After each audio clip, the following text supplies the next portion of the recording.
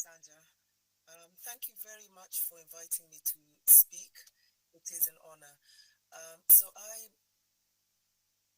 a physician scientist, as introduced, which means that I have two responsibilities. One of them is to provide healthcare for patients or for individuals, and the second is to conduct research. Now, I'm based at Muimbili University, and here I am, or at Muimbili, I work as an academic, and our responsibility is very similar to being a physician scientist or providing healthcare as well.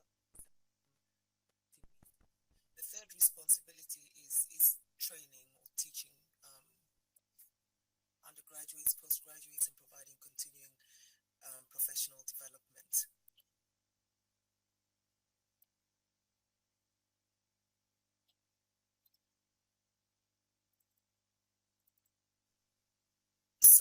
When I received the invitation to share with you my experience, I was asked to really talk about how and what experience that we have had in bridging the gap in knowledge translation of biomedical research findings to foster health impact in Africa.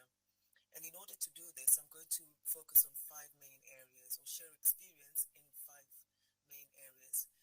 The first is patient-centered approach. The second is clinical sciences, and this will talk about the clinical sciences focusing on healthcare. The third, I'll briefly talk about three areas of basic science: genomics, gene therapy, and disease mechanism.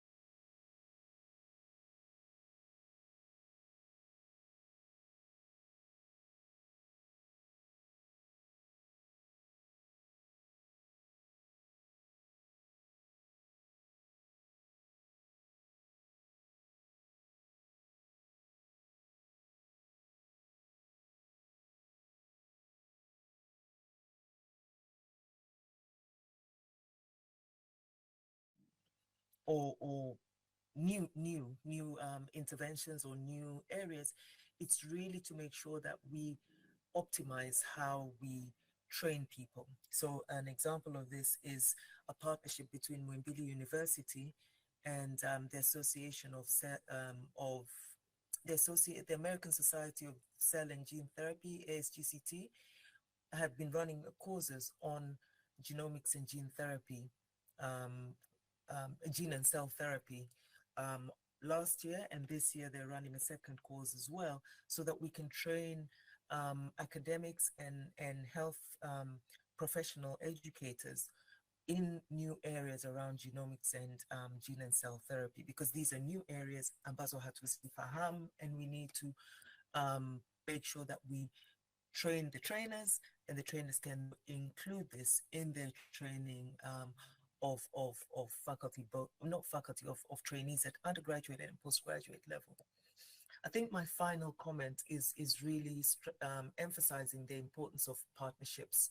We would not have been able to do what we have done if we had said we're just going to focus on doing the science. We needed to do the science, therefore we needed scientists. We needed to train people, therefore we needed to work with academics and universities. We needed to train, again, scientists working with research institutions such as IHI or NIMRI. We also needed to work with patients. So how do we strengthen patient communities, patient individuals, patient organizations? So partnership is really, really important. And I hope that as part of the learning, one will recognize that everyone, irrespective of whether you think of yourself as a scientist, whether you are working in providing scientific support, it's really, really important for you to think about partnership and recognize that everyone has a value in this endeavor in translating research or generating research and ensuring that we translate research into improving health in individuals. What we're hoping to do is that at the end of the activity, whether it's this year, next year, or in the next 5 years, is we really hope to be able to reflect and say, we have been able to start the process of ensuring that individuals with sickle cell disease have better health, and they actually have access to curative therapy with stem cell transplant or gene therapy, and that we as scientists have been able to do that by informing and providing the evidence and providing the platforms for the transformation of the knowledge into improving health and curing disease. So I'm speaking on behalf of many, many people that we're working, funders as well, and really it's in memory of patients who suffer from sickle cell disease and who have lost their lives due to the disease. Asanteni sana kwa kunisikiliza.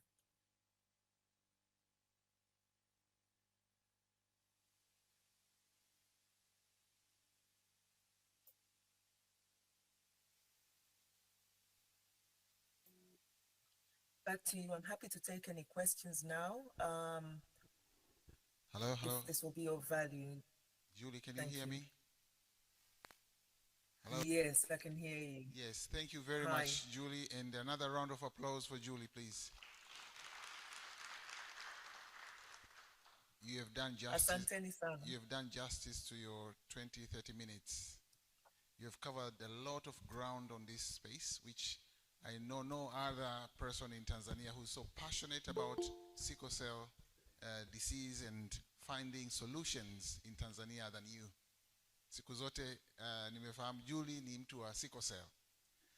So I've noted a few things, and some of the people you mentioned who really started the work around sickle cell is Professor Kalokola. Kalokola is now based in Ifakara with the St. Francis University of Health and Allied Sciences. So I think we should try and take advantage of his presence here to really strengthen that piece and start work around newborn screening.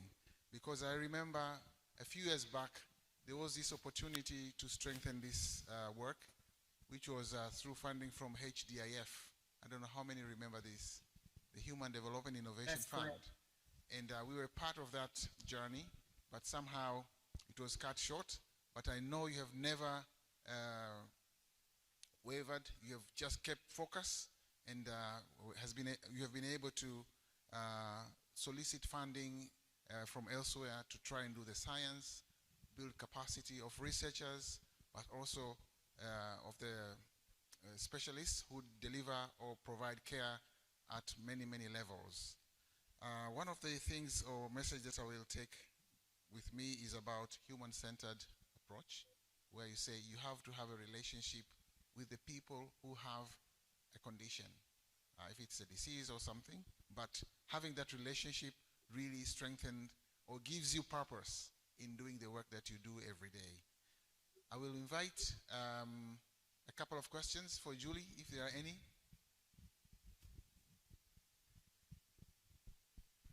Jerry?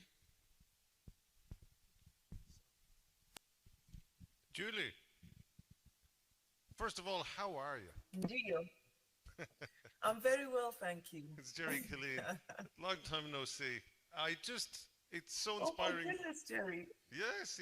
No, I'm still around. You and I know each other an awful long time, and yeah, we can both remember the days when we were struggling in our careers and we were trying to break through. Yeah. And we used to share the odd drink to kind of survive the whole process. What advice would you, as such an inspiring person, what advice, looking back in your career and speaking to all these aspiring young scientists here today, what advice would you give them about how to get onto the same trajectory that you've taken and are still on? So, really great question, and I think that the advice that I would give is really not to give up. So, Masanja has talked about the funding that we had, and then we essentially lost when we were trying to set up newborn screening. Jerry has mentioned the many conversations that we've had when we were applying for funding from the Wellcome Trust at that time and for other places. And I think all of you have had experiences of not having papers accepted, not having grants awarded, and it's really, really difficult when you hear that news, and it's very easy for you to give up. One of the things that is so important for you is, as a scientist, is when you do not have a paper accepted, when you do not have a grant awarded, do not give up. You have been able to at least develop the manuscript. You've been able to develop a proposal. It means that after ukishapiga makelele with hasira, just step back, go back to the proposal, revise it, read the criticisms, read the critiques, revise, and reapply. And I think this is something that is really, really important. I see a lot of really good scientists discouraged and giving up. I think the other thing that I have found really valuable is partnership and mentorship. And that is something that I think, don't work in isolation. Work with others. When you want to apply for a grant, there are lots of people at IHI who have grants. Go and say, naomba unipe grant application ambayo ulipata hii grant, whether ni kubwa ya 5 million pounds or ni ndogo ya 5 million shillings, unamuomba, unasema naomba niangalie. The first grant that I had was of $500. Kwa hiyo, it doesn't matter how small the grant is. Uliza, nasema, can I see the grant about application? Will you? And learn from successes. And also learn from, why did this grant get funded? So that whole thing of learning from each other is really, really important. So those would be the two things that I would advise scientists at whatever level of career you're at. I think the final thing is really remembering, why are you doing this? For me, and for us at Mubidi, we're doing it because we want to make an impact on patients. Kwa hiyo, ukikasirika, when you're broken down, when you're dispirited, and you will face this, you will face difficulties in your career. It's really to remember why you're doing it. And for me, I'm very fortunate because as a clinician or as a physician, nikienda clinic, hata nikimwona mgonjwa mmoja ili watatu, inanikumbusha why it is that we need to continue doing what we're doing. Over. Thank you very much for that piece of advice, and especially on sharing successful grant applications. And I think we are trying to create a mechanism whereby we have all our documentation in one place, and people should be able to access this information rather than kila mtu anaficha proposal yake kwenye hard drive au sehemu nyingine. So Julie, thank you very much for that piece of advice. We'll try and encourage, say for the grants that we are currently running, this means they were successful, and therefore they should be available for people to see what was the secret ingredient for the grant to be awarded, so that one can learn from it. Absolutely. Annette? I think just quickly going back to the point that you made about Ifakara and Professor Kalokola, you don't actually have to start with newborn screening. And na uzuri sasa hivi there are these rapid diagnostic tests that are now available. I think just start with the patients that you have. You already have a cohort of individuals with sickle cell disease ambao wanapata care. So just start with the clinical hospital-based cohort, the newborn screening, the population prevalence. You in Ifakara have such a wealth of experience and expertise when it comes to long-term cohorts. You would really be able to establish a fantastic program in IHI, and I'm hoping if there's anything that we can learn from each other, we'd be more than happy to share. Kwa sababu kama tunaweza kushare na support establishment of programs in Zambia, in Zimbabwe, in Mali, kwa nini tusiweze kufanya in Ifakara? Asante. Asante sana. Jacqueline Moshi yupo. She's with the one-stop clinic, eh? Nadhani anaweza kaanzia hapo. Annette, last comment or question. Hello, Julie. Thank you for a very interesting presentation. I had maybe a short question or maybe your experience with the success of gene therapy in sickle cell, and now we see it being applied in Africa. How do you see this being used for other infectious diseases, especially, let's say, malaria and HIV? And what do you foresee as impeding factors for the uptake of this approach in our countries? Thank you. Asante, that's a really good, two very good questions. So when it comes to the gene and cell therapy, and I think this is why it's really exciting with GGTI, kwamba we're addressing sickle cell disease as a genetic disease, but we're also addressing gene-based therapy for HIV. And so the tools that are being developed for gene therapy, cell therapy, are applicable to other conditions as well, whether it's spinal muscular atrophy, or it's type 1 diabetes, or it's hemophilia, or it's HIV. So we currently, as part of GGTI, we actually have, as some of you may know, but there's 6 individuals who have been cured from HIV with different methodologies. So one of the patients is the London patient who was cured here at the Hammersmith, where he had HIV. He was on antiretrovirals. He then developed lymphoma, which is a type of cancer that you develop. There's a high increase risk of you developing it when you have HIV. So he developed lymphoma, but because he was also, and then he had a transplant, but they were very specific in the transplant that he had to cure the lymphoma is that they were able to identify a donor who had a characteristic that meant that he was resistant to HIV infection. And so when he had the transplant, he was cured of the disease. And so ni wagonjwa sita, there's a lot that needs to be done, but it's possible to apply the knowledge that we get from gene therapy, from sickle cell disease, from HIV, from other conditions to treat other disorders as well.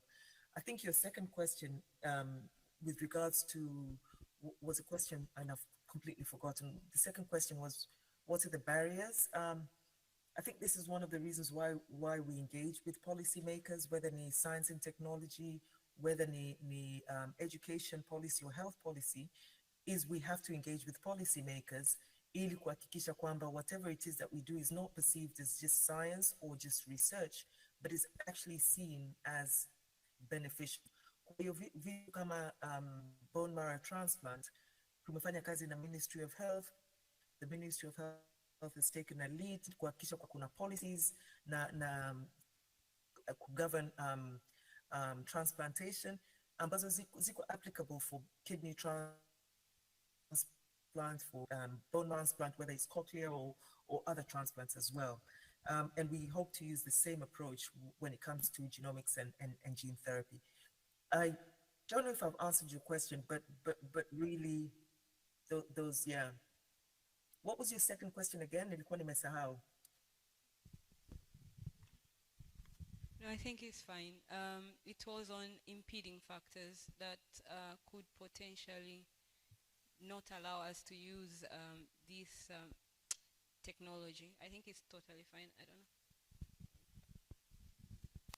Okay, thank you very much, Julie, once again. A lot of the times, sorry. Yeah, you can please continue. Sorry, I cut you short. Asanteni sana. No, asanteni sana for inviting me, and thank you very much for this discussion. And great supporter of IHI. I hope we can continue working together. Asante sana, makofi tafadhali. Julie, you can continue to follow us online if you have time. There are very good presentations from these young upcoming scientists here. Asante sana. Faraji, the floor is yours. Yes. Thank you very much. Shinda Malaria is our largest program we've had in a while. So it brings us great joy because it is our first prime funding from USAID following the need to now start funding local institutions as opposed to Northern partners. So we're really excited about this program. And while they're sorting out his presentation, I would like to thank all of you for your time and patience, flexibility, adaptability. We promise we'll catch up with time. So this will be the last and then we'll have tea break.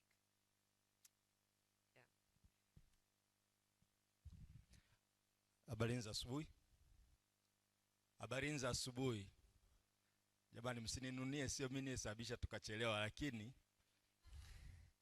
nitaongea tu story kwa ufupi, maana najua tatizo Zawadi ametangaza chai. Kwa hiyo ananifanya mimi nionekane tunachelewesha chai. Kwa hiyo nina slides, lakini sitaongelea kuhusu slides. Nitapita kwenye slides, but I'll tell you a story. Na maybe as I continue speaking, you can read the slide there. This is one of the largest program, donor-funded project for implementation at IHI. And Zawadi mentioned that IHI has got a revenue of about $18 million in a year.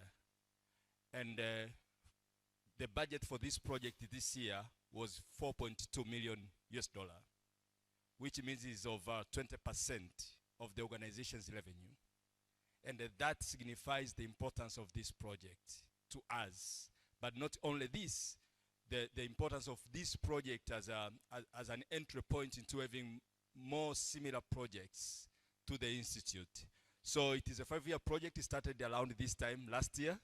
I think around this time, Dr. Masanja, you had very good news last year And this is where I think we received the notification around the 5th or 6th of August. And we had the project being kind of executed around that time. Now, we have 5 research areas, and I'll use this map to just say what we do. So the first research area is we are kind of working on improving malaria case management and malaria in pregnancy services. And this is covering 2 regions of Katavi and Kagera. And we are in over 430 health facilities. So we are working in over 430 health facilities in the 2 regions. So all the facilities in the 2 regions. But also we are working in all the communities in the 2 regions, promoting behavior change, positive behavior change regarding to utilization of malaria services. And the third research area is on surveillance. So we are promoting, we are supporting the National Malaria Control Program to improve surveillance of malaria, as well as health information systems regarding malaria information. And our fourth research area, we are kind of coordinating the implementation of therapeutic efficacy studies for antimalarials to really look at the efficacy monitoring for antimalarials, first-line drugs, as well as alternative drugs in the country. And then we have the 5th research area, which resonates very well with the IHI's business, which is about operational research. So those are the areas. Now, I just want to tell a story because now IHI being a leader in research, particularly in clinical trials, as well as now we are the coordinating entity for the therapeutic efficacy studies. There is latest development in the country, which if you introduce yourself anywhere that you're coming from IHI, people want to ask more information about this and get more information from you. So I thought I'd take this opportunity to talk to the scientists for you to understand what we are doing and what the role we have. So as I mentioned before, the Ministry of Health conducts regular or annual therapeutic efficacy studies to really monitor the efficacy of antimalarials in the country. And the IHI has been one of the 5 institutions, organizations that have been part of this. We work on this together with the MUHAS, KSMC, Bugando, as well as NIMRI. And we under Shinda Malaria, we have a privilege of being a coordinating body for therapeutic efficacy studies for the next 5 years. And we are the PI. We have the PI, Dr. Kefas is the PI for this study from Shinda Malaria. But now, recently, there's been a confirmed artemisinin partial resistance in Tanzania. And this resulted from Kagera, where one of the tests was conducted in 2022. And I just want to, for us, I know we have different, we have a spectrum of level of engagement in these kind of studies, but I just want to say that what is artemisinin partial resistance? Because we as scientists, people will come to ask us about this. It is when the drug is rendered less effective in clearing majority of parasites by day 3 of treatment.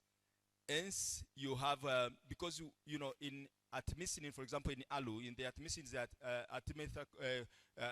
artemisinin combination therapy, for example, in ALU we have artemether-lumefantrine, you have artemisinin derivative, which is artemether, and then you have lumefantrine, which is a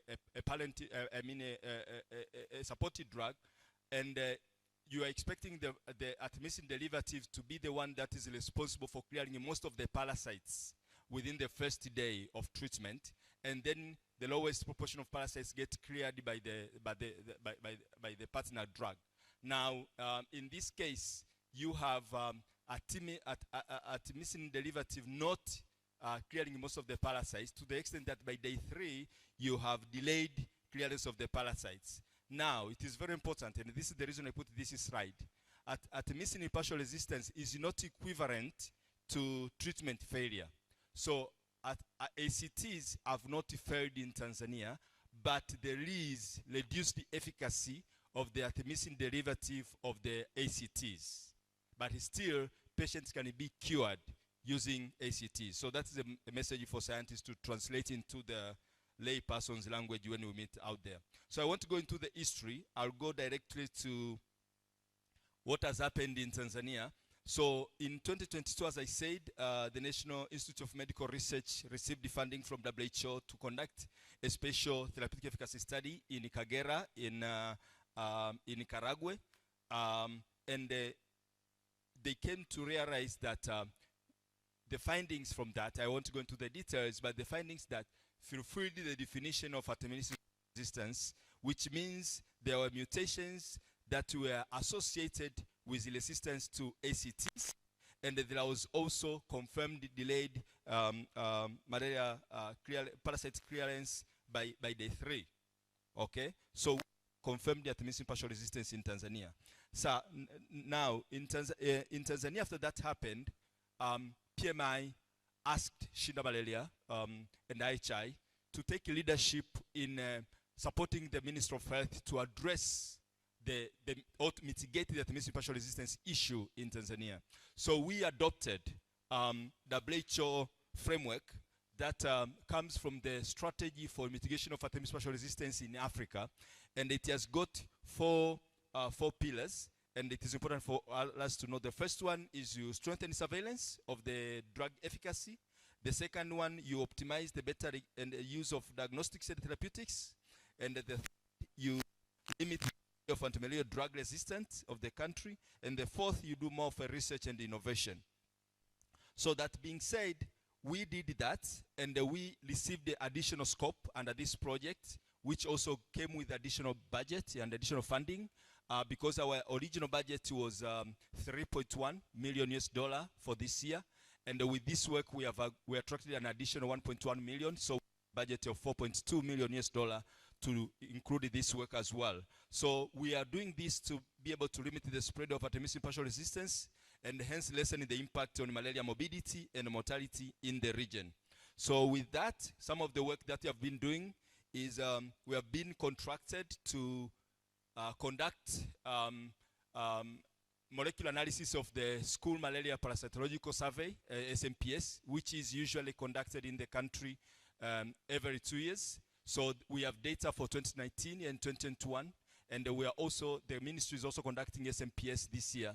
So we have started by molecular analysis of samples from 2021, which is being conducted in our lab in Bagamoyo. And we will also be looking forward to conduct the molecular analysis for the samples coming from 2023. What we're going to attain with that, we are going to be able to establish the extent of resistant markers in SMPS from the samples from over the country. So we are prioritizing the regions that we have already seen some indication of the presence of mutations that would lead to resistance to ACTs. And then from there, we will be able to ascertain how much spread this is.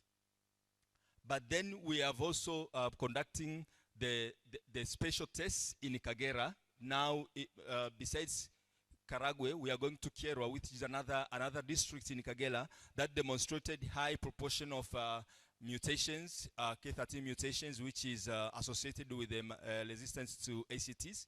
So we are doing a special test to be able to see whether there is also artemisinin partial resistance in another site in Kagera. So this is the development, and I'll be happy to provide more information to any scientist who is interested. But what I want to say is with artemisinin partial resistance being confirmed in Tanzania, it also brings an opportunity of doing more research, because one of the things we have to know is what are the drivers of artemisinin partial resistance in the country. And this would include health facility related or service provision related, but also it could include the drivers based within the community. So I do invite scientists at IHI who are interested for us to collaborate and see if there are any research questions that we can work together to respond to. Asanteni sana na asubuhi njema. Thank you so much, Dr. Bishanga, for adhering to the time slot. Daktari unatafutwa.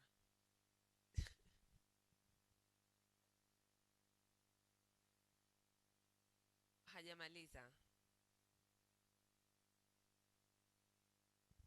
Ya, nimeambiwa kwa sababu we are the newest kid in the compound.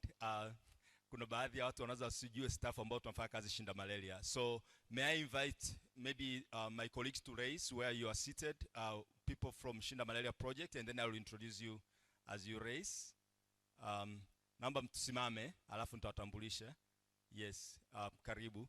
So, the lady on the right ni Dr. Mwaka Kakolwa, ambaye nafikiri wengi mnamfahamu. She's our surveillance and epidemiology officer under this, and she leads Result Area 3. Lakini with that role, she's also serving as a deputy chief of party. So she's my big machine to make the work happen.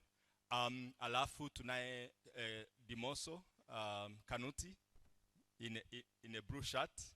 Huyo ni mkurugenzi wa ufuatiliaji na tathmini, monitoring and evaluation and learning under dhibiti malaria. Shinda malaria. Then tunaye Abdon Rwabilimbo.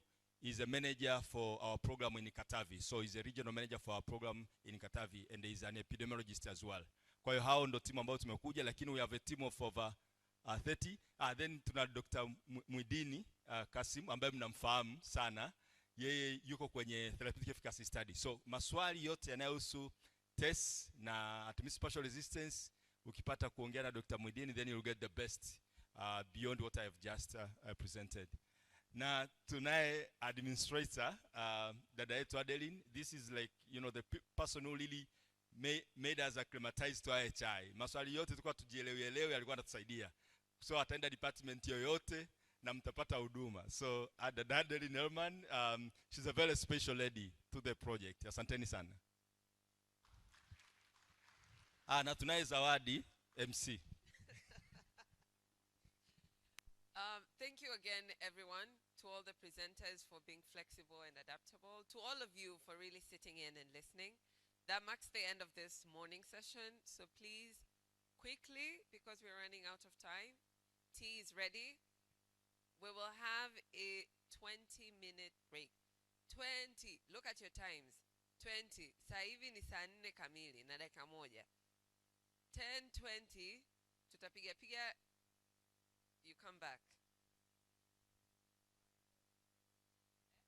Hakuna Q&A. You will ask during tea time. Tea time, guys, tea time. You only have 20 minutes.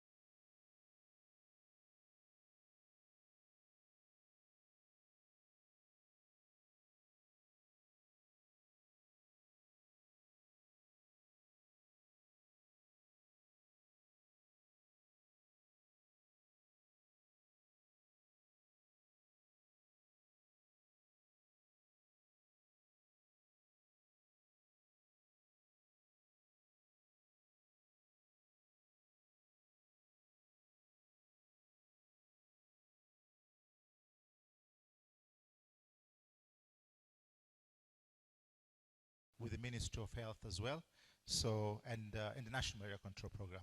Fredro Sokumu, our former Director of Science, again, he doesn't need an introduction. And we have Professor Kachur. He's our own, and he has worked a lot in malaria. And pleasure to have you back in Ifakara as well.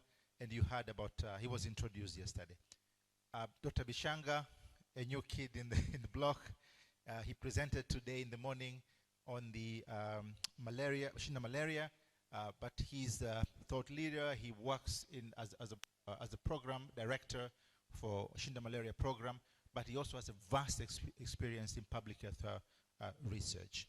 So the title of today's this panel discussion is on malaria elimination, and therefore we will start first of all with opening remarks from each one of the member.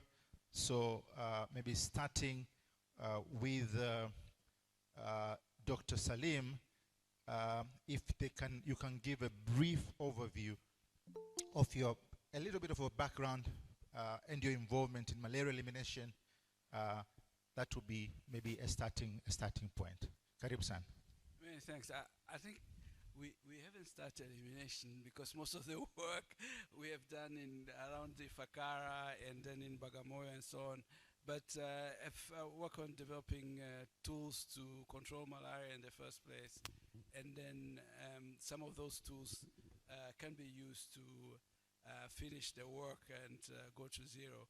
I would say there's a lot of progress been made in the coast in Zanzibar and Pemba related to getting to elimination. And we see a lot of progress even here in Ifakara, where the burden of disease has gone down tremendously over the years. We take credit of that, but maybe some of that, as I mentioned yesterday, already started happening even before us, and we think it will continue. The biggest question is how fast we want to go, and whether we can go that fast to get zero malaria in some areas. And I will say that in some places it will be easier than others.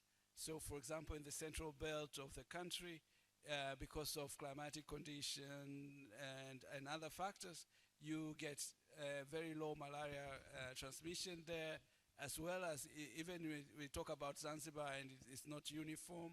So in Pemba, for example, you don't get many foci of local transmission, so to speak.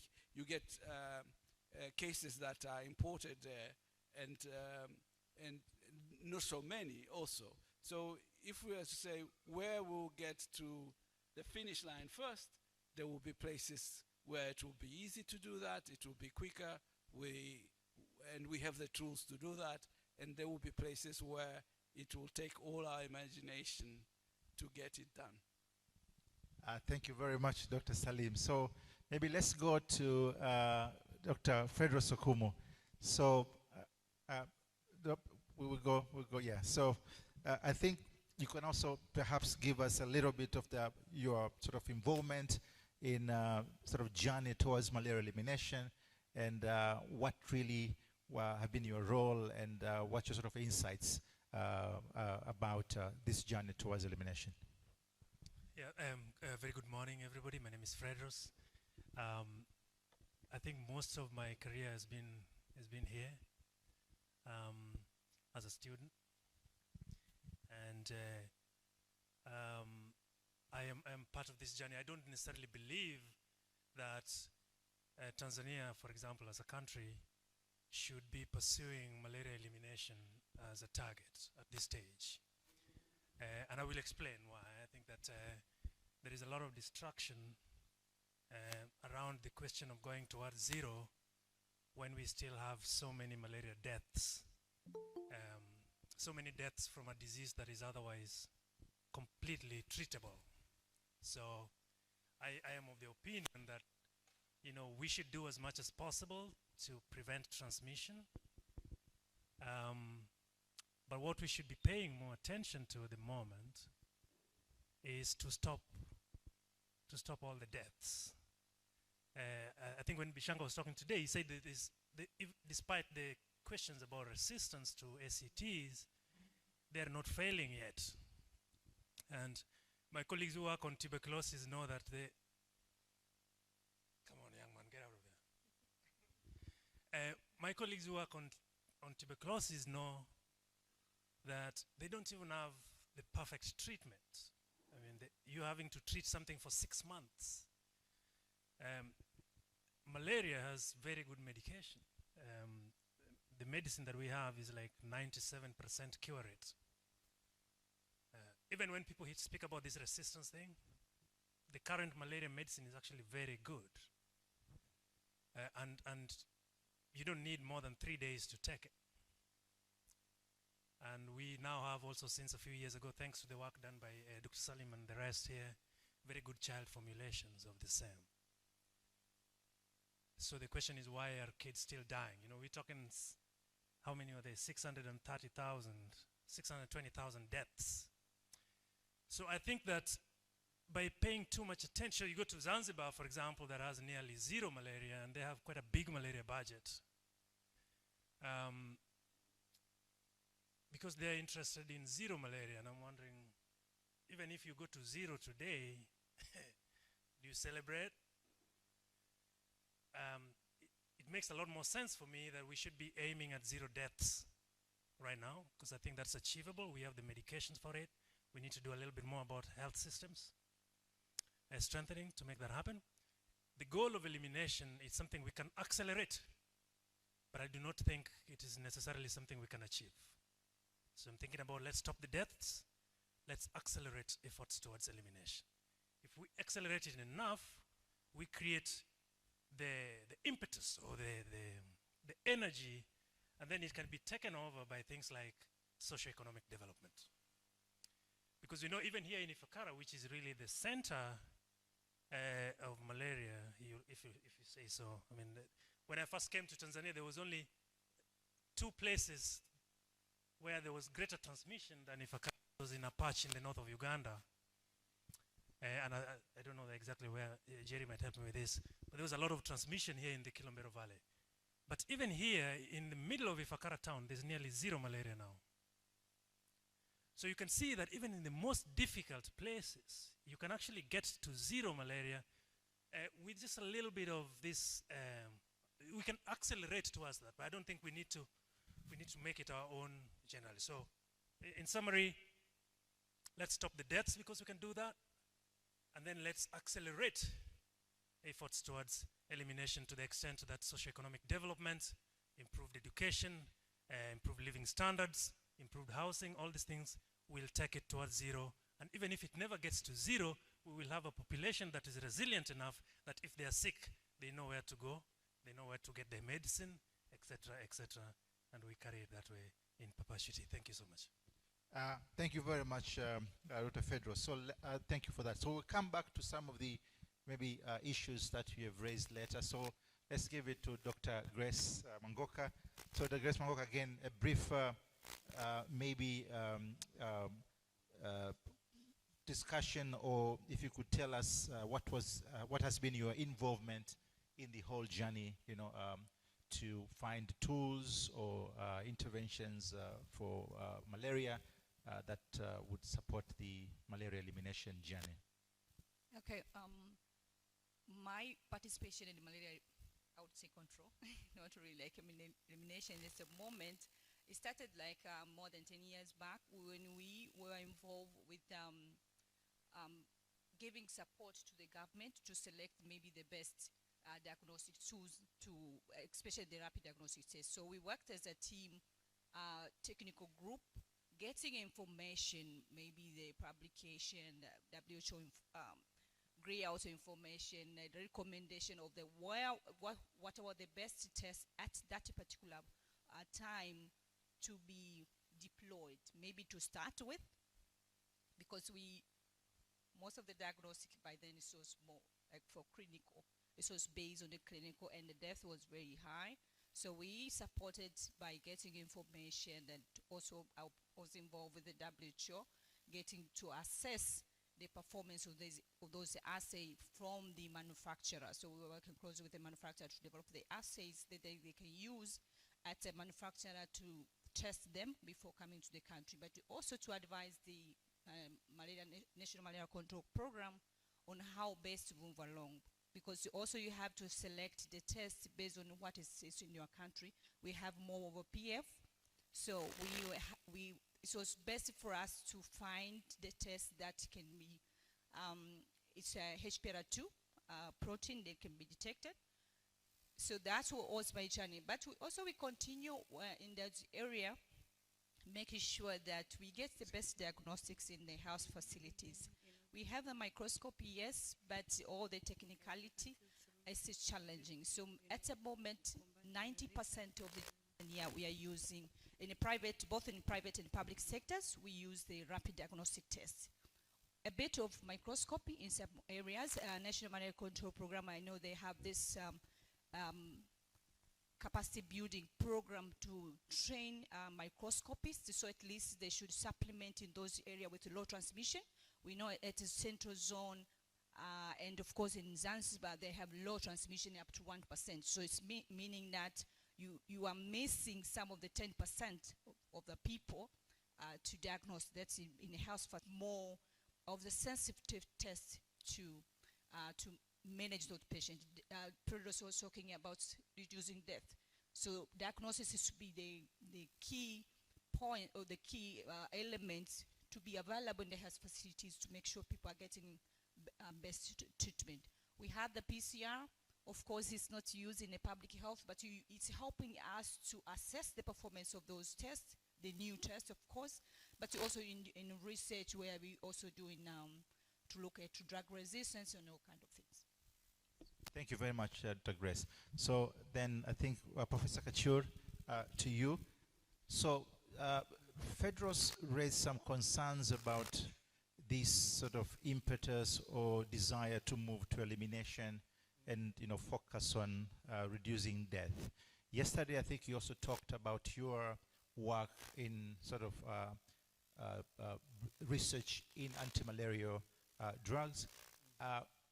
Briefly again also, if you could tell us your involvement and whether you think that anti-malaria, if there are any sort of issues around anti-malaria that has to take, we have to take into consideration if our target again is to really treat malaria and do the exact what we are talking about here about reducing death, but what could anti-malaria do in terms of sort of journey toward elimination? Yeah.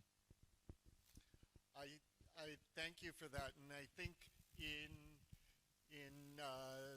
the United Republic, including the islands and the mainland, I think perhaps a strategy for malaria elimination isn't a terrible idea as long as you recognize that the timeline may be generational in parts of the country and maybe as little as a decade in others. I think that the role of medicines and I'd say diagnostic tests has probably been under evaluated in terms of what impact it can have and what contribution it has made to reducing the burden of malaria in high transmission areas. And one of the experiences that Salim and I had while we were introducing the ACTs in Rufiji district, the Zanzibaris moved ahead, and they actually moved ahead with highly effective chemotherapy before they were organized to deliver universal vector control. And so it's one of the few places where most everywhere else bed nets were scaled up before effective treatment was introduced. So you can see in Zanzibar that the real significant fall in malaria prevalence occurs in the period between when the ACTs were introduced and again the decline accelerates even further once nationwide IRS was introduced. So I think I share that to say I don't think we've taken full advantage of the ways we can use diagnostic testing and effective treatments to contribute to reducing deaths, to contribute to reducing transmission. We mostly are waiting for people to become ill and to find their way to one of our health facilities before they get access to a diagnostic test or to effective treatment. And as we think about steps we can take to reduce the burden of deaths or steps we can take to reducing transmission, there are probably ways we should think about using diagnostic tests and anti-malarial drugs and different combinations from the ones we're using for routine treatment. There's ways we can deploy drugs that will disadvantage the development of drug resistance. And I think we're learning that from our colleagues who work with deploying insecticides in mosaic and rotational patterns. We probably should be thinking about doing something similar with anti-malarial drugs. I should also say that I've been lucky because when I was based at CDC in Atlanta, I don't know that many people know, CDC began as the National Malaria Control Program in the United States and ultimately contributed to eliminating malaria. A lot of their activities were based around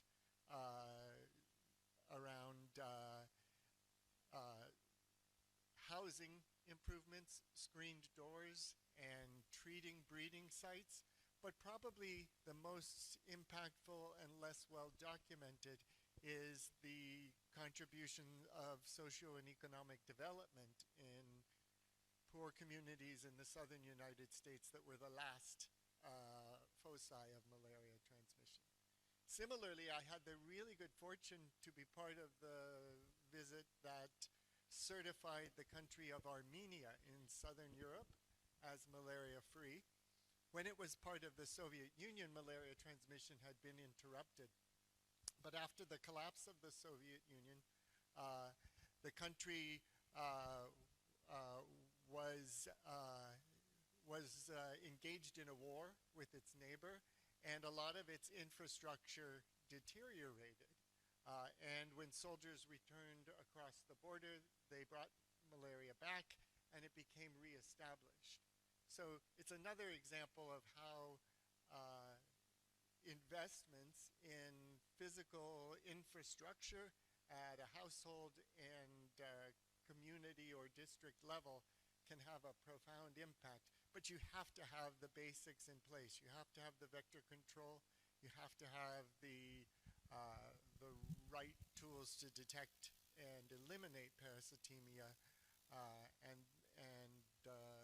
socioeconomic development can then push it further. Thank you very much, Professor Kachura. So, yeah, so it appears that we need to have a lot of people from different disciplines working together and different tools to be used. So moving to Dr. Bishanga. Dr. Bishanga, you're working on, in a program implementation. Early today in the morning, you told us about the delayed clearance of parasitemia that you are seeing along the sort of northwestern part of the country.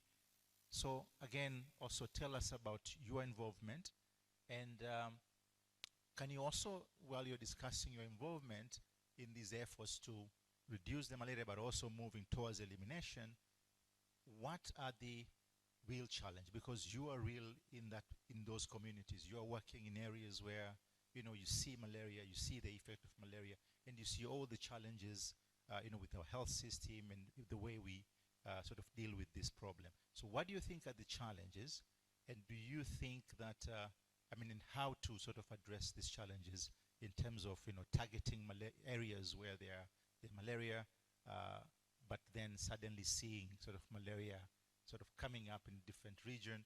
So just share with us what you are seeing as you are implementing this program.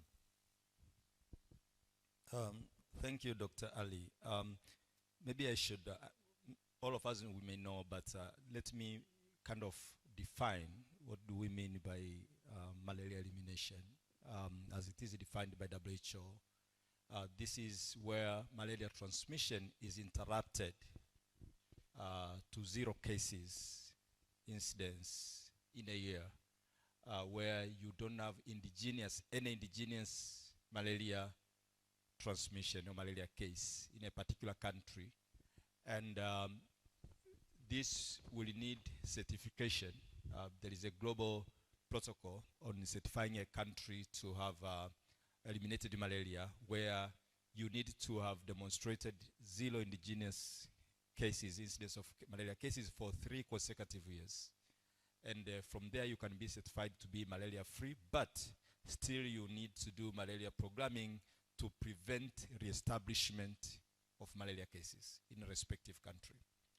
Now, that being said, currently we are working in with the global malaria community. I should say I've been working in malaria area for over a decade now. Much of it has been in service delivery policy. I've been involved in revising and updating a number of national policies and the protocols, including for malaria pregnancy, including the introduction of IPTP, IPTP3, all these, building the capacity of health systems to implement such policies, but even in costing of some of the national strategies. Recently, the most recent experience, excuse me, just before I joined the IHI last year was my involvement as a consultant to the National Malaria Control Program to develop the first ever Tanzania National Multi-Sectoral Collaborative Framework for malaria. So the world now is working under what we call the Global Technical Strategy for malaria, which is from 2016 to 2030. That strategy led it to Tanzania to develop a malaria strategic plan, which runs from 2021 to 2025. And in that strategic plan, one of the new areas that we were supposed to adopt as a country was the involvement of multiple sectors or multiple stakeholders. And the country had no strategy on how to engage different sectors into malaria. So I was contracted and led the process of developing the National Multi-Sectoral Collaborative Framework, which is in existence now. And they're in the process of developing operational plans or action plans for each sector. So going back to how does that inform the programming, where the status of the countries, and how does it inform the malaria programming? One, there are like 3 or 4 parameters or aspects of malaria programming. There is what we call burden reduction. Burden reduction is what Fedros was referring to, where you are working to reduce the suffering and the death from malaria. Means scientifically we will say reducing morbidity and the mortality. And this is where the country is in high burden or moderate in terms of malaria transmission, where Tanzania generally as a country we belong there. So this is what we call malaria burden reduction. But the second point that we have to work on is what they call pre-elimination. Pre-elimination is for the country which has demonstrated to be in a low or very low status of transmission, and that is where the island Zanzibar belongs. So the strategic plan for Zanzibar is for pre-elimination, and that's where they are moving to. But also then, when you come from pre-elimination, once you achieve elimination, you go to the program which is called Preventing Reestablishment of Malaria. Now, fortunately or unfortunately, we are not an homogeneous state. The malaria burden really varies from one part of the country to the other. As I speak, there are some regions in Tanzania which are under the pre-elimination stage. In Tanzania mainland, and in this one, they are the ones which are in very low we consider them being very low, and very low is defined as having a Plasmodium falciparum prevalence of between 0, above 0 and less than 1. So we see this in Kilimanjaro, Manyara, Arusha, and to accommodate such kind of, because you need different strategies when you are doing malaria burden reduction and the malaria preelimination, you don't use the same strategies. So for the country to be able to accommodate different needs of different parts of the country, they deployed a strategy what we call micro-stratification. Micro-stratification allows you within the country to identify different burdens or different needs of the different parts of the country, and they propose different strategies for each part. So in this country, we have 4 strata. We have the high, transmission, moderate, low, and very low. And some of the regions in the strategies that are, for regions that are in high and moderate, they have same strategies, and the other ones, low and very low, have different ones. So your last question, you asked about what challenges do we see with these targeted interventions.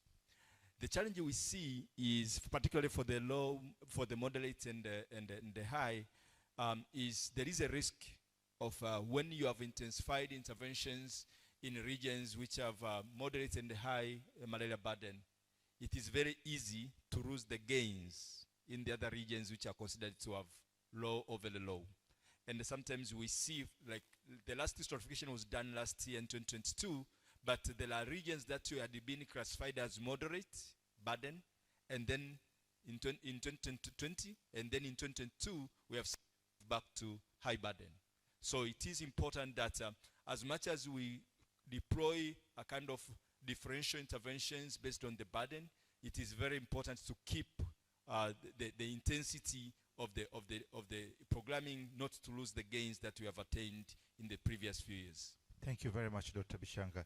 So I want to circle back now to maybe Dr. Salim. I think my question would be, so with the challenge of having this heterogeneity, some parts having sort of being in a pre-elimination, some parts still talking about very high burden of malaria, how would you, I think you touched a little bit about it, so let's start from places where it's easy. But in a country where there's a lot of interactions, and then also in with the probability or the likelihood of sort of losing gains in some other places, how would you recommend, or what would be your thoughts about how to approach it? Would you, and when you're approaching it, would you want to have which kind of information will sort of guide that process to ensure that we don't fall into this sort of potential challenges that have been highlighted by Dr. Bishanga here? You know, so what would be your thoughts about that? You know, how do you go about that? So first of all, I want to highlight that malaria development issue. If you look at the changes that have occurred in Ifakara over the last few years, you can understand why it was easy to get to a very low level of malaria transmission in Ifakara. So one would argue that Tanzania, if it does want to get rid of malaria easily, is to make sure that everybody has a good standard of living. And then many things will be totally different. Definitely, it's not an easy thing to do for everybody everywhere and very quickly. It will happen. And maybe the happening will not be uniform across the country. That's the first aspect. The second aspect is that what we have seen in the past is that if there is a place, and Patrick was already alluding to the work that we did early about introducing the very expensive antimalarials, and when the Zanzibaris did start to do that, and there was, you know, enthusiasm across the country to do the same. So if there are places where we can do better, it is in our interest that we sort of have to start with those places, and those places will be an impetus for other places to come along and do the same. So that's the second aspect. The third aspect, this issue is going to be a long-term thing, and it will happen in phases. So, and everywhere where malaria has been reduced, eliminated, whatever, it was not done in all the places at the same time. So they started with places where there's high burden, and those places doing different, and then those places with low burden doing a set of other sets of issues. So our thinking that even for Tanzania, we would do the same. We would say we would do something in Pemba and Kilimanjaro and Dodoma, and do something else in Mtwara and in the lake zone where there is very high burden. And the last issue, just to comment on the issue about prioritizing removal of deaths. Several reasons why we still have malaria deaths while we have tools there. And some of the issues are related to the way the health system is structured. Some of the issues are related to accountability of our health system provision. And some of the issues are related to our communities, that they take it, this is a normal thing, while it is something that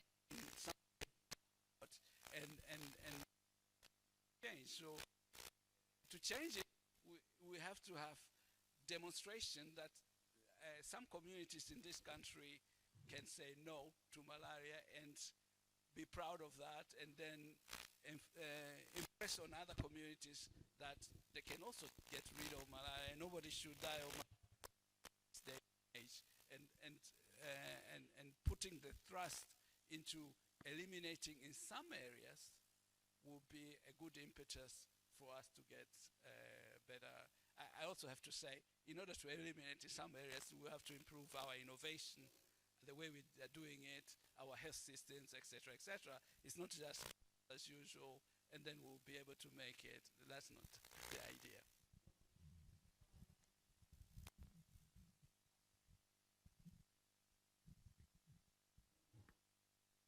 Sante.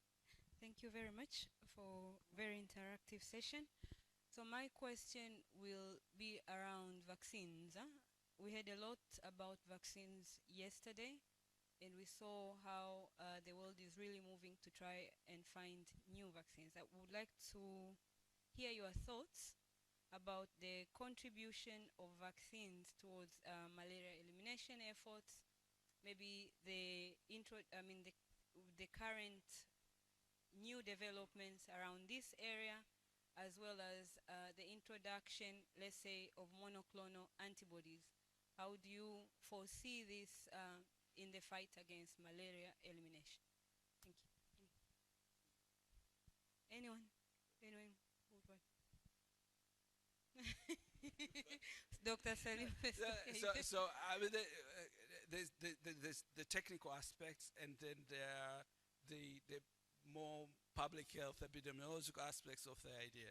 First of all, we only have today only partial effective vaccines. That's, I think we should be clear about that. We're talking about 75% and so on. It's not 100% protection for anybody, not only for the vaccines, also for the monoclonals and etc. So clearly the tools need to be used in combination to get the maximum effect. So, and the issue about using combination is involving not only vaccines, but vector control, deploying diagnostics, targeting, health system targeting, health information, and so on and so forth. So it's a broader public health drive that involves many tools used together, and as well as many stakeholders. Kachu? Go Fredros. I don't. Either way. Anyone, please. Yeah. I think too. We have the RTSS vaccine that's been approved. We may be really close to having R21 approved, and then it might be a while before there's the next generation of a vaccine. So we might have these partially efficacious vaccines become available even in Tanzania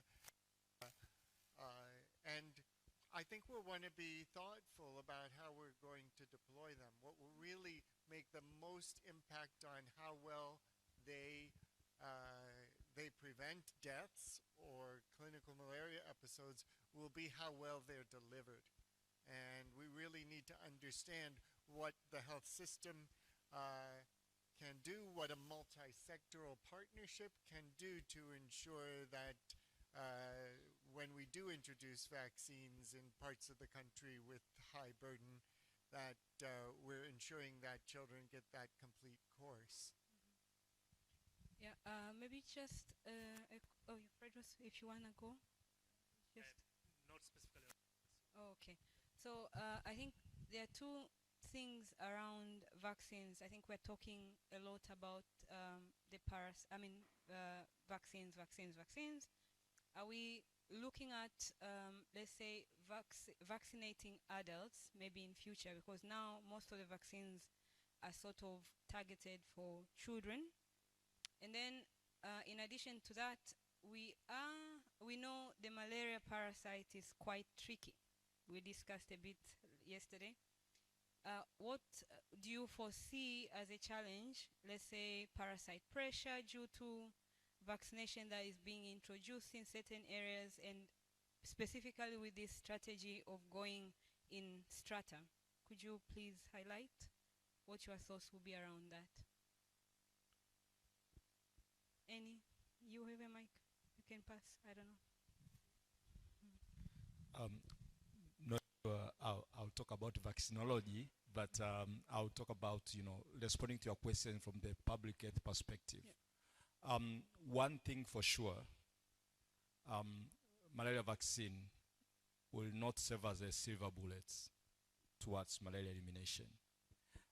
And I think I'll take this back to what we have included in our IHI strategic plan on how innovation works.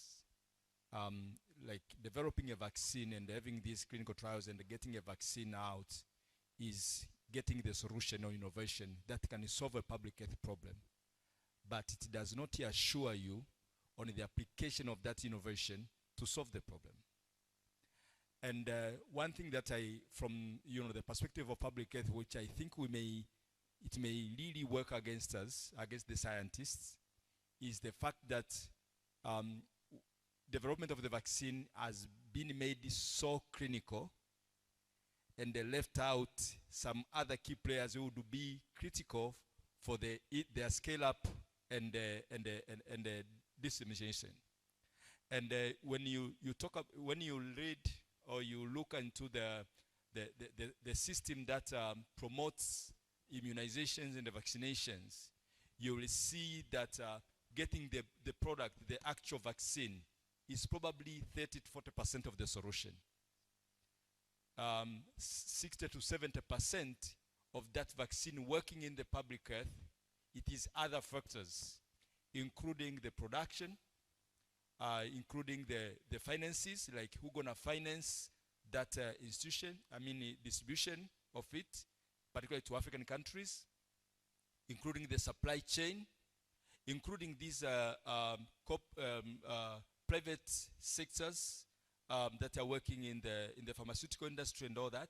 So I think as we continue working on the solution and getting these approved vaccines, we should simultaneously be working on this multi-sectoral action that will require this vaccine to reach that particular individual in Ifakara. So yes, so then I would take the issues of, maybe let's now shift a little bit and go into related to the community engagement. Before that, the issues of surveillance. I think this is a very important issue as well. So again, I would quickly maybe want Professor Kachur to tell about, the importance of surveillance and, considerations as sort of moving towards elimination.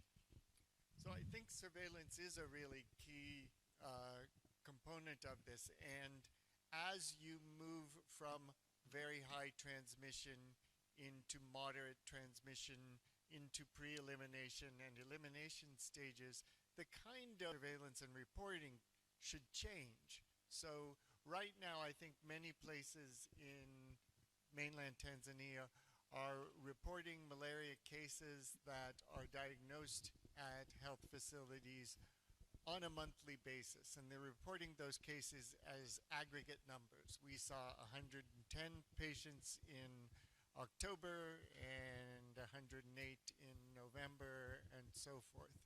As malaria transmission becomes less and less, that kind of monthly reporting of total number of cases will be less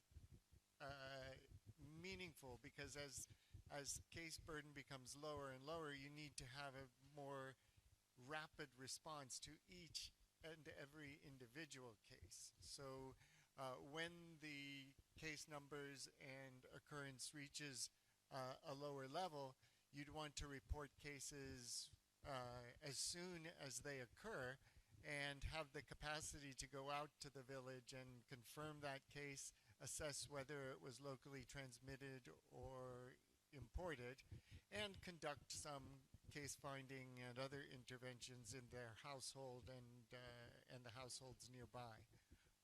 And that's sort of the stage at which Zanzibar is now.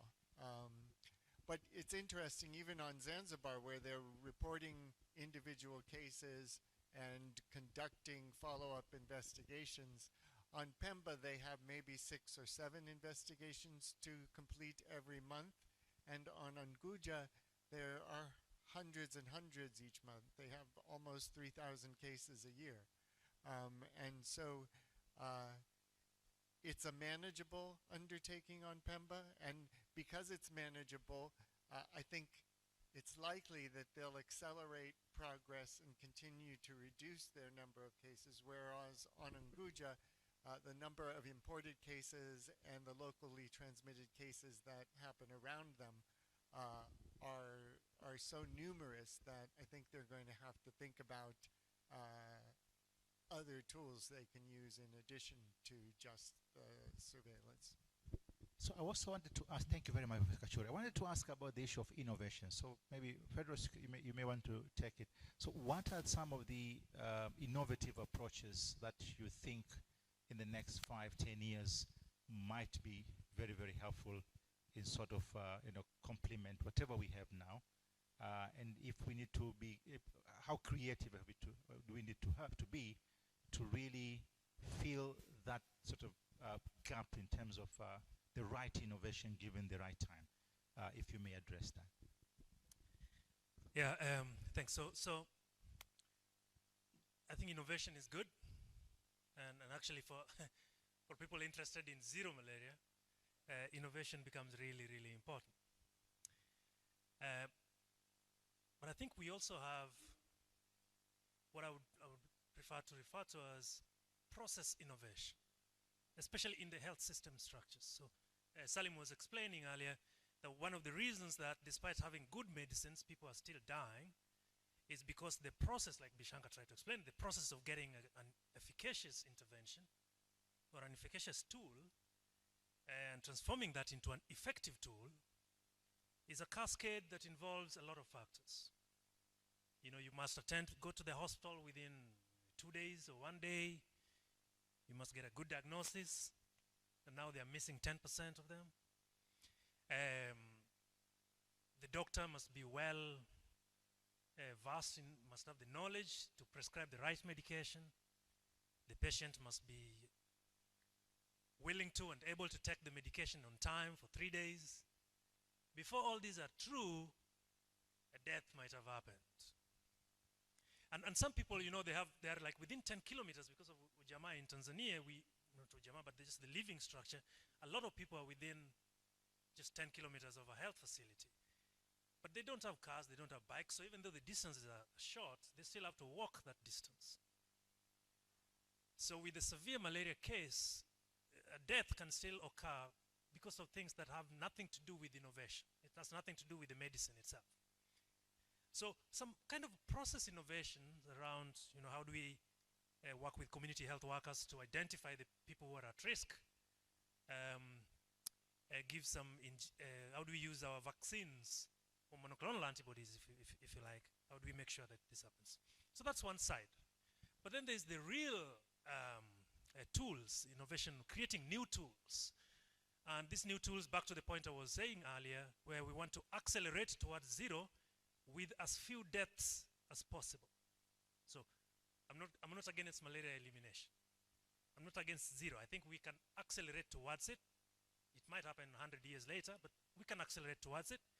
And I think we have some tools that can give us, we have some tools that are Ferraris in terms of acceleration, or a Tesla. We have some tools that are just Toyotas, you know, or what are the other brands? Like tuk-tuk, eh? Yeah, Bajaj. In my opinion, I think the most important that we should be looking at the moment is if we had like a highly efficacious vaccine that meets the WHO roadmap or 75% efficacy, but lasts 10 years, for example. Unfortunately, what we have now, they are suboptimal. They also don't last that long. So you need a vaccine that is above 75% effective and lasts you several years of protection.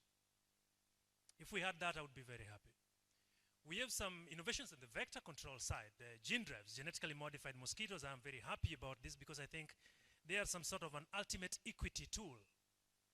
If you have genetically modified mosquitoes and they spread on their own, they can crush malaria without a lot of money. You don't have to put in a lot of infrastructure. Monoclonal antibodies is another one. So monoclonal antibodies at the moment, I think we have, my colleagues here the clinicians here can talk a little bit more about that. The options we have at the moment, I think the best one, it's been claimed that you could do with just 2 injections a year. So we just need to make sure that we have a health system structure that would allow for these injections in the village. So I think that monoclonal antibodies, genetically modified mosquitoes, and vaccines are my top 3.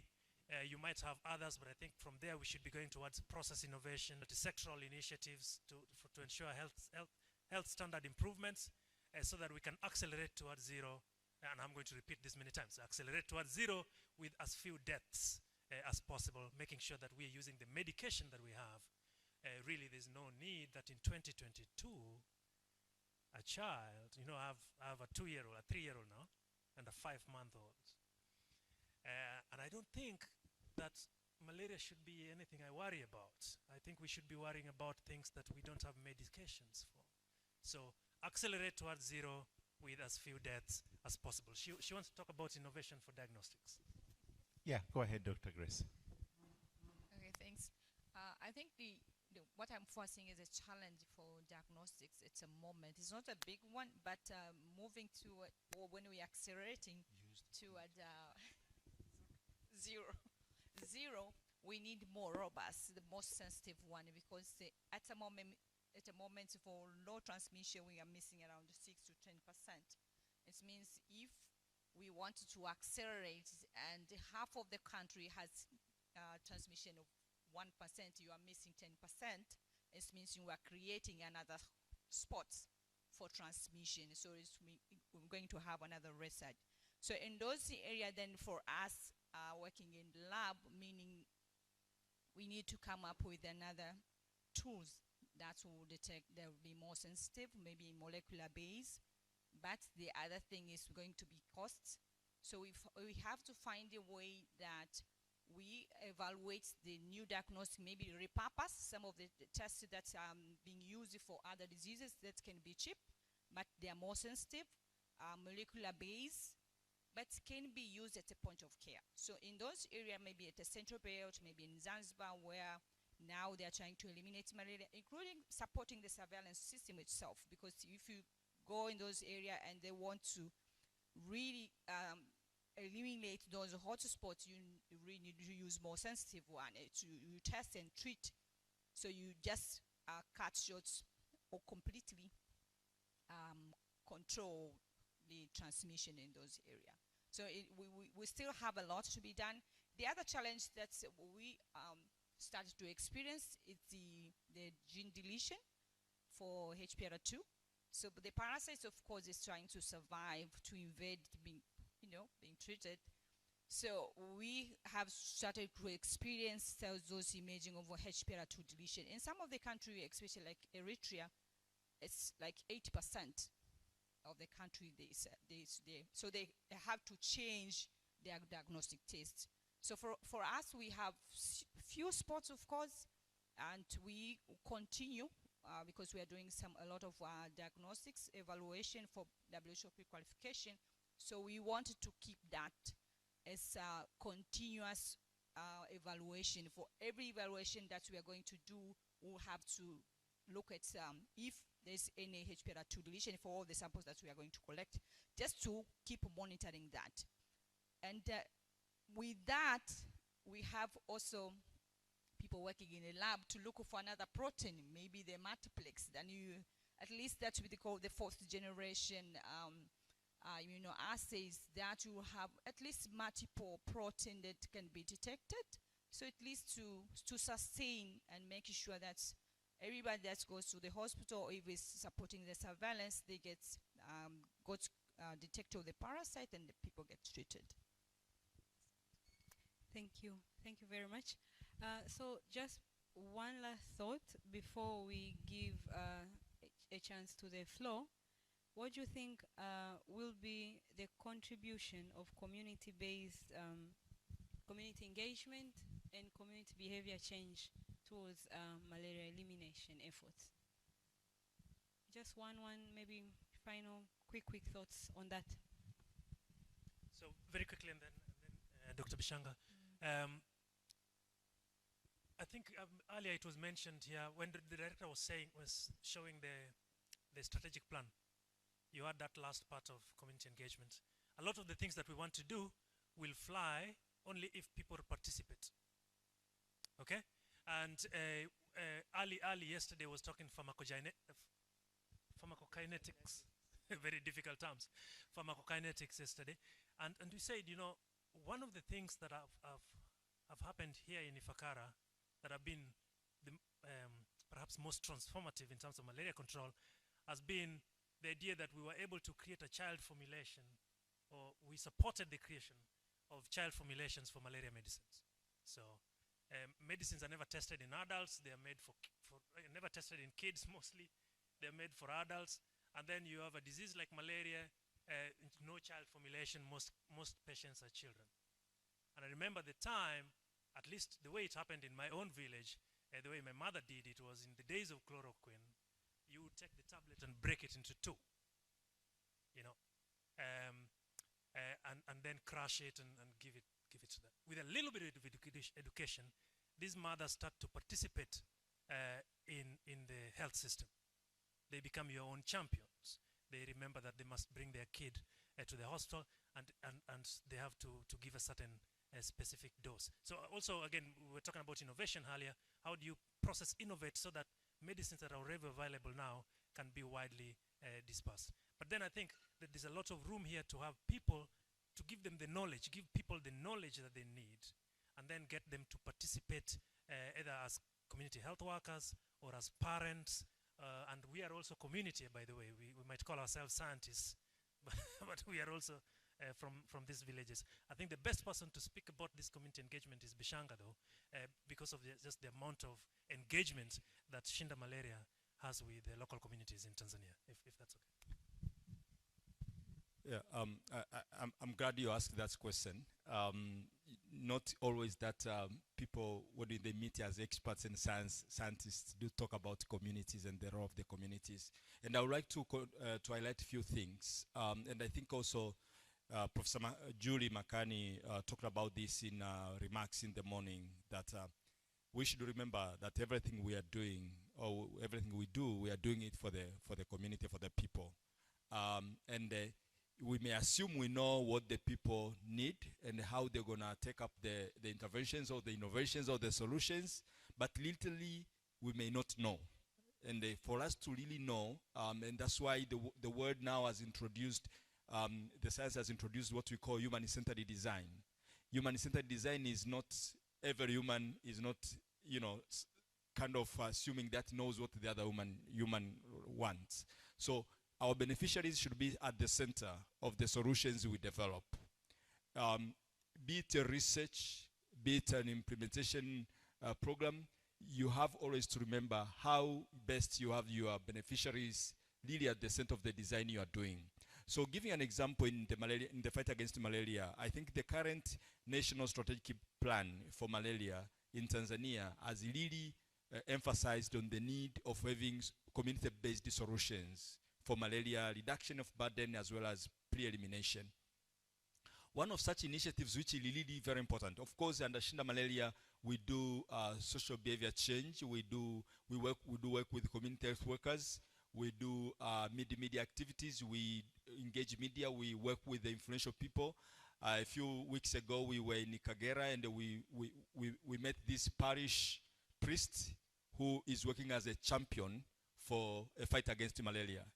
And this person, we were with the PMI, USAID, a funder, a donor for our project. So we visited this parish priest, and he was introduced, kind of oriented on malaria messaging back in July. So it is about 1 month, but he has reached almost over 1,000 people in a month with a message on malaria prevention, as well as the need to seek services. So you can see the impact that he is making, and we are not paying him anything. He goes to the wedding ceremony, he talks about malaria.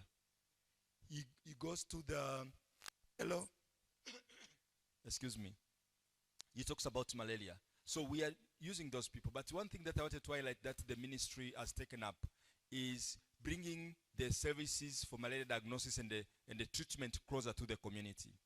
They have introduced a cadre they call community resource persons, and we are implementing malaria case community-based malaria case management. And these people are trained on how to run a simple rapid diagnostic test for malaria, and they provide the first line treatment when the test is positive. And this is making a tremendous change. I think about a few months ago, we traveled to Katavi with the senior leadership from IHI, and we visited this guy. In fact, that guy was on my photo there. You know, in the village they call him a doctor because he's saving a lot of lives. And when we were there, we in a span of like 20 minutes, we saw 3 patients who came, and the two of the boys came with the mother. Both were sick and one was vomiting. So this guy could easily make a quick diagnosis, and for severe cases, he makes sure that he refers this to the facility. And in a month, he had seen 248 patients. Out of those, over 100 were malaria positive, and they were treated by this community-based doctor, if you want to call that name. But you see, and one of the villages we went to in Tanganyika, although over 90% of communities in Tanzania, they live within 5 kilometers of the health facility. But there are still communities that live far away from the health facility. And the ministry has categorized those as hard to reach communities, and they have done mapping across the country. And in those villages, that's where we put these community-based case management experts. And in one of the community we went to in Tanganyika, the nearest facility was 38 kilometers away. It costed one to go with the boda over 30,000 one way. 30,000 Tanzanian shillings one way to go to the facility, and the 30,000 to come back. How many people would go? But you see, when they feel they have fever and all that, if you put in a community a person who has been trained on how to do the quick rapid diagnostic test, and they provide the first line treatment, most people would be saved. So this is one of the initiatives that the country is taking to ensure there is accessibility to the services. Asante Santa Bishanga. So maybe before we go to open the floor to the others to also ask questions, I wanted to address one issue, and maybe Dr. Salim or Professor Kashuri can maybe touch on this. So there has been this fear that if you have, and we talked about this innovation, so if you have a very highly efficacious malaria vaccine, 100%, that targets only, let's say, children, that you will prevent the development of the immunity for later on you may have, as the children grow, you have this delayed malaria, which could become severe enough to cause death. We've talked about the challenges of our health systems, or our sort of surveillance capacities to be able to pick these up. So my question would be, should we worry about this? Or should we not worry about this? And I've asked Dr. Salim because I know he understands this issue and has been part of the committee to look into this. Karibu. I think that has been an academic question in the beginning, especially with the bednet distribution and so on. The bednet deployment was delayed for several years because of this debate. But then I think it was resolved. Nobody in Africa thought that we should delay giving the interventions to communities that will benefit from that intervention. And even the fact that you get a rebound or additional cases for those who receive the intervention, there's tons of data now showing that you are better off with the intervention no matter what. So including what was published, I think Fred Ross and others talked about looking at 20 years cohort of individuals from Ifakara, and at that time Ifakara had much higher malaria than we see today. So you still see that benefit for those who slept under bednet and those who didn't. So it's very clear, bednets, vaccines, whatever you have, those who get the benefit at early childhood, really the benefit makes a difference throughout their lives. And the last argument is that we don't want to leave anyone behind. The issues that people worry about are related to interruptions with interventions, and most governments will say they will do their level best to have no interruptions with interventions to control malaria. So that is not an issue. I don't know if Patrick wants to add. I think that definitely was well stated. But it does remind me, we missed another point you had raised about when we introduce tools like vaccines, will the parasite adapt in response to that, or monoclonals for that matter? Well, we would be silly if we didn't anticipate that they would, because they've adapted in the presence of every anti-malarial drug, every insecticide class. They're adapting now in the face of diagnostic tests. So I think we should be prepared that no tool we have today is necessarily going to last for 30 or 40 years the way chloroquine appeared to. We need to be constantly innovating, and we need to be planning for future needs. But that also presents an imperative why we should use the tools we have now while we have them, instead of putting them aside and waiting. And so I think that also that idea of the immunological rebound was a real phenomenon in very high transmission places when you had one or two effective implemented well and then withdrawn entirely. By layering multiple strategies, one on top of the other, even if the vaccine fails or you run out of it, there's still bed nets, there's still community engagement, there's still socioeconomic development, there's still effective case management. So hopefully we don't leave people with nothing.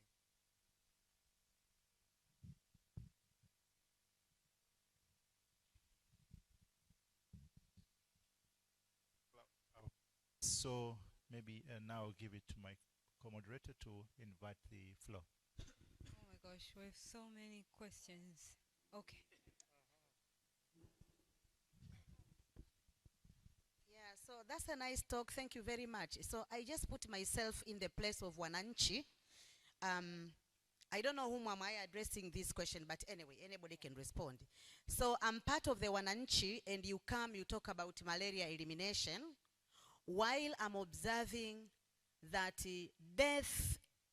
these accidents are claiming millions of people in Tanzania. What will be your take towards that? What will you respond to the Wananchi? They are saying you are here talking about malaria elimination, while a number of our relatives, our friends have been dying because of accidents. And every day we hear from all over social media everywhere.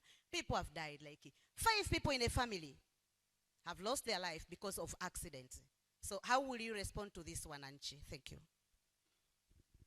Thank you. So we'll take a number of questions and then you respond, Tego. I saw her hand first.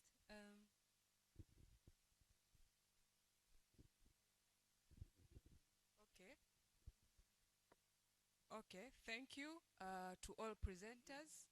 But my question go direct to Dr. Grace Mwangoka. I noted in one of the introduction you said that the Ministry of Health is training microscopists, a lot of them. I acknowledge microscope technology is a gold standard, but I acknowledge again there is many ongoing technologies that can be able to identify or in the diagnosis of infectious disease, including malaria. So as a part of the Ministry of Health, how could you advise them to train microscopists where there is already coming technology which is more exciting in the diagnosis of malaria? Yes. Thank you. Okay. Yes, thank you very much for the nice discussion. Allow me to ask only 3 questions. I'll be short on them. The one goes to Dr. Gracie. With my poor biological understanding of the history-rich protein 2, it seems like it's an end or a byproduct of the parasite presence. And we have been pronouncing usually like the parasite has been tricked. And mostly we can relate with the causes. For example, we know there is a pressure. Maybe if there is a vaccine, parasite can undergo mutation. But when you look on history-rich protein 2, there is no any clinical importance of history-rich protein 2. It's just a marker that helps us to do diagnosis. So what happened to cause the deletion of history-rich protein 2? That's one question. The second one, of course, to both presenters, of course, with my understanding, of course, go back to my undergrad classes on forensic, we have the causes of death and we have the source of death.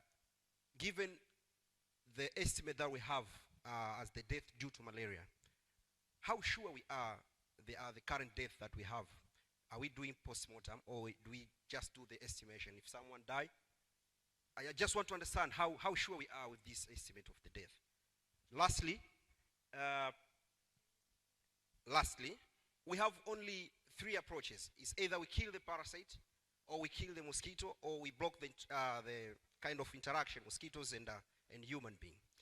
So given that the integrated approach that we have recently, if you have resources, you have to distribute them to a number of approaches that we have, either to kill mosquitoes, parasites, or to block the kind of interaction between mosquitoes and human being. My question is, if you are asked to give a priority to focus on one thing, what will be your suggestion? Thank you. I don't remember what was the name of this side. I'll take question from this side. Okay.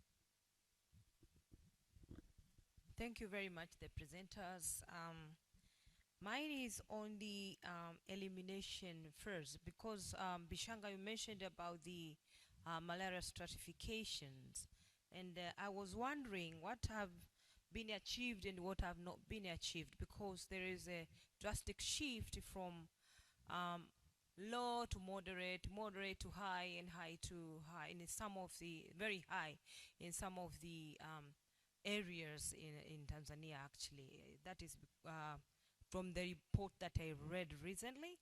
So what I can ask you or any of you presenters can comment. What is the missing thing here? What is the missing weapon? Is there a leaking something? Because we are trying to combine all the efforts for malaria elimination, from the drugs and the vaccines and the vector control and so whatever. But we still see that. And when you talk about Zanzibar, there are any pre-elimination first, yes, but we still see there is imported malaria. So this kind of, I don't know how we are going to achieve that, but I think there is something missing. If any of you can comment on that, I like that. Thanks. Thank you. Anyone else?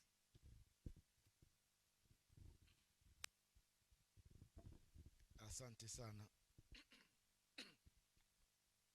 So I would go to the public health perspective and straight to my friend Dr. Fredros.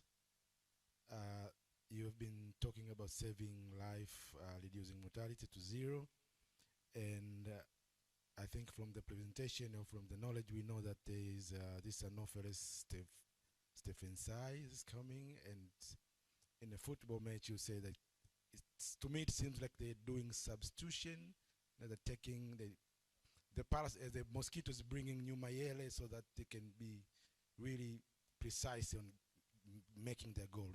So what are you going to tell the youngster and everybody in the room? What should we do when we see that mosquitoes changing now, substituting somebody from away, bringing to increase the force?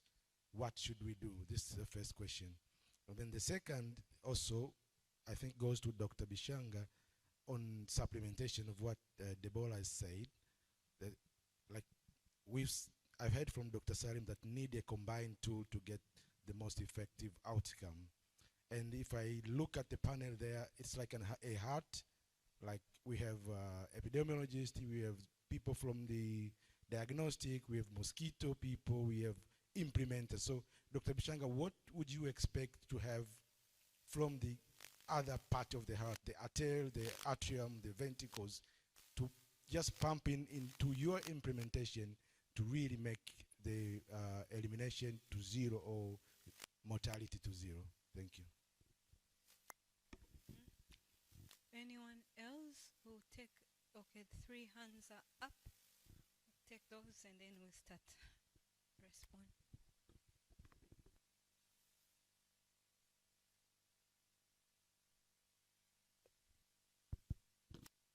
Thank you very much, and I'm quite impressed with the talk that we had, but basing to experience I'm having and the target that we have towards elimination, the community still believe that malaria is only transmitted by the mosquito biting by the midnight. Remembering the national campaign conducted years ago, and that means the message went effectively and it is still there. Several studies have been conducted by scientists even at our institution showing that there is outdoor risk. So as we are improving our way to involve the community, how are we integrating that? Thank you.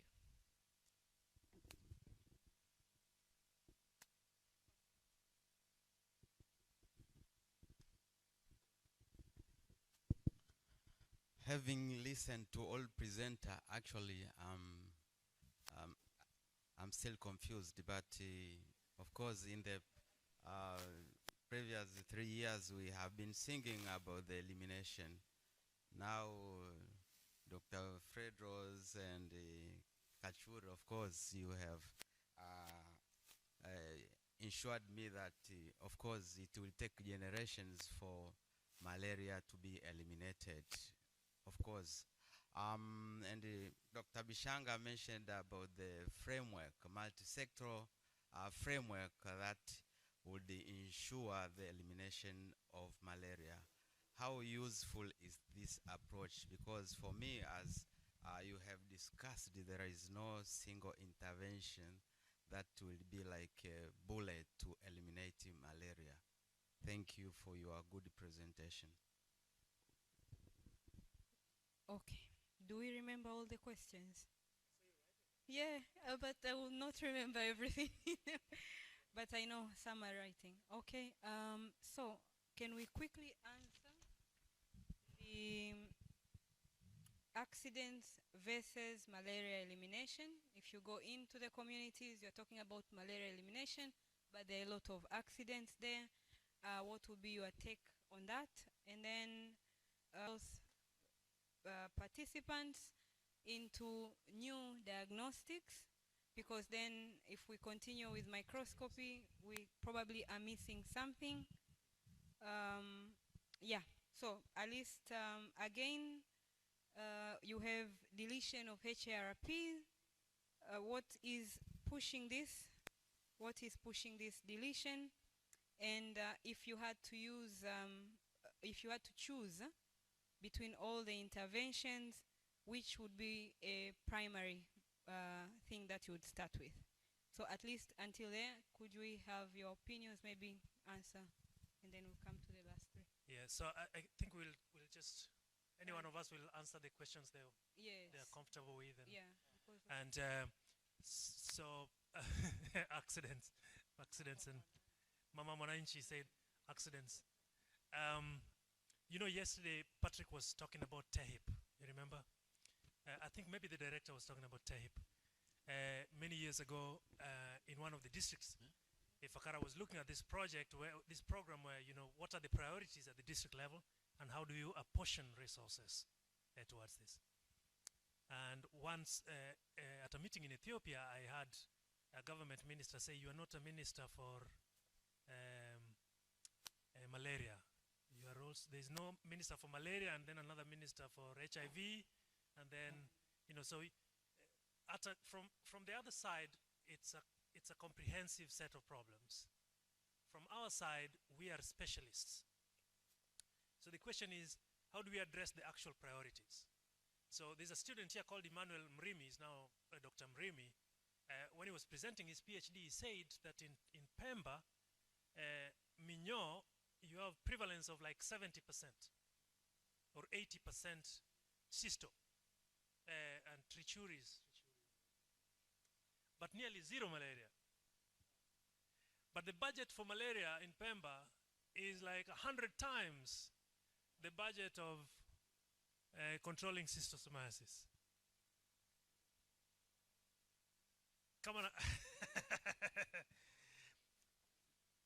Nasema hivi, the community should participate in deciding what their core priorities are, and the government should be responsive to those priorities. Now the challenge is, at the moment, those priorities are only partly from the community, because the financing for the response is not entirely domestic.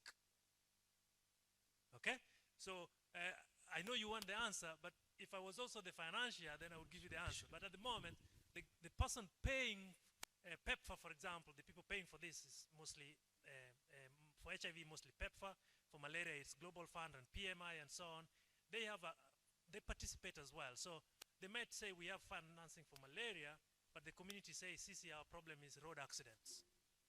So you may not come to a consensus, but you can reach a certain, you may not come to a complete shift, but you can reach a certain consensus. And I think that decision should follow the TEHIP model, where first of all we do an evaluation of what were the main challenges in the community, and then how do we apportion the resources associated with them. Asante sana. So I think I would ask my the panelists there to sort of shorten a little bit your responses, because I think we're behind time, but we'll allow all the questions to be addressed.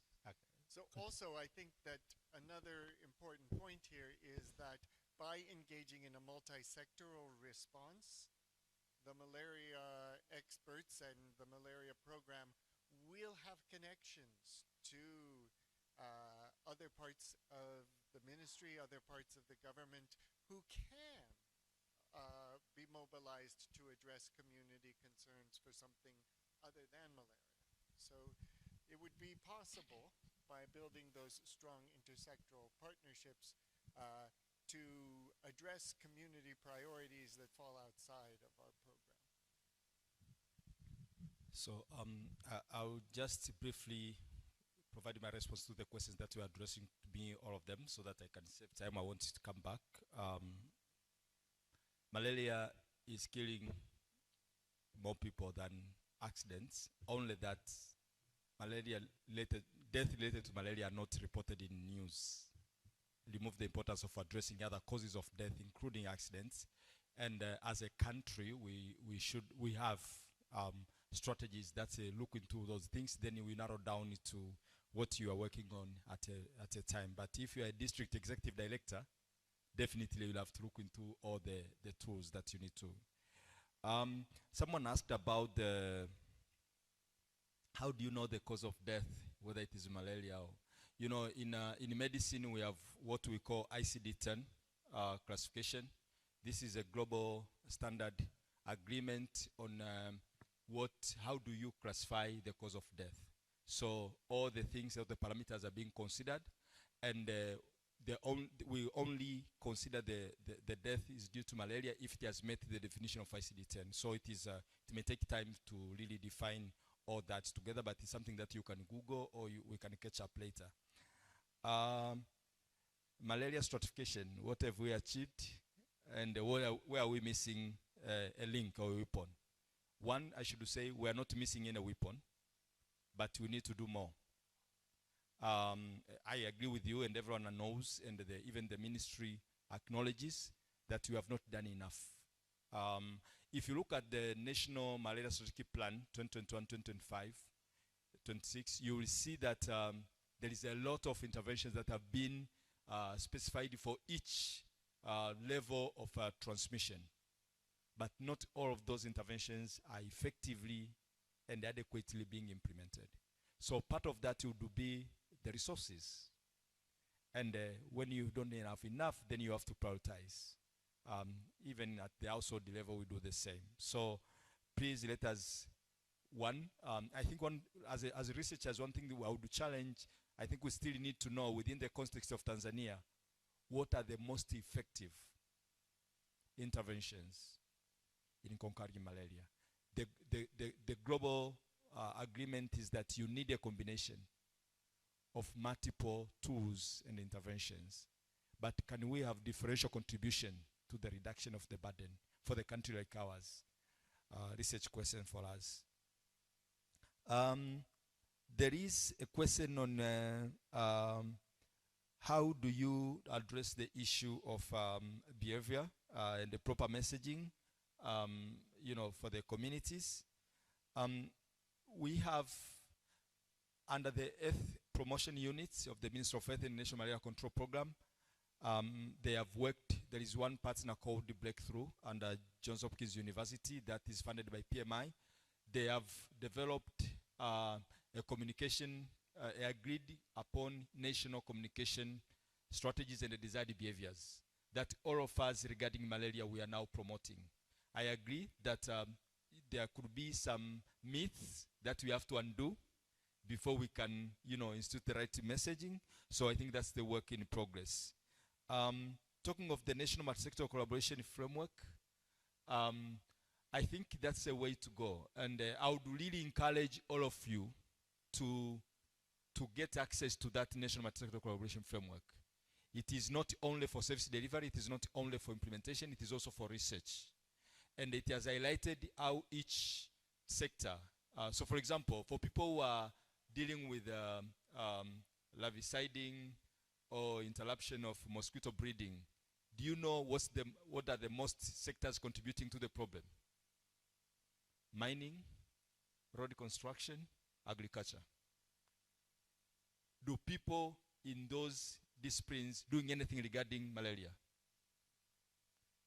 And there are things that have been identified for them to take action, including any contractor being given work on a road construction. There should be a minimum of investment in preventing malaria. So as researchers from IHI, you should be accessing resources from private sector in construction industry and mining industry to help them do some research. Do we know that? So food for thought.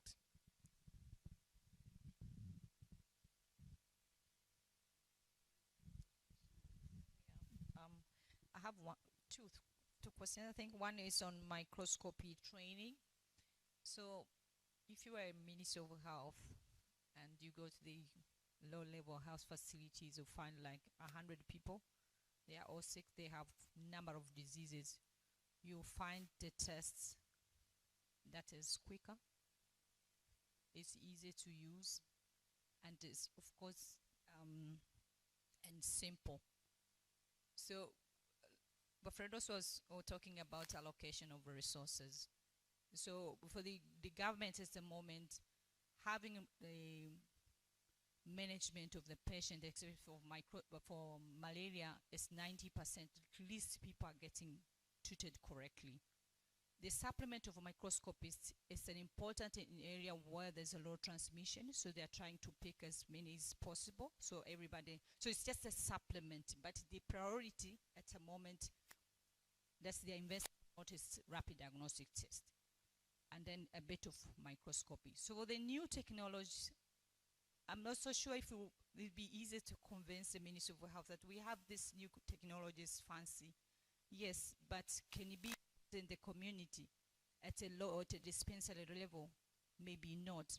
And what is the cost, the sustainability of it? So those are the challenges that when we developing this diagnostic test, we have to think ahead. You try to get a test that is simple to use, is cost effective, and is fast in order to save the community. For the HPR2 deletion, it's the survival of the fittest. So the parasites also, they try to adjust to the environment that you are pushing the drugs, the everything in it, the vectors, they are also adjusting to it, meaning when they are adjusting, they also having, they end up with the maybe deletion or they mutate, and for them to survive. Where it happens, once it's happened, that is the thing that we keep on the looking and to understand what is going on. But again, we find another new tools in order to eliminate those, because now it's against them. So maybe they are trying to be ahead of us, but on the also around for us, we continue looking at the new tools that, like I said, we find the multiple protein that are being produced by this parasite will be, for us, we want to eliminate them. Okay.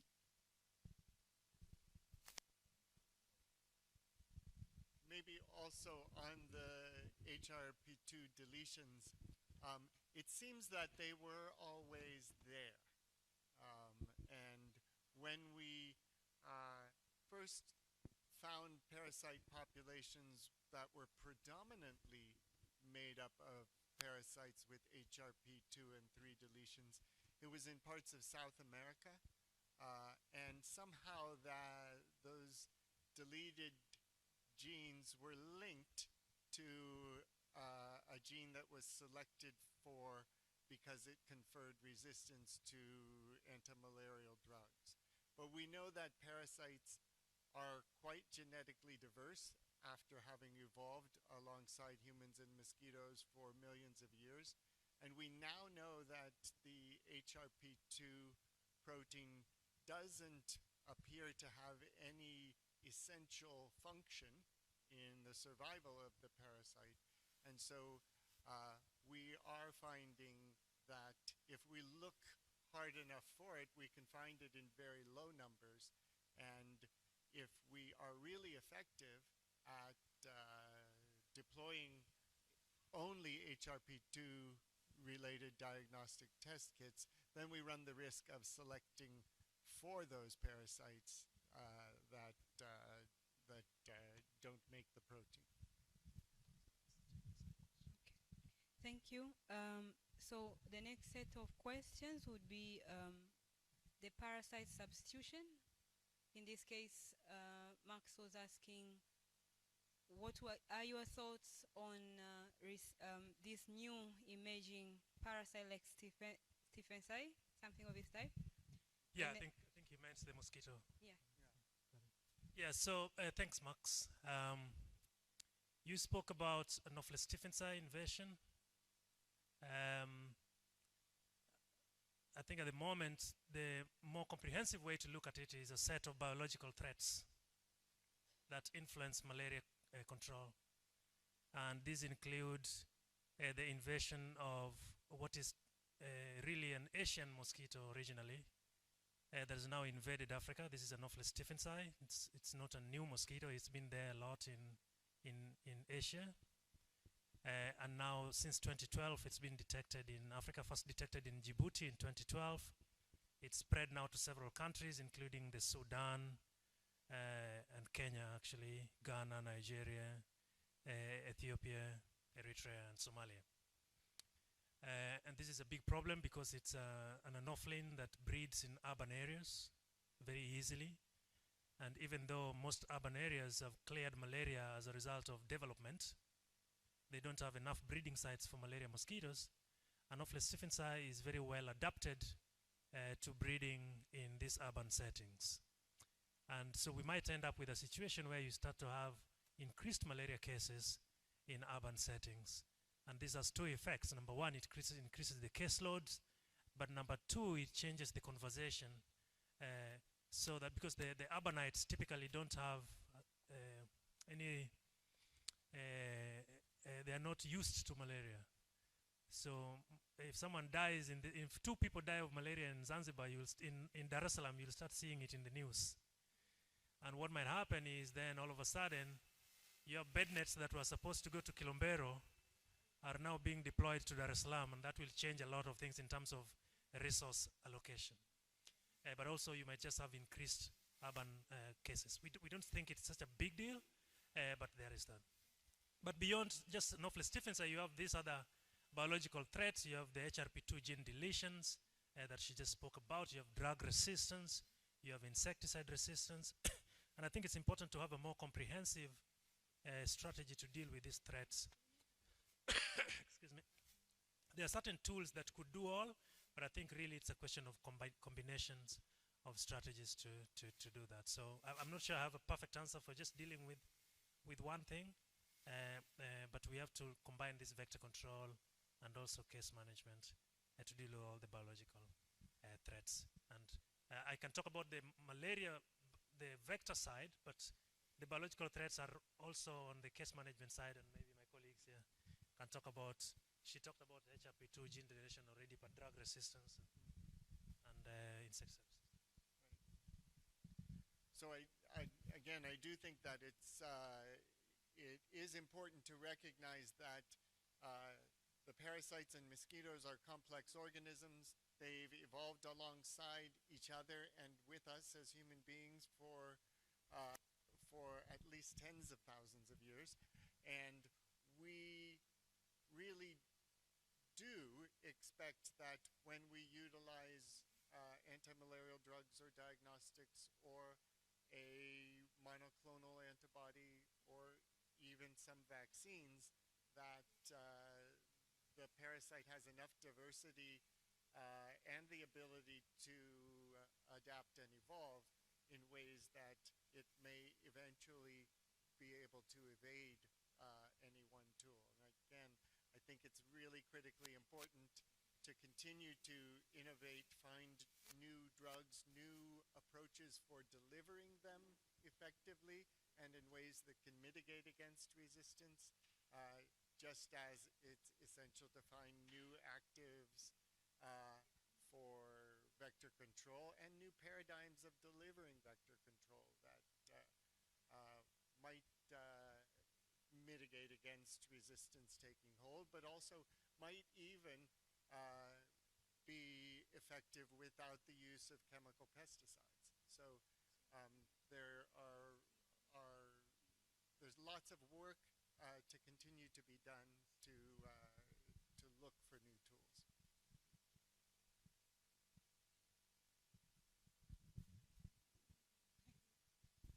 So hello? The remaining question. Okay, I had a couple of questions. Why don't we treat with primaquine in low and very low areas of malaria? Because I think now it's artemether lumefantrine. This goes to you, Bishanga. And then there was a question on transmission behavior, that most of the community still believes malaria sort of bites during the evening. What other community community engagement strategy can we use to like educate these individuals or these communities? And then finally, there was a question about how you have all these other experts, how are they supplementing you in the implementation of your program? Thank you. So maybe I start with the communication issue. I think in Ifakara is at the time we were saying the mosquitoes are biting at midnight, it was the messaging for advocating use of bed nets. And at that time, that statement was true. Today, maybe it's not so true because there's a lot of early evening, early morning, and daytime biting that's contributing to transmission. So actually, that's the reason why we keep on tracking the performance of the interventions over time and updating our messaging according to the evolvement of the disease and the causation of the disease. So I would expect that in different areas, the messaging will be slightly different based on what is known about the transmission pattern in those areas. So that's the first one. And then there was a question about the estimation of deaths and so on that we have. And I think this is very unfortunate. Until this day and age, the mortality estimates that we have are based on models. They are not based on real counts. The anticipation is that if we are going towards elimination, we would change that, and that we would have the records from all the levels, from community, dispensaries, FSCs, and so on, are robust enough that we can confidently say the mortality estimate that is coming from our HMIS is what is the true estimate of mortality in our country. And that's another incentive for going for elimination, just going back. Because if you go for elimination, you need to count every event that occurs. And if we count every event, then our numbers will be correct. As today, our aggregate numbers are going all over the place. In some places are good, in some places are not so good. So that's why we rely on models. And then lastly, I wanted to comment on where we are going with the idea that you would use community healthcare workers to provide a service. What has been shown, like in Southeast Asia, where they were counting the last case of malaria, is that the community healthcare workers were providing a service to the community. They were not only there to count how many cases of malaria are occurring, because there will be very few cases and the community has other issues. It was no longer about malaria because malaria is no longer there. It's very, very low numbers. So the community workers were providing a service to the community. They were providing case management to the community. So when we were thinking about developing a program that will drive to zero, we are talking about a program of involving community workers that will provide primarily a service and will also provide a platform in which information will be generated back to a central level. So maybe in different communities it will be accident, maybe in other communities, and in most communities in this country today, if you ask me, it will be about NCDs. The rise in diabetes and hypertension will be the biggest thing that will disrupt healthcare in the next few decades. So maybe that's where we should put our efforts and really have community healthcare workers that promote prevention of NCDs at primary level, and we shouldn't wait to be counting how many people have hypertension and diabetes.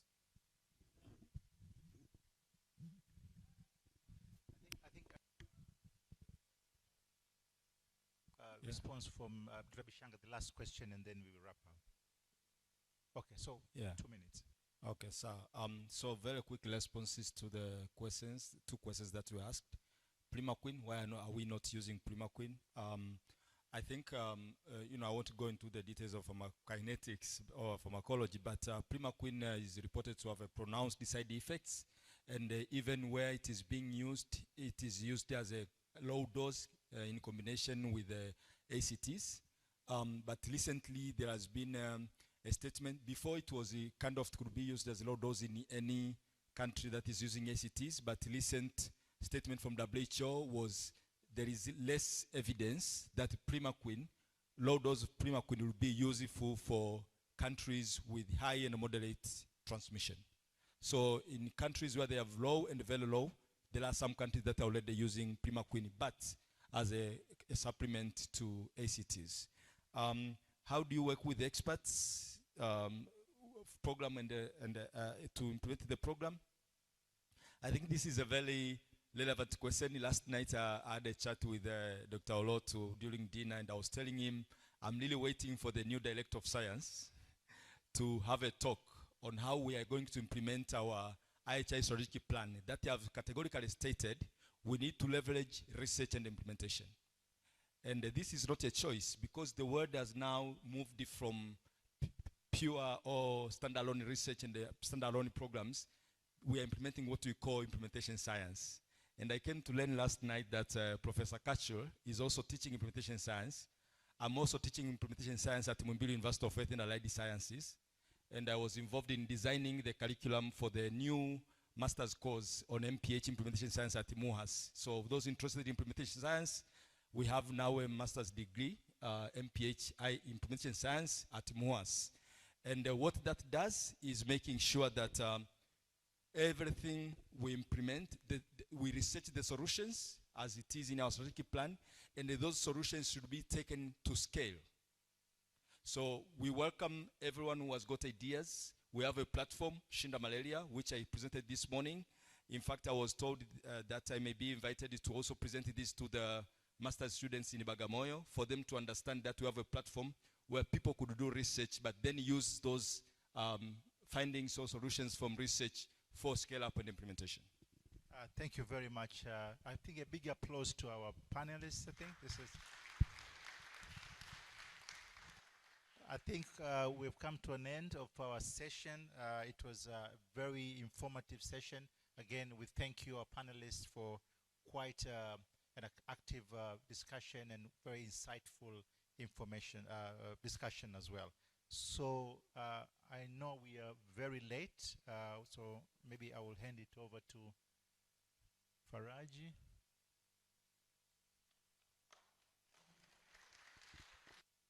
Thank you very much.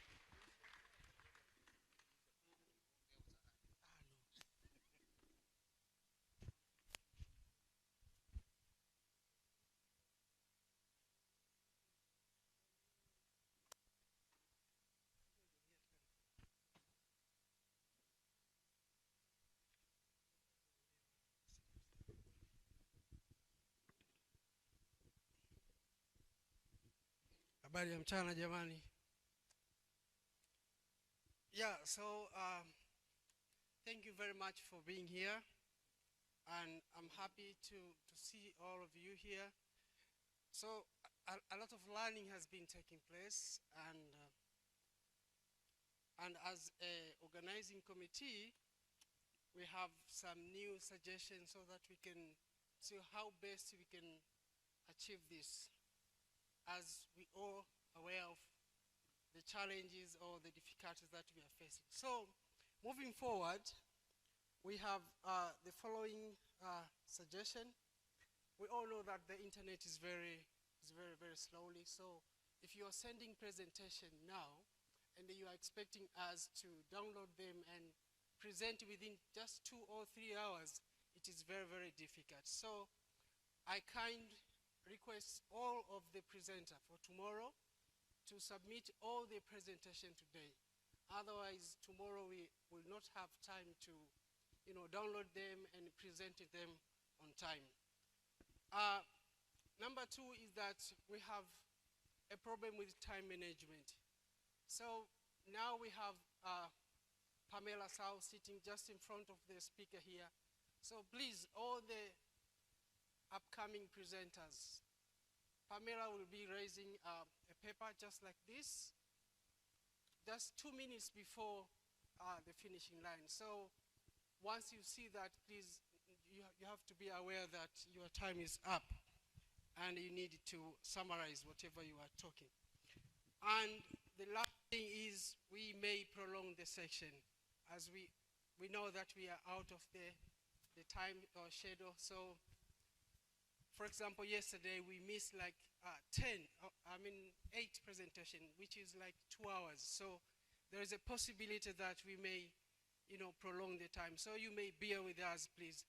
And for the question session, one of the main of this conference is getting to know each other. So there is a possibility that you may not be able to ask your question here. So while we are having health breaks, this is a light time for you to ask those questions. I think this is the aim is to make connection or revive the connection. So, and asking question is one among the things that may initiate connection. So these are the few announcements that I wanted to make, and I kindly request you to are there, and particularly with the time management. Thank you very much. Thank you very much. So I would like to welcome Kandoa, please, to moderate the session for the next one. Good afternoon. We have Letus Muyaga. You're welcome. So for the interest of time, we have 80 minutes. And we only allow maybe 2 questions. And then we can have a discussion during the lunch. Letus Karibu.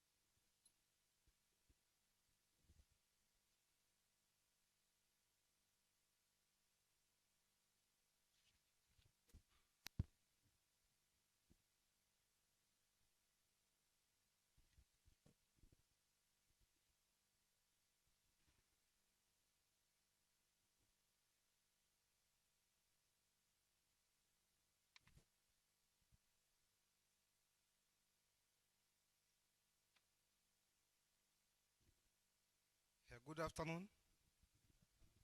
I'm very delighted to stand before you to present a study which we conducted recently and that has been now published.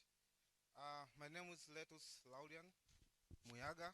I'm holding Bachelor of Science in Applied Statistics from Mzumbe University, and I'm currently a master's student at the University of Glasgow, taking masters in quantitative methods, biodiversity, conservation, and epidemiology. We conducted a study which aimed at investigating the effects of vegetation densities on the performance of attractive targeted sugar beets for malaria vector control. This was a semi-field study. Different speakers have spoken about the background of malaria, but I talk a little bit here. The gains in malaria has been contributed to this called intervention, but now we experience some challenges which has caused to the increase in malaria cases, hence the increase in the number of deaths. And these challenges include some challenges like daytime biting, the problem of insecticide resistance, high price of commodities, as well as shortage of funds, both internal and external sources. Then due to these challenges, we have come out with different interventions which can help us to curb these challenges and hence reach our goal of zero malaria cases, hence zero malaria deaths.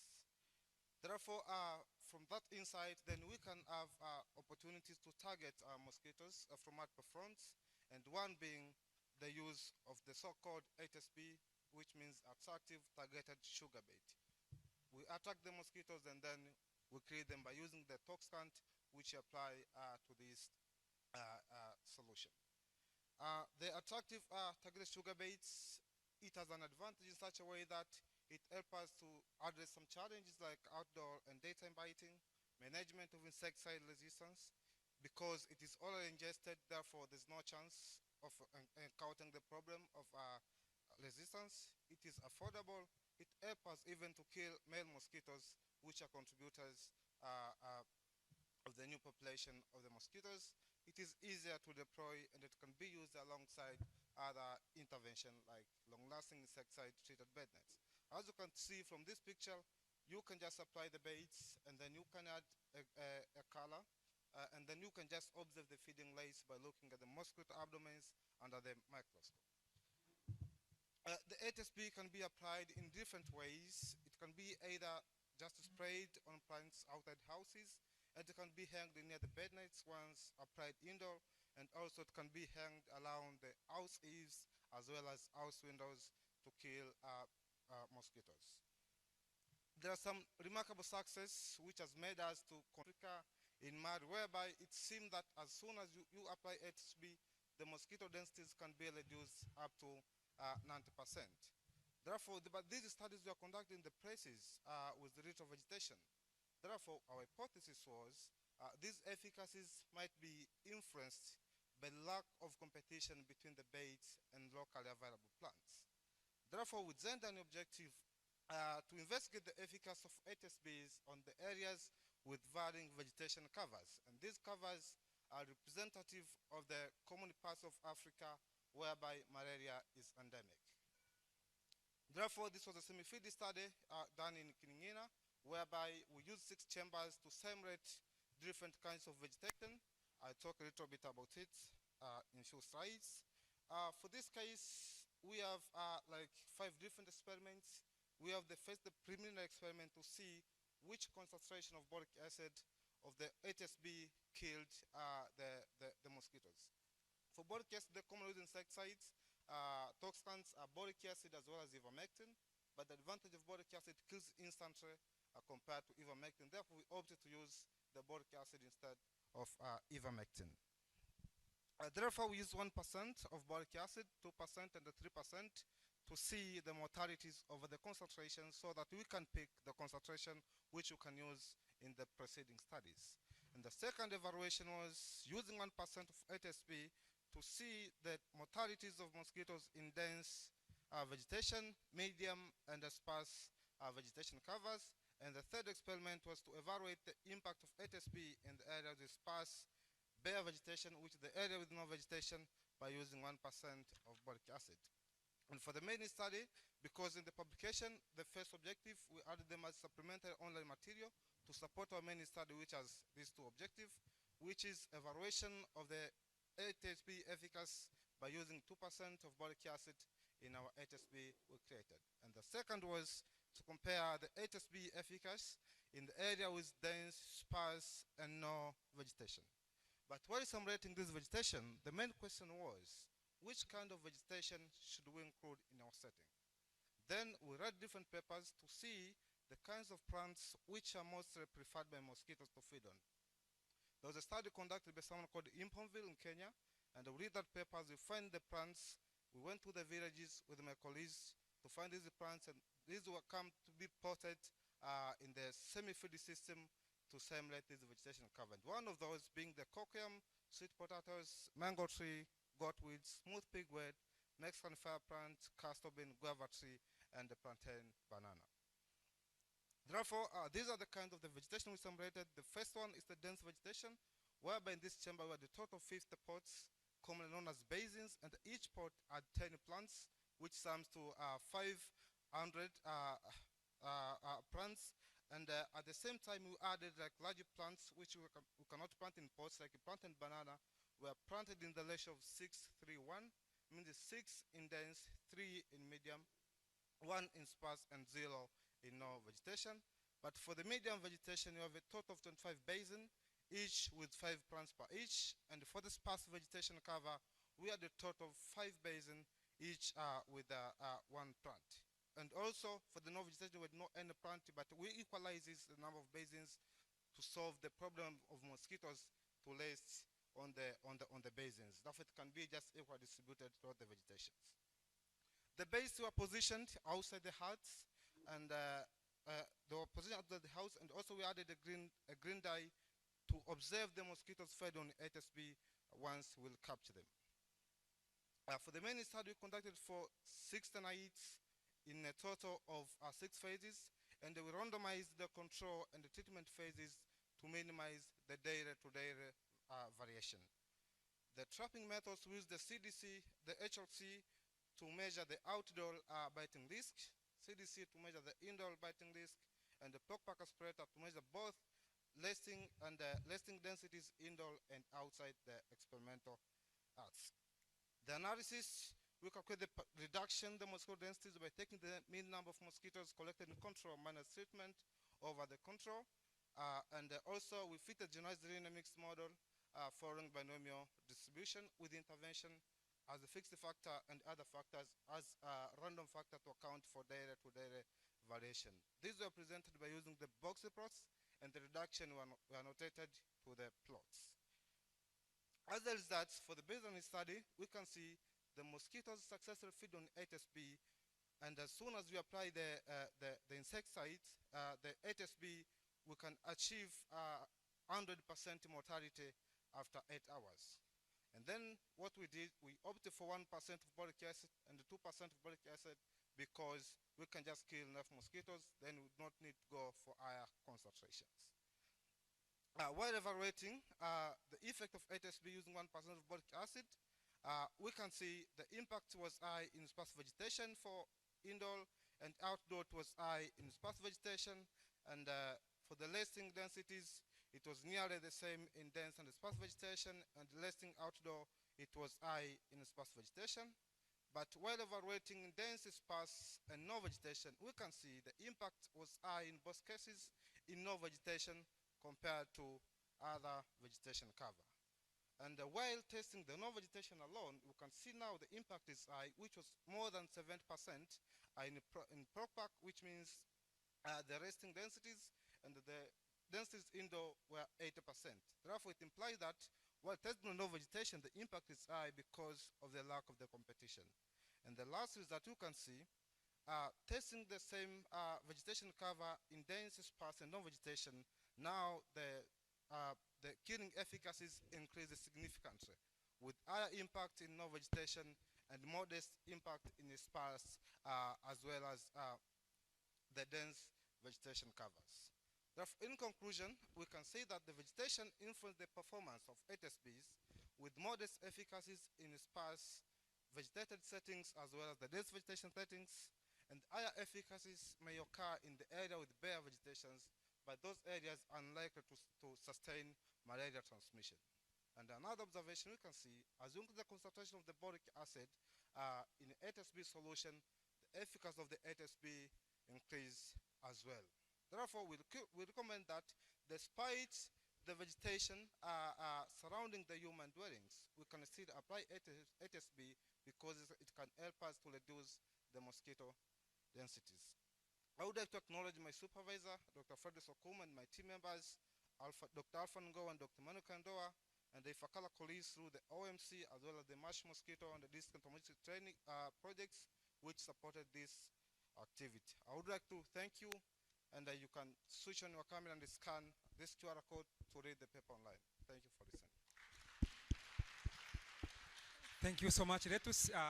You have spent 9 minutes exactly. You are on time. So we encourage other presenters to also observe time. Another round of applause to Letus before I invite one question. Any question? No question, Letus. You may have a seat. Okay, thank you for listening. Another presenter, we have Najat Kaamba. You're welcome.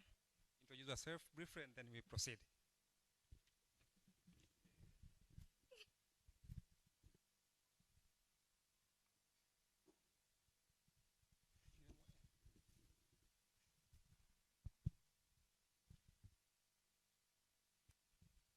Good afternoon, everyone.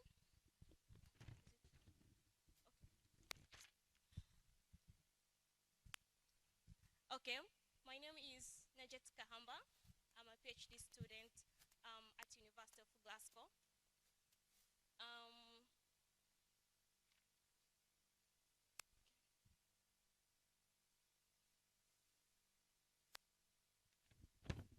I'm a PhD student at University of Glasgow, and my PhD work is basically focusing on understanding the ecology of Anopheles funestus mosquitoes.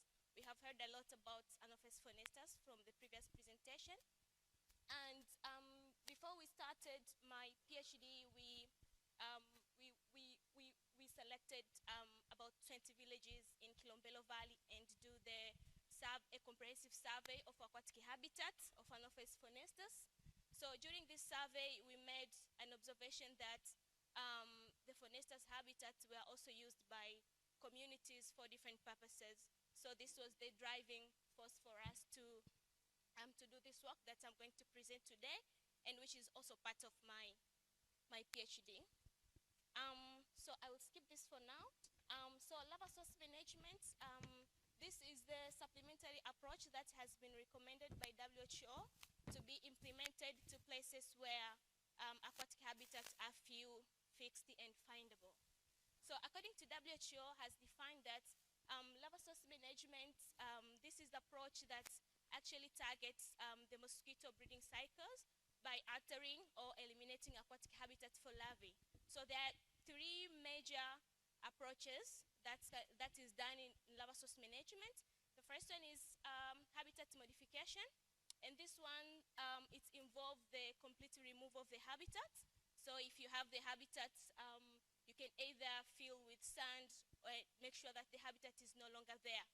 The second method is habitat manipulation, which these involve frequent activities that are done to make sure that the habitat is not conducive for the mosquito to breed, but the habitat will still be there.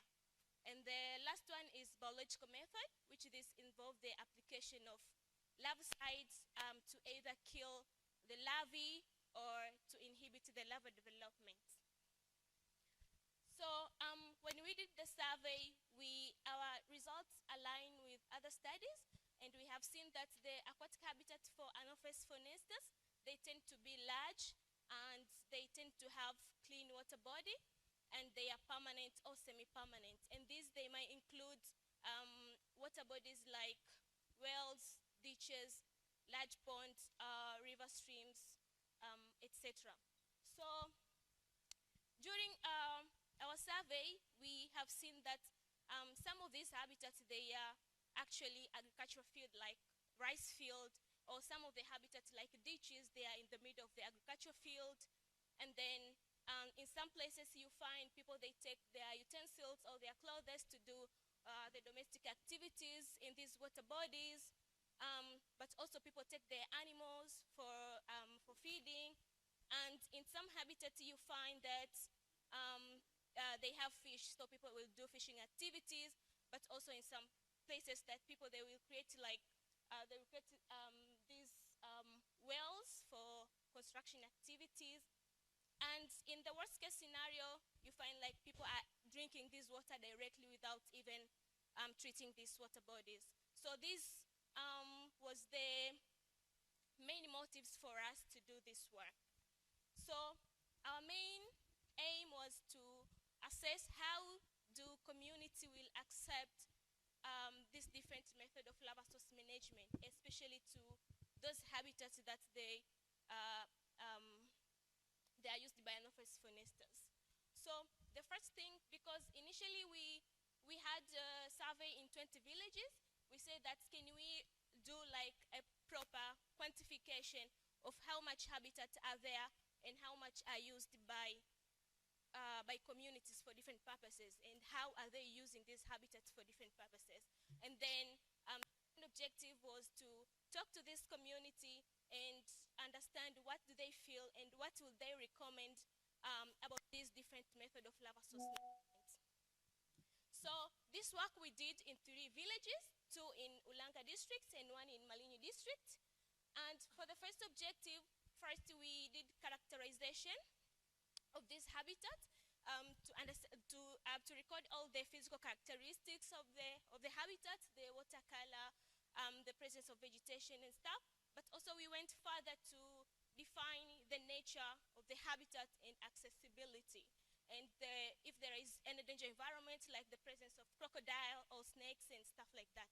But also we did an intensive survey to the communities who are living around the habitat and asked different questions. How does those habitats used to? So each habitat were recorded the information on how the community used and for which purpose, and the time of the season, when exactly. So the results, we were able to characterize about 901 habitat, and we have seen about more than 90% of all the habitat. They were also used by community, the second column there, and then about 65 habitat, they were also they had mosquito larvae, and 213, which is about 20%, they were also they were infested by Anopheles phonestas. And in those habitats that they were infested by Anopheles phonestas, they were about 95%. They were also used by community. So we have seen that this is something that has to be addressed. And then when we went further to really characterize how many habitats are used for different purposes, we have seen some of the habitats are used for domestic, the same habitat is used for agricultural activity, for irrigation, and the same habitat people, they take their kettles and fishing activities and brick making. So then we went further to the second objective, which is now to talk to community. So to address this, we conducted focus group discussion, and we did a number of focus group discussion with community members, and they were separated by men and women. And then we did focus group discussion with specific groups who are actually relying on those habitats for different purposes, like fishermen, pastorists, and brick makers. And the main theme for the discussion was, what are the water sources that they are using for daily activities? And their answers were relying to what we have observed in our survey. And we also explored why do they use those habitats. And the main reason was because those are the only water sources that they have. So they don't have an option. They don't have a clean water supply. But also another theme was to understand the knowledge and perception regarding mosquito breeding sources. And community, they are quite aware about where do mosquito breed and what kind of, in some places they say that mosquito breed in moist areas or in water bodies or in bushes. And also we explained this different method of larva source management, and we wanted to explore, like in these three different approaches, which one is more likely to be accepted by community between larviciding, modification, and manipulation. So we have gathered a lot of insights from these different approaches. For larviciding, community expressed their perspective that this is best to be implemented to large water bodies that you cannot modify. If you have a river stream, it's very hard to like fill it with sand, so it's better to apply larviciding. But also they recommended that it would be nice to implement larviciding to habitats that like in farms, like in rice fields where they already apply pesticide. But also the major concern were about the safety, and they are like, how do you expect that community will accept strangers to come to their water bodies and put the chemicals? So they were concerned about people, they use that water for drinking, food, and how about their animals? And for habitat manipulation, they were concerned about, they can do that in the water that they use for their daily activities, so they can clear vegetation in those water bodies. But the main concern was, how about the distant habitats, and who will do it? Because their priority is going to the farm and not clearing vegetation in the water bodies. And for the habitat modification, that to remove complete of the habitat, they made it clear that for the habitat that they are using for different purposes, it should not be touched for modification because they created for purposes. So, but all in all, this community, they were embracing larviciding and modification. And in many discussions that we did, in most participants, they were saying it's better to prevent before they emerge. And so, yeah. So the successful implementation of larval source management, it requires community engagement, education, and involvement. But also, before doing that, we need to address the safety concern that the community might have. And it's better to engage different stakeholders, work together hand in hand to implement this larval source management. And it's a good thing that the community are willing, and they are willing to embrace larval source management. So last, I would like to acknowledge my supervisors, the project team, my colleagues, and without forgetting the community members. Thank you.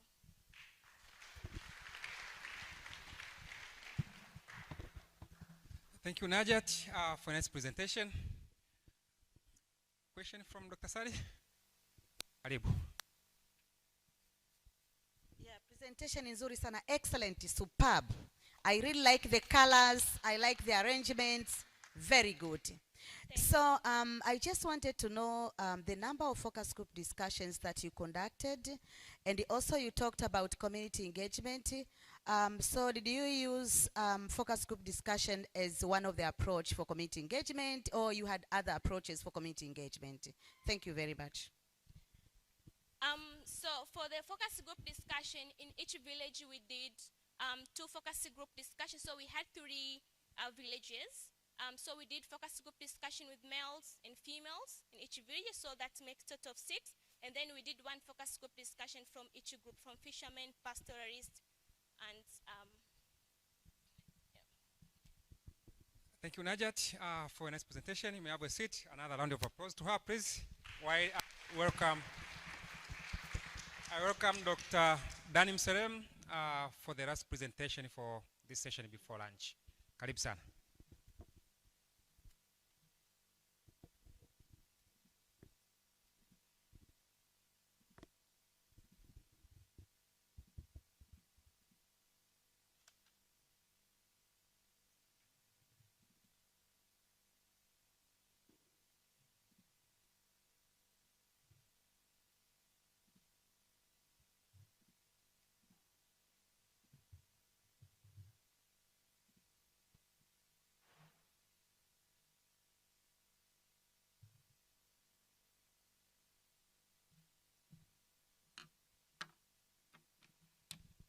Good afternoon. I will quickly go to present what I can. This is a occupational exposure to malaria, leishmaniasis, virus vectors in endemic regions. This was a systematic review. So why we decided to do this study, it is because dengue, leishmaniasis, and malaria were likely to be the beneficial or the disease that will be being intervened if treated clothes or treated uniform would come to use in the military and the other people in the society. However, the main reason is because these 3 diseases are the ones that are currently on the rise in some parts of the world. And the main objective was to identify the risk occupations and situations. Now, when I say the risk occupations, that there are people who work outdoors during the night and during the days. There could be soldiers, there could be farmers, there could be fishermen and all others that are exposed away from the benefits of bed nets and the residual sprays in their homes. Now, when they're outside, they have no other way of being protected from vector bites of either leishmaniasis, malaria, and the dengue. As you can see, people there enjoying themselves, but they are away from the protection of infections. Now, this methodology of the study followed the PRISMA guidelines, in which articles were sorted from the year 1945 to October 2021, and the mnemonic used was the cocoa pop. This means condition, these are the endemic regions, context was dengue, malaria, and the leishmaniasis, and the population was the people who work outdoors, either during the days or during the day or during the night based on their occupational or their social demands. We managed to do search through mesh terms, as you can see there. It's a bit tiny, but I'll read the other side where we use Boolean operators. Test and refine by using dollar signs, probably apostrophe quotation marks. And they also used to consult people who did these studies, probably to get more insight and what to do.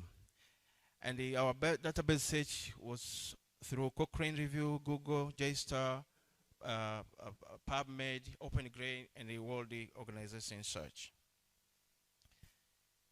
The outcome which you are looking when you are doing this review was the prevalence and incidence of these diseases, I mean 3 of them.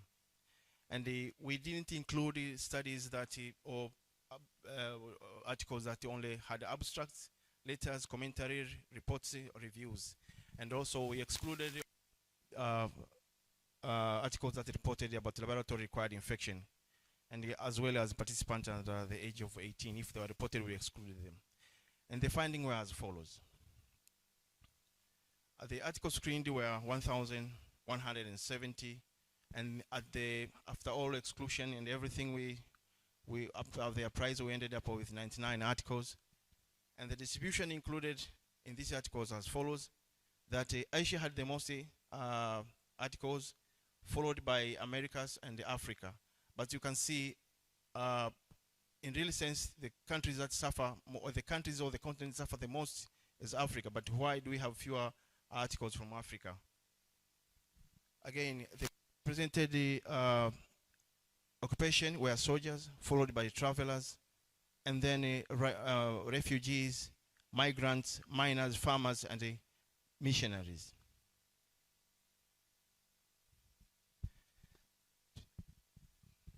Hello? Okay. Now, soldiers actually alone among all the articles were presented about 38%. This is the big portion, while other risk groups were of refugees, minors, and immigrants. In it, we came with a solution, or we come with a way of presenting all the infections and the time where they are acquired, and where we developed what we call, this is called a clock diagram, and whereby we had all the 24 hours around it. And then the second cycle was of our dengue.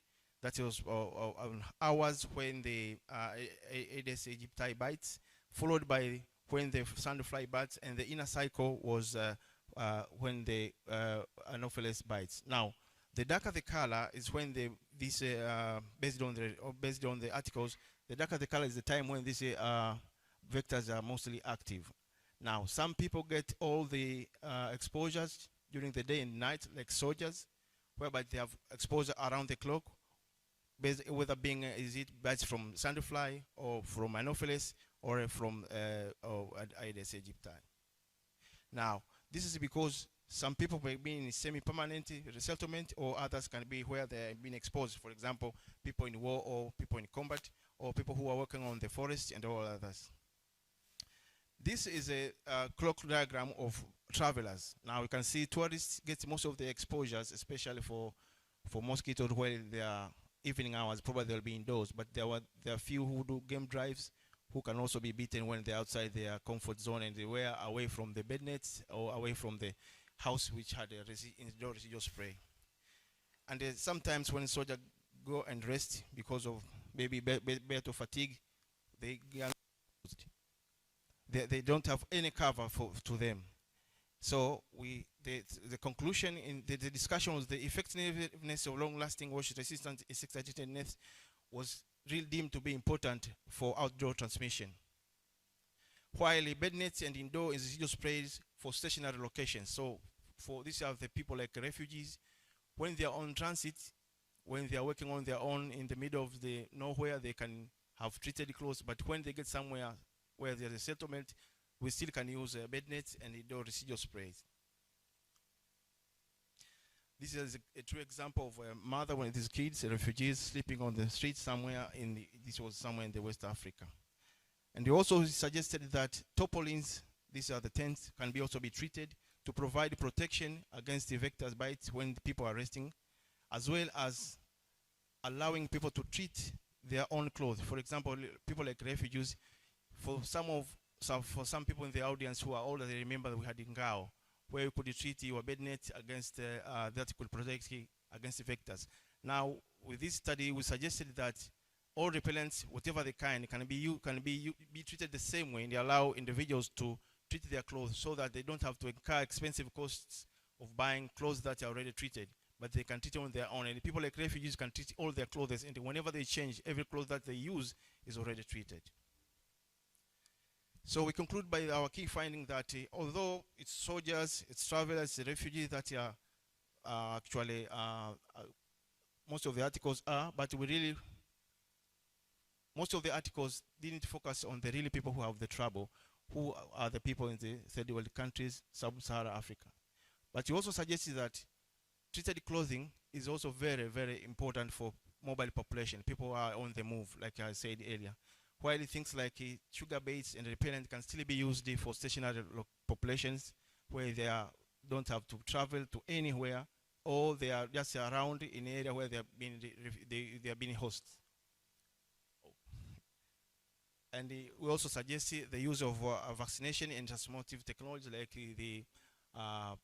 the gene drives and things like that. And lastly, that most of the studies that in Southern Sahara are slightly underfunded.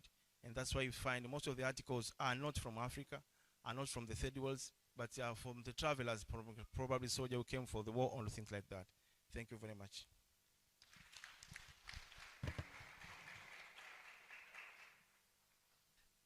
I welcome questions from the audience. No question. Another round of applause to Dr. Daniel himself. I've been informed that the lunch has been slightly delayed, so instead of just going outside to wait for lunch, we can spend 20 minutes to have a quick presentations from Masudi. Welcome, and Agustino Mbaga. These are very brief presentations. We can save time that way. Karibu sana. After Masudi, we have Agustino Mbaga and Mgeni Mohamed will conclude the session.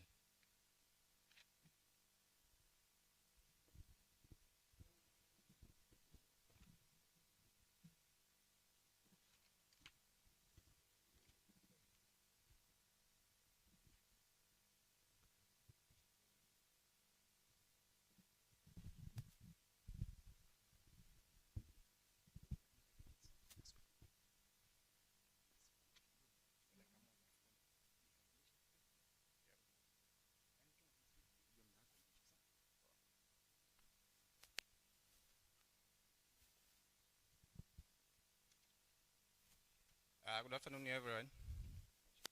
So, my name is Masood. I will be taking you through a recent project which colleagues and I recently conducted on the trap as a potential tool for monitoring malaria and arbovirus. So, mosquito traps are often used for surveillance to estimate the population density, species composition, tracking infection levels, and also to evaluate the effectiveness of different vector control interventions. In addition to that, due to their proven effect in capturing significant numbers of mosquitoes, the traps have been also proven to have mosquito control utilities. As it was demonstrated in Kenya, where a substantial malaria prevalence was observed among mass-trapped areas, and the same was also observed in Brazil with dengue reduction. So, for sustained mosquito surveillance and control, new traps are essentially needed. And for that case, the Mtego trap has been developed. So basically, the mosquito trap exploits mosquitoes' attraction to human host using chemical lure that mimic human odor and carbon dioxide to attract mosquitoes. The traps also uses a fan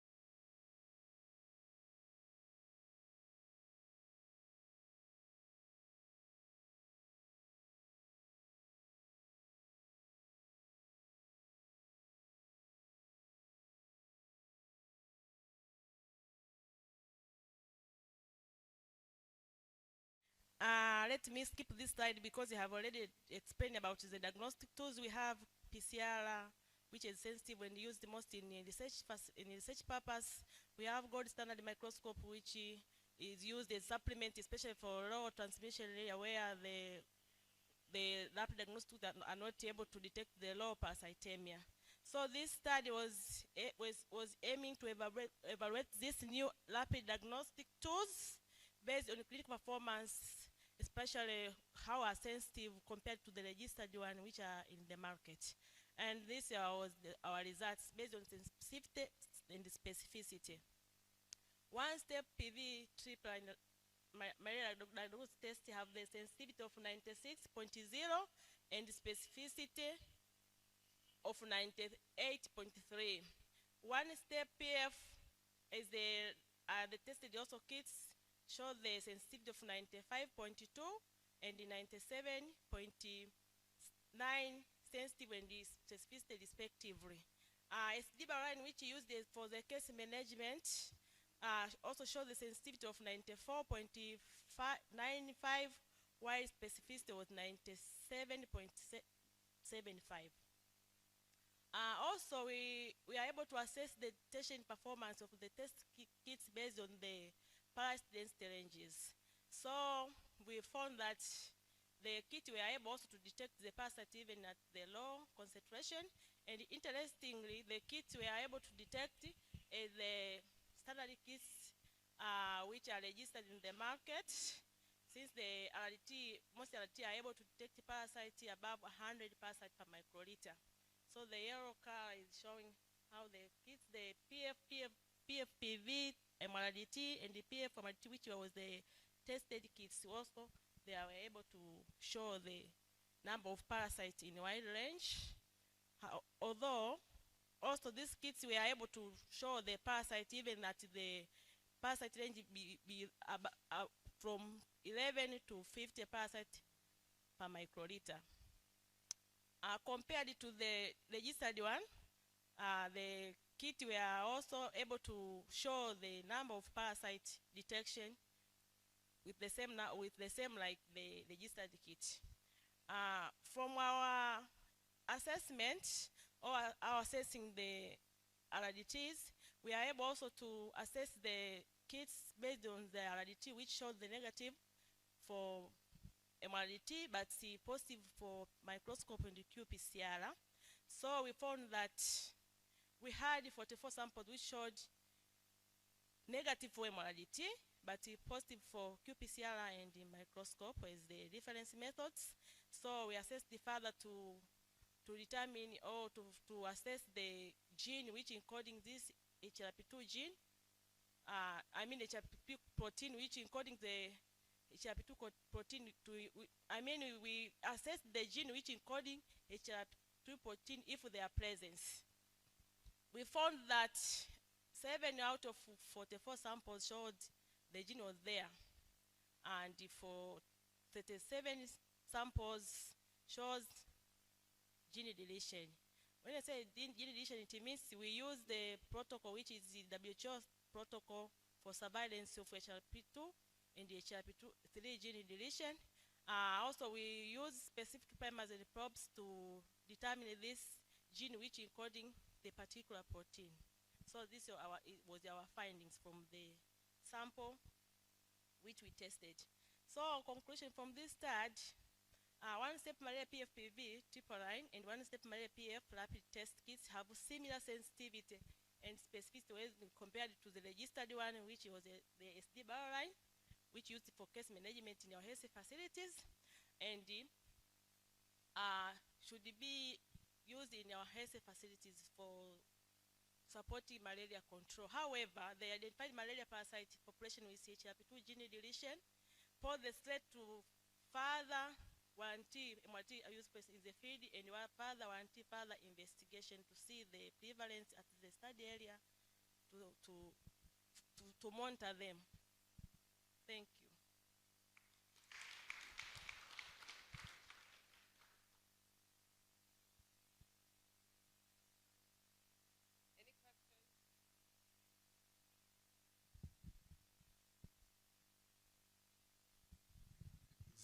Zena, thank you very much.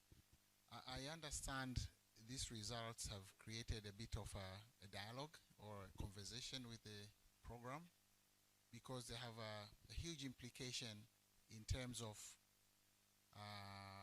policy. Yes. Because the HRP2 gene deletion, I think, up to 5%, I mean beyond 5%, one should be worried with the MRDTs that are currently being used. And now you're reporting almost 10, 9.8. Yeah. So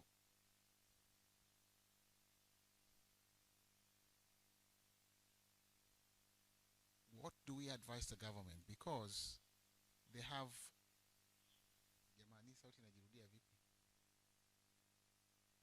have deployed these other MRDTs and probably they are not detecting. Yeah? So we need to provide answers, or we need to do further verification elsewhere. Maybe this could be localized in the area that you did your study, but it's important for us to do this. I know the team has gone to the case management technical working group to present, but what's next in terms of us generating evidence so that this evidence can be actioned? Okay, thank you for good question. From this study, one of the limitations of this study was actually we didn't assess these samples which showed the negative for RDT by enzyme-linked immunosorbent assay ELISA to see if we have anti-HRP2 antibodies. So first of all, I advise for further to assess, because this was the limitation, but see, this is our findings. Our findings, because we followed all procedures based to WHO guidelines. We assessed the RDT from the G-Study 1, the new tested kits by microscope, and by qPCR as a sensitive technique. And these samples were confirmed by microscope and qPCR. So we are sure that we are performing based on the WHO guidelines. So for the further, first of all, we have maybe to do more assays based on this. And as I said, we want to further warranty investigation in the study area to see the prevalence of this HRP2 gene deletion, how it's, yeah.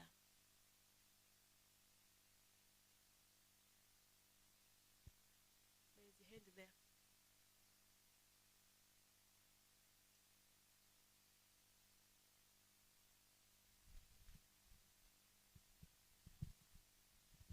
Sorry, 1 second. For all of those who are joining in their personal laptops, kindly please ensure you mute because there's an echo coming. Just to help to respond to Dr. Masanja's question. So for this study, we have a HPR2 deletion, but not HPR3 deletion. So still, we don't have a total deletion of the genes that's are detected. So we still need to do more assessment. However, the WHO is requesting to have at least 10 health facilities across the country with a different transmission pattern if you have to do surveillance. And of course, they have a specific sample size from each health facility. For us, we have few. We have around 4 health facilities, and to date, we didn't really map. To be honest, we didn't really map to see in which particular community they're mostly affected, because maybe next time we will need to stratify and have specific areas where we see these hotspots. However, in some of the studies also they have seen HPR3 deletion, like 50%, and in less of HPR2 deletion, so within Tanzania. So I think, like she said, we'll continue with the study, and I know Dr. Shingoma from Tanga is also doing. So we'll continue with the surveillance and, of course, follow the guideline, having those 10 different facilities from different malaria transmission. And of course, we'll be able to advise the government according, but at a moment, we just, advise for more surveillance. And from our side, we will continue looking at other method diagnostics tools that at least will have multiple protein in order to continue with the active detection of the parasite. Thank you so much, Zena. Sorry, but in the interest of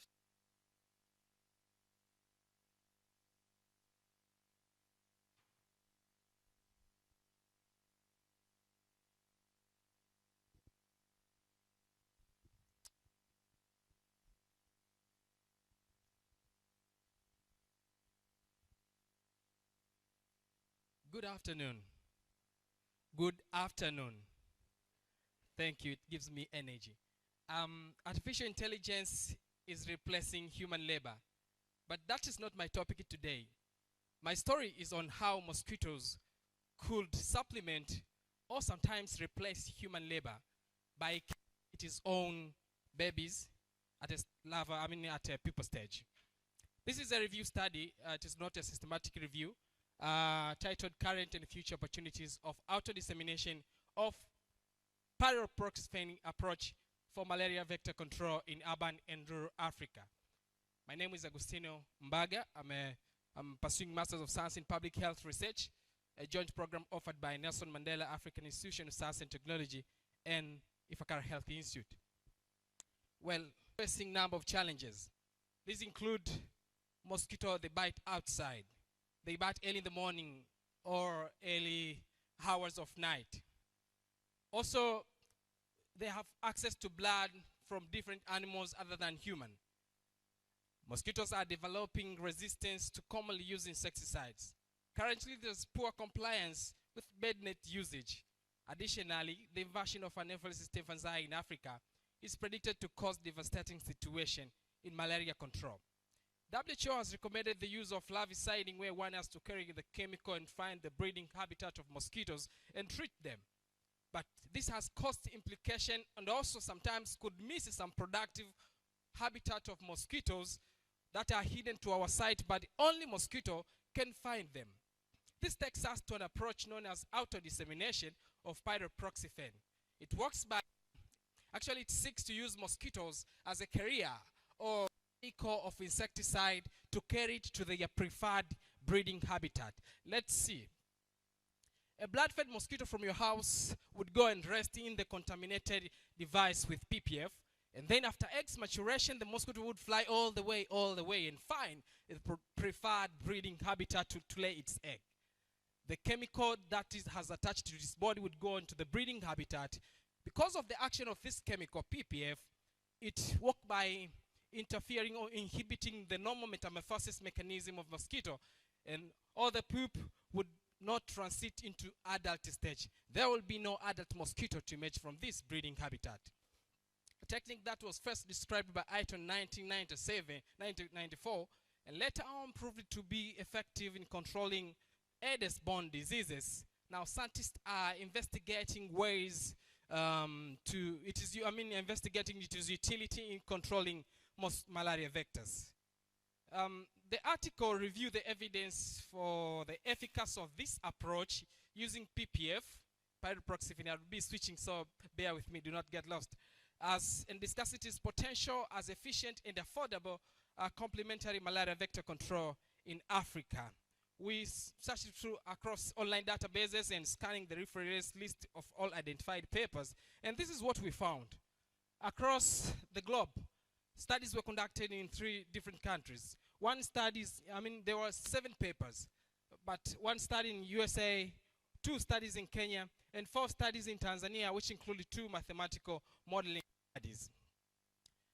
All of these studies were conducted at laboratory and semi-field settings. Let's see an example. For instance, Letogera and colleagues at Ifakara Health Institute, using the semi-field setting and using the clay pot as an auto-dissemination device. After first 3 months of intervention, they achieved over 97% population suppression. This highlights and tapped the opportunity of controlling mosquitoes using mosquitoes themselves. As most of our African countries are now adopting larviciding as supplementary intervention, This approach can well be integrated into larviciding program because of its additional benefit. It is less cost due to targeted delivery and less PPF, less chemicals used, and cut labor cost. Importantly, amplification of productive habitat, the task that mosquito can effectively do this. In the threat of Anopheles stephensii, larva control has been prioritized.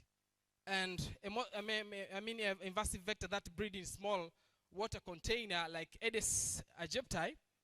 Historical success of this approach in controlling Aedes mosquitoes depict how potential this approach would be in controlling and reducing, increasing malaria risk in urban settings. But you may be asking yourself, why using this chemical for this approach? You are using PPF. It is highly effective, it is highly safe to human, to other animals. WHO has approved the concentration, to be used in drinking water, a concentration that is 60 times higher than the concentration for mosquito control. Also, it is very effective in small amount. Imagine a teaspoonful of PPF of 0.5% active ingredient is efficient to render an Olympic swimming pool unproductive for mosquito for months. Studies have shown that it could last in field breeding habitat for up to 6 months. So there will be no regular application. And lastly, until now, there is no evidence of development of resistance to mosquitoes. There is promising, there's a growing evidence and promising which is used in malaria vector control. However, there are gaps that needs to be filled. These include assessing combined benefit of this approach with long-lasting insecticide nets, having an alternative chemical that can be used in rotation with PPF to mitigate resistance development. Also, it's important to have an effective PPF formulation that can withstand challenges of the fieldy aquatic habitat, sometimes that are expansive in nature. Importantly, Letrogeria and colleagues on a semi-field setting, they use the clay pot, which might be, it raises logistical challenges issue. It could be impractical. So it is important to have a device that is more attractive to mosquitoes, less costly and scalable.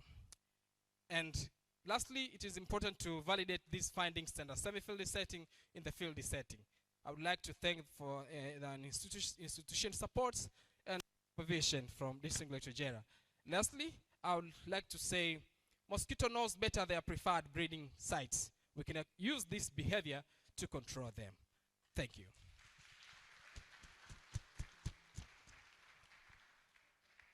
Thank you so much, Agustino.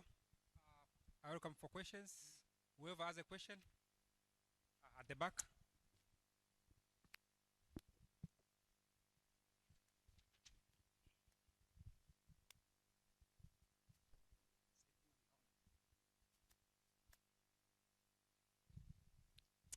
Thank you for a wonderful presentation. My name is Mohamed Jumanne. I would like to know, in a study that was conducted in northeastern Tanzania, we know like pyriproxfen, PPF, has also a sterilizing effect on adult mosquitoes. And one of the studies that we did in northeastern Tanzania, for the first time, we reported tolerance, not resistance, tolerance to pyriproxfen on adult mosquitoes. Now, I would love to know what is known when it comes to the immature stages. Is there any known tolerance to the pyriproxfen, because that will compromise the efficacy of this pyriproxfen? Thank you. From documented evidence until now, I've come across any scientific evidence that they have developed that. Otherwise, if everybody who have come across with that could be of importance to highlight.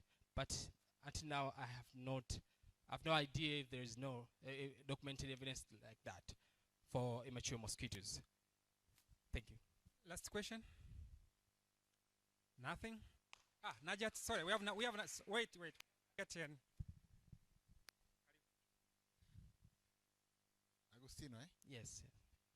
So Agostino, I've heard this, not this presentation, but this approach some years back, and this was the work of Greg Devine plus others, right, Dixon? I want to challenge the team here that can we move further than this, because I think we're talking like 10 years ago when I first heard the approach of auto-dissemination for mosquitoes killing their own. And I just want to hear the next steps, because the technology or the epidemiology, whatever you call it, is already known how you can use mosquitoes to carry the PPF and use to distribute where the habitats are. So what is new here? Thank you. Thank you very much. From all the presentation, a sentence, I mean, it was repeated several times that we need innovations. And this is the time that we need to go a speed and more speed than before. For this approach, actually, let me go back here. Now, under semi-fields, and this, the first assessing combined benefit of this approach with long-lasting sexes and nets, it's ongoing. So we'd have results some months to come. Also, there's an E14 finding alternative chemical that can be used. Novaluron has been could be a potential candidate for this. Also, there's concerted effort in developing effective PPF formulation now, and we'll be doing evaluation for this.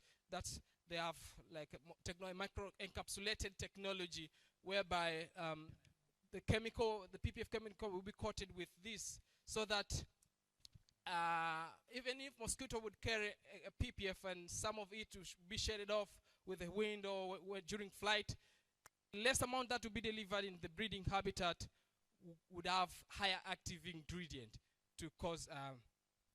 Also, this scalable auto-dissemination device is one of the objective under the ongoing project. So after it has ended, we'd have a good outcome for this, and we'll take this approach a step further.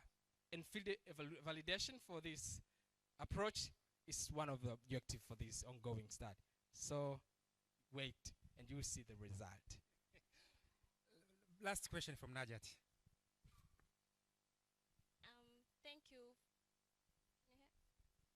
That was a wonderful presentation. So I'm wondering, will this approach be effective to be used to Anopheles phonestus habitat?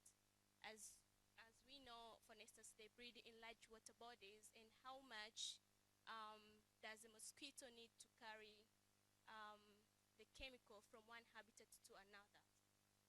Okay, thank you very much. It is a challenge for Anopheles phonestus, but I don't think the challenge is enough to stop us not keeping innovating and finding an alternative way or a more advanced way that would also be able to cover Anopheles phonestus. So it's very important to do more research on how we could effectively tackle Anopheles phonestus habitat as well. And also for your second question, yes, we do need more mosquitoes so that we could increase in contamination events in the breeding habitat. For the case of Anopheles arabiensis, you could find that they cohabit with Culex mosquitoes. So if we would utilize Culex mosquitoes to also carry the chemical, would eventually increase contamination events and will tackle Anopheles arabiensis which cohabit with Culex. Thank you. Thank you so much, Agustin. A round of applause to Agustin, please. Presenter is Dr. Mohammed. Karibu. Then we have 4 presenters online. They should be ready. We'll have Dr. Saidi Jongo. I don't know if he can hear us. Dr. Samson Kiwale will follow, Joel Changarucha, and Irene Moshi. So if you can hear us online, be prepared.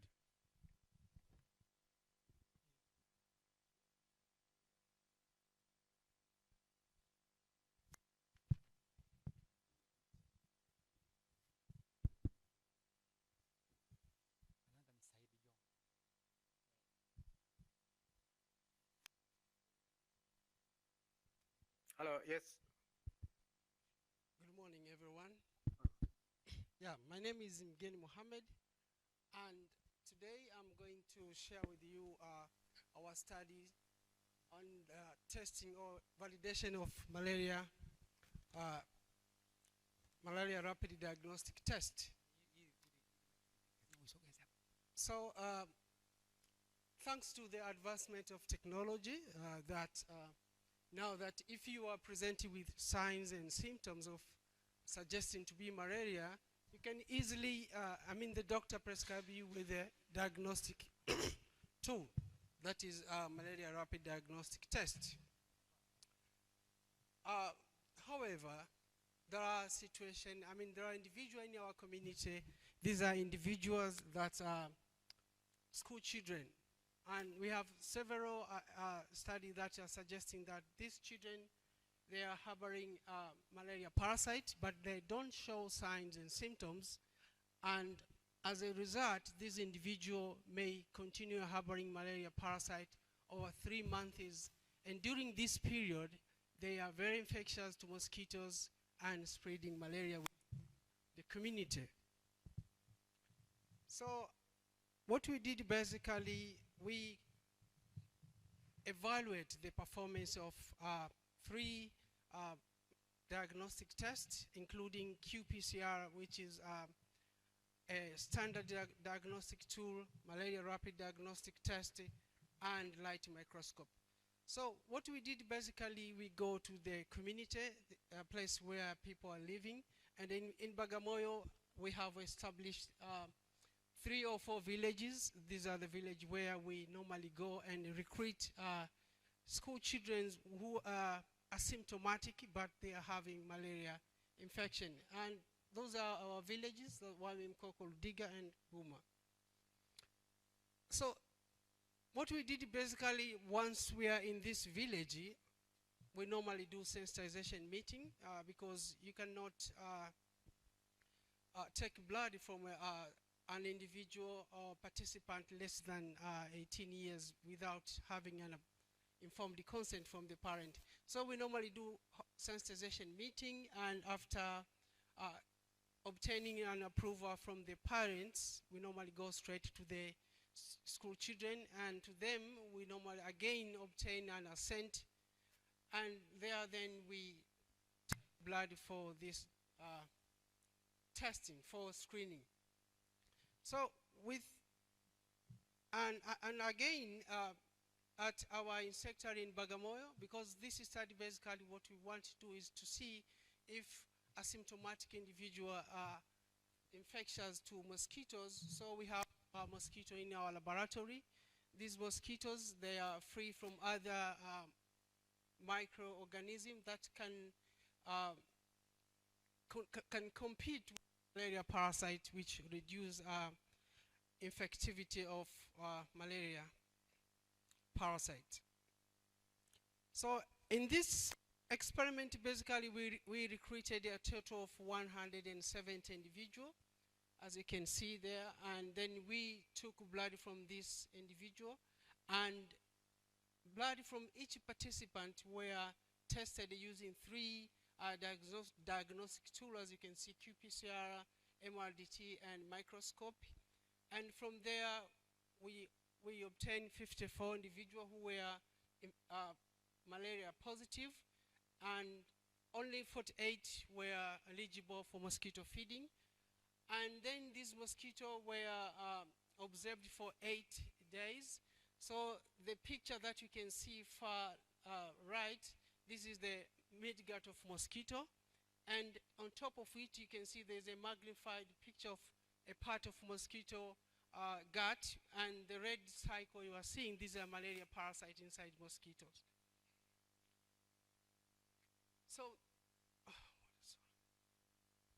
So from what we observe from this is that qPCR has got very high, is more sensitive for detecting individuals who were positive for malaria parasite. As you can see, it was 30%, followed by MRDT, and the last one was light microscope.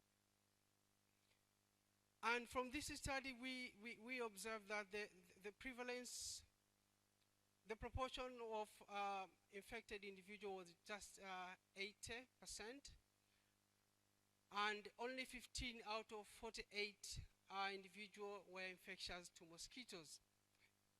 And 4 out of 15 individuals infected 85% of the mosquitoes. And further down to our result, again, we observed that next to qPCR, MRDT was secondary for detected patients who are infectious to mosquitoes. So the conclusion from this study is that commercially available malaria rapid diagnostic tests may be suitable for detecting individuals who are infectious to mosquitoes. And again, we can conclude that malaria transmission within the community is being maintained by very, very few individuals who are infectious to mosquitoes. And thank you for listening. And I want to acknowledge our school children who participated in this study. Thank you very much. Thank you, Mohammed. Questions? We have one question at the back.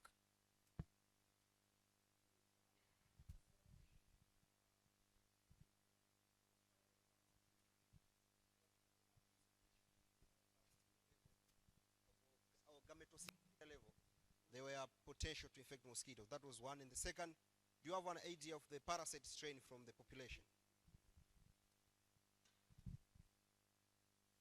Sorry, can you give him a microphone? You say gametocytes or parasites? Gametocytemia. Gametocytemia. Yeah. Yeah. Thank you very much. The mean gametocytes for these children were ranging from 1 to 3. Yes. One last question.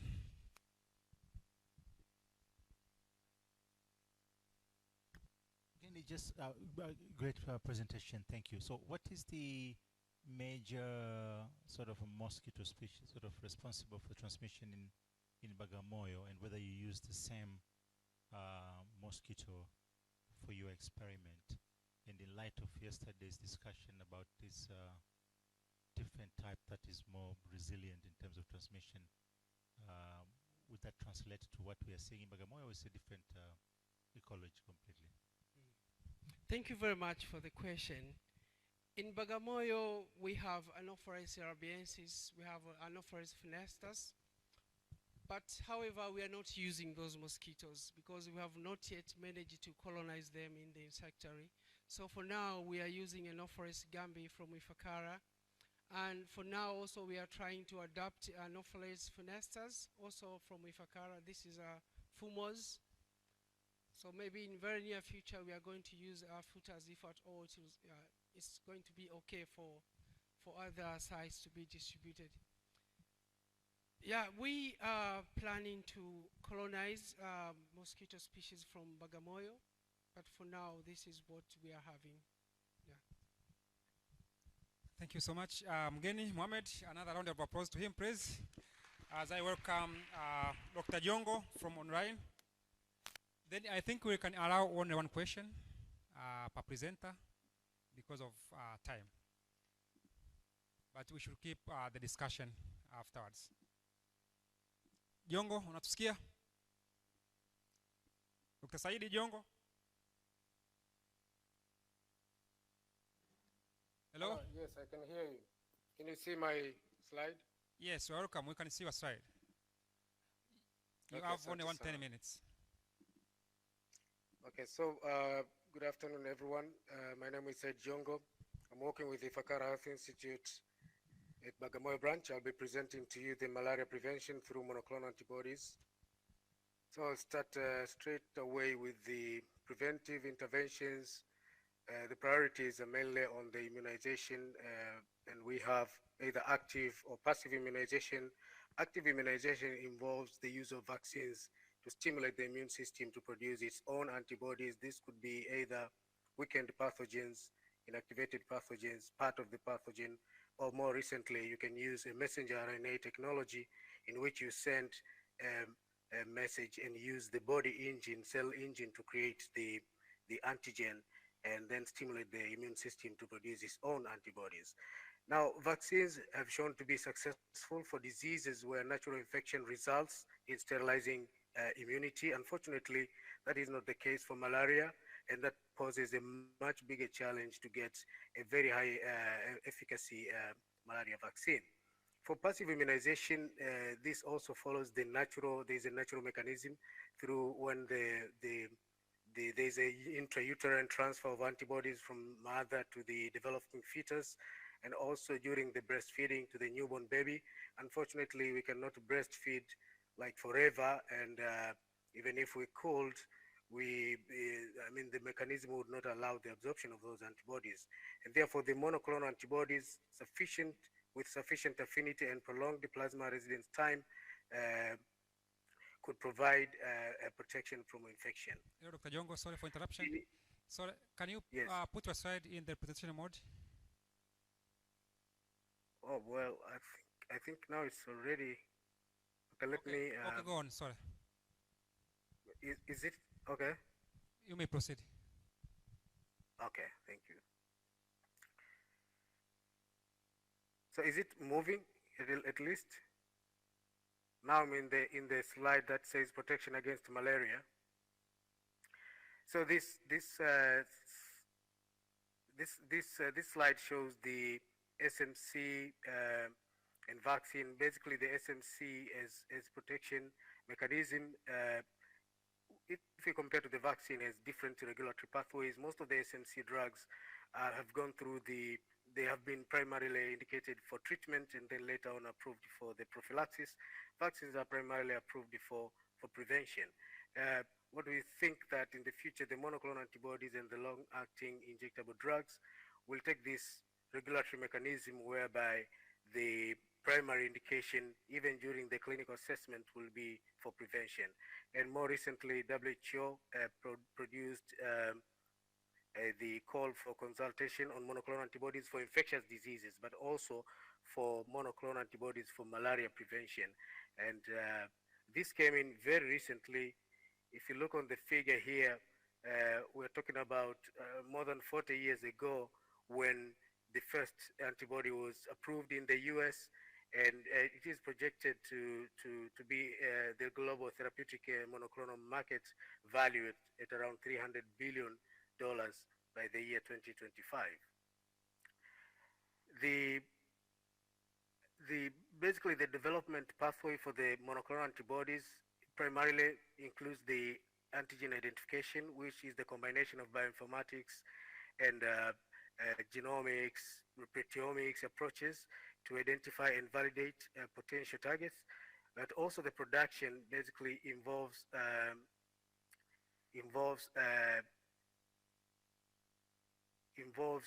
number of processes that GMP processes that will result into the production of these immune systems that are based on the monoclonal antibodies.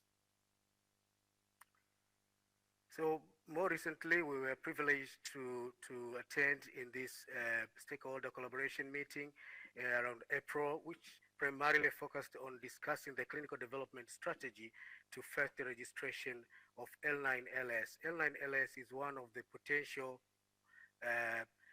monoclonal antibodies that is targeted for development, and this was an isolate from the PFCSP, the circumsporozoite protein, reactive memory B cells. From the subject who received the radiation attenuated sporozoite vaccine in the US, and it binds to the NVDP motifs, and basically 100% of the known PF field isolates contain these motifs, and ideally it would be ideal monoclonal antibody to bind all circulating strains of the PFCSP.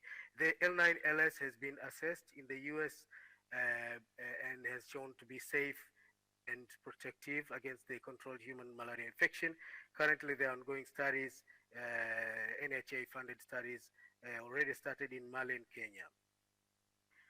So for Tanzania, our plan is really to have involvement of the several stakeholders in doing this work.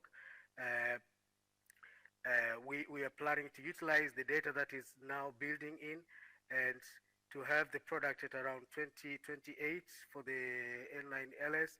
So we will preempt with the phase 2 and phase 3 trials, primarily looking at the moderate transmission areas, assessing the seasonal migrants, school-age children and under fives, but also using the permutations of added interventions to inform for a phase 3 pivotal trial that will contribute to the data for licensure. The plan is to utilize multi-platform involvement, including all the units that we have at the institutional level. So the main concerns with the monoclonal antibodies are primarily safety issues. We have the robust infrastructure at IHI to do these kinds of assessments.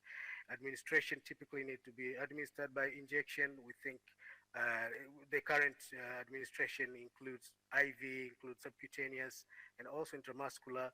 There are issues related to the costs, and this is because the cost of goods depends on the amount of monoclonal antibodies per dose, the regimen, as well as the demand and the production scale. So the way forward is to work with the Global Health Organization in securing funding for widespread distribution and also using the novel manufacturing processes. The development of resistance is another issue, and this is why it is important to identify and select the most conserved regions on the PFCSP. In conclusion, the technology used to develop and assess monoclonal antibodies for malaria prevention requires multidisciplinary commitment. This includes, for us, this will be a utilization of IHI platforms as a primary strategy. Many African countries lack the necessary infrastructure and expertise to develop and also assess the monoclonal antibodies. We have a well-established facilities and expertise for the clinical validation of different biological products. Also the optimization of regulatory and clinical pathways.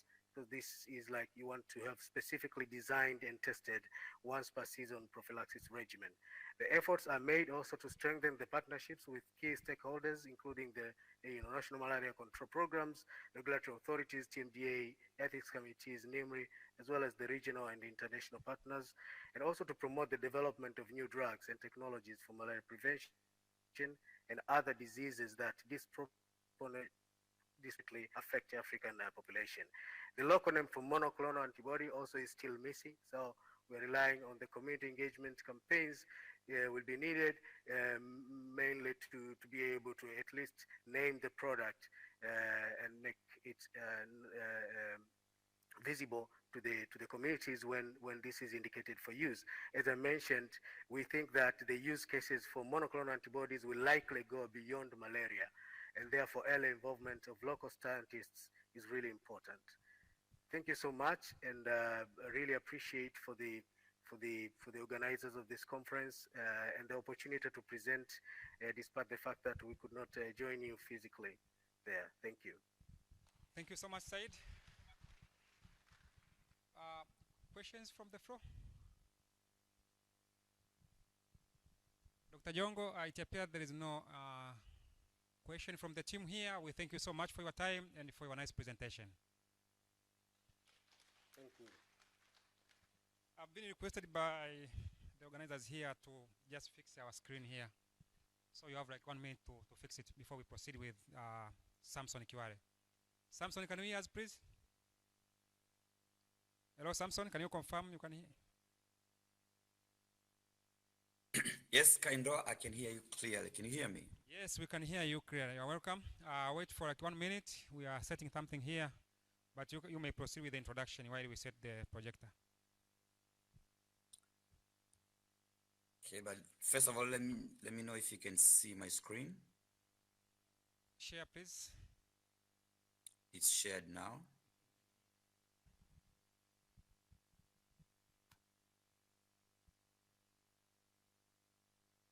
I've shared, yeah?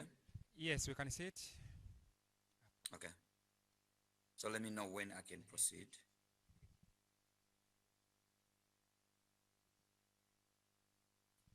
Let's proceed, Samson. All right. Thank you very much, kind of. You have 10 minutes. Appreciate. All right. You have 10 minutes for presentation. No worries. I'll do that.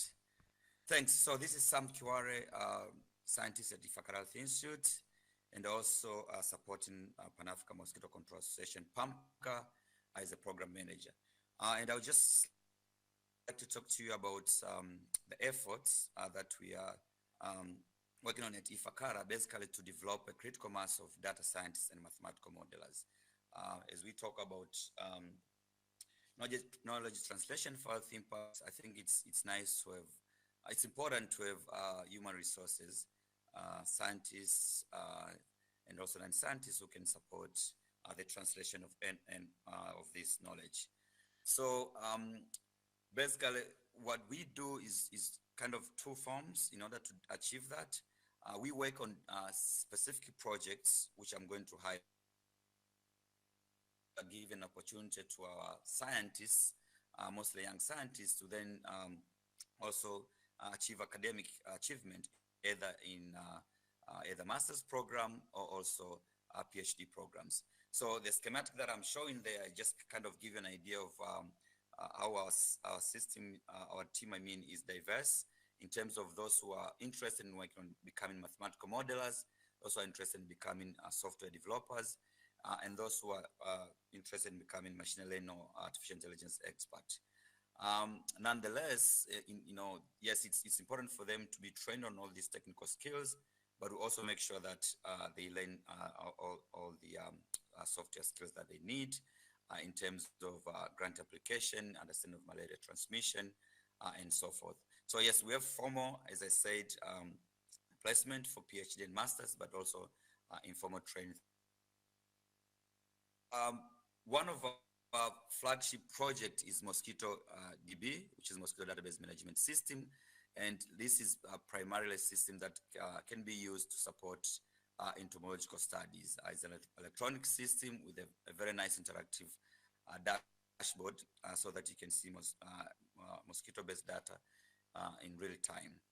So I've highlighted 5 team members who are working on developing this system.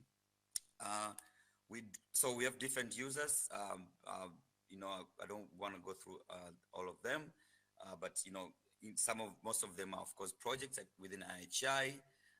But primarily, this system is now fully used at Rwanda with Rwanda Biomedical Center to support their entomological studies. We've, of course, introduced this system through PAMCA in different countries, and we're just waiting to finalize its implementation. Another system we have is malaria surveillance and response system. So this was piloted in Rufiji. We all know with DHIS2, it deals with aggregated data.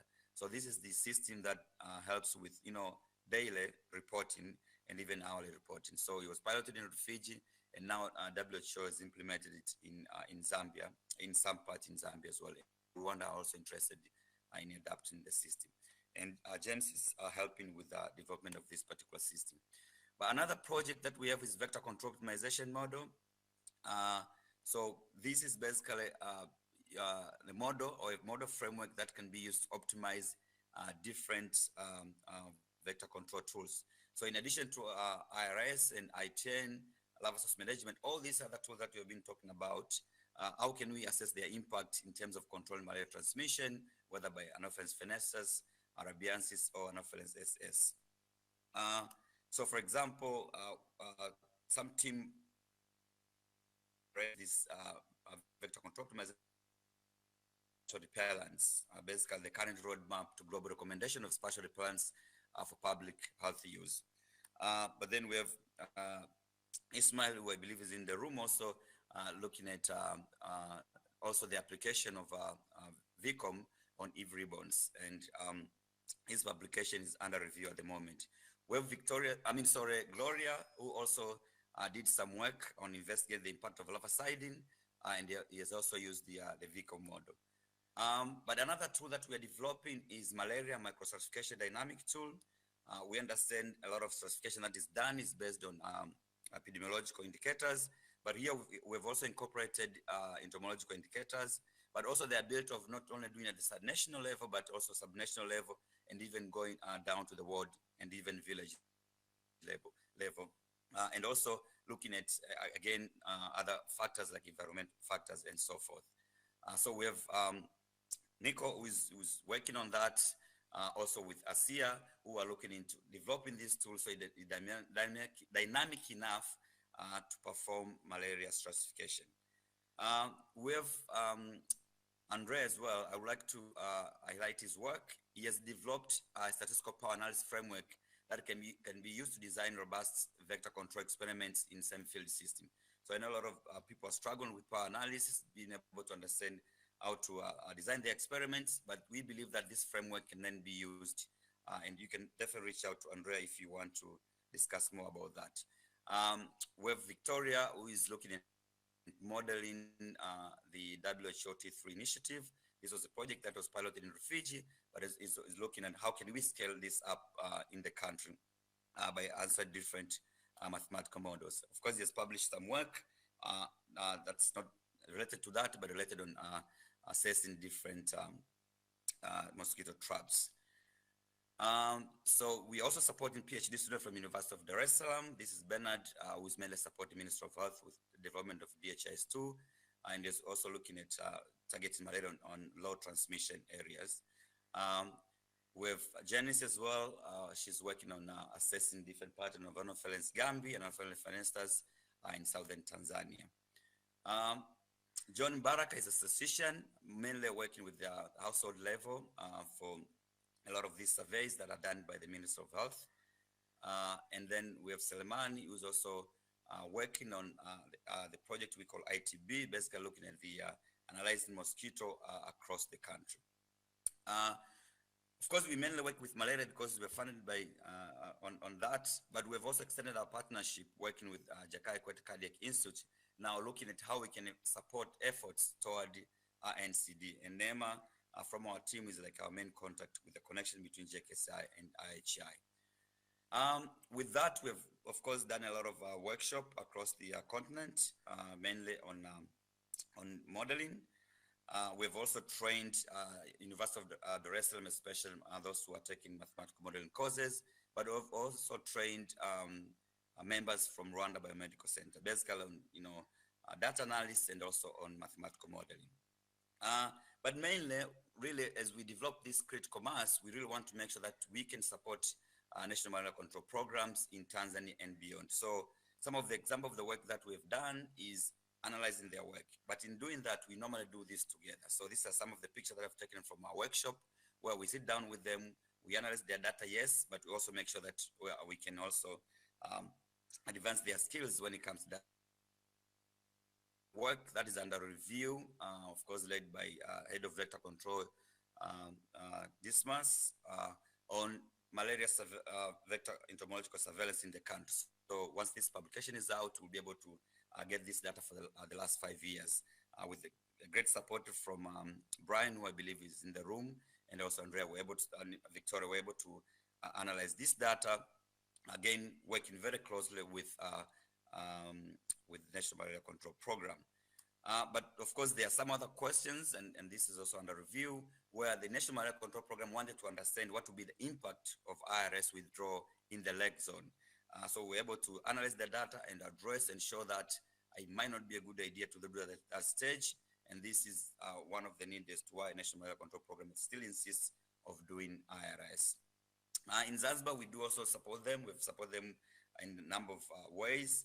But, with the PMI project there, we're helping them do the data analysis. But also, they're the ones that we're hoping they'll also be adapting the system that we have. So there's a lot of ongoing collaboration with ZAMEP at the moment. We are also able to help their former program manager with PhD work, and she's now just waiting for defense, and she already published the work that was required for a PhD.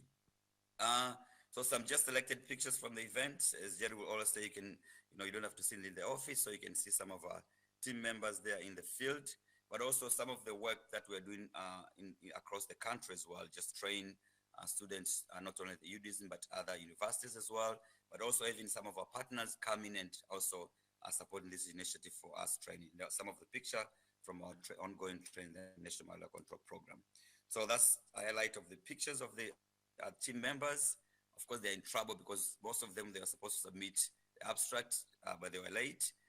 But I'll acknowledge by saying that I really appreciate the work they're doing. And this is just an highlight. I'm not able because of time to go through each of their work. I also do appreciate the mentorship and, from different collaborators. You know, these are IHI scientists, also also other scientists who are not members of IHI. And of course, the great collaboration that we have with PMI, National Malaria Control Program, and ZAMEP. And we appreciate the funding support that we have from Bill and Melinda Gates Foundation. Thank you very much. Thank you, Samson, for the next presentation. I now welcome questions from the audience here. There is one question from Dr. Fatuma.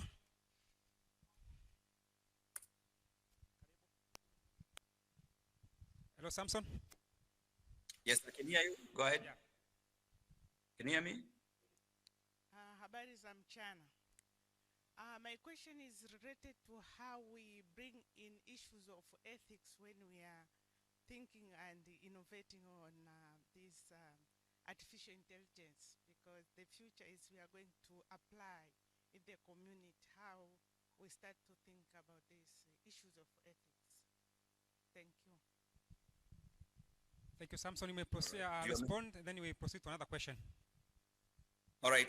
No, thanks. That's really a question. I remember we had this discussion at the IDM symposium, and someone was presenting on ethics around artificial intelligence. I won't have a straight answer to that, but this is just to say that as a team, as we develop this different application, that's something that we really need to keep in mind and consider that. Yeah, I know that's an issue of concern that we most likely have to take care of. That would be my response to that question. Thanks, Samson, for your response. We have another from Dr. Mwaka. Yeah, so thank you for the nice presentation. So I just wanted to know, you have talked about malaria surveillance and response system. So I just wanted to know, is it a routine system for collecting hospital data, or it's regarding with epidemic response?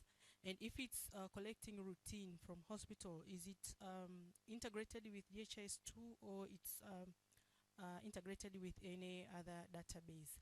Another question is, you've talked about the MVES, malaria vector entomological system. I know this is supported under NIMRI. So apart from NIMRI, are you also supporting NMCP in managing this database? Thank you. Karibu, Samson. All right, thank you. Great questions. And you have actually reminded me to point out that with all these systems that we are developing, we have to make sure that they integrate to each other. In the interest of Ministry of Health, that we don't need to have different parallel systems. So, for example, the mosquito database that we have developed can send specific indicators into DHIS2. So that is already configured because that was one of the requirements. The system that we have, the malaria response system, that one is sending data from routine. Okay, so it's from health centers. When it was piloted in Rufiji, this was in collaboration with the National Malaria Control Program, so they're fully aware of this particular system. Yes, currently they are using DHIS2, so it will be a matter of when they say, okay, now we want to start seeing daily data reporting, which means either this can be linked to DHIS2, or as the team, we can also support to make sure that DHIS2 is configured to do that, because I believe it's also possible to do that.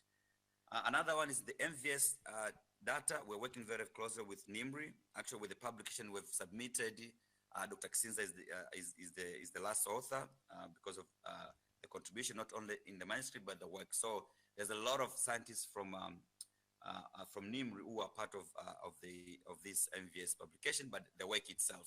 And we are now in the discussion of how best we can adapt the electronic system so that it's easier to link field and laboratory data, and so that it can help with making a decision in real time. So thank you for those great questions.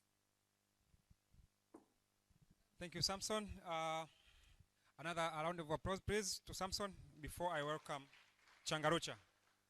Joel Changarucha, can you hear me, please? Hello, Joel. Yes, Emmanuel, I can hear you. Yes. Emmanuel, I can hear you. Yeah, it's your time now for presentation. You are welcome. Thank you may very share much. your slides.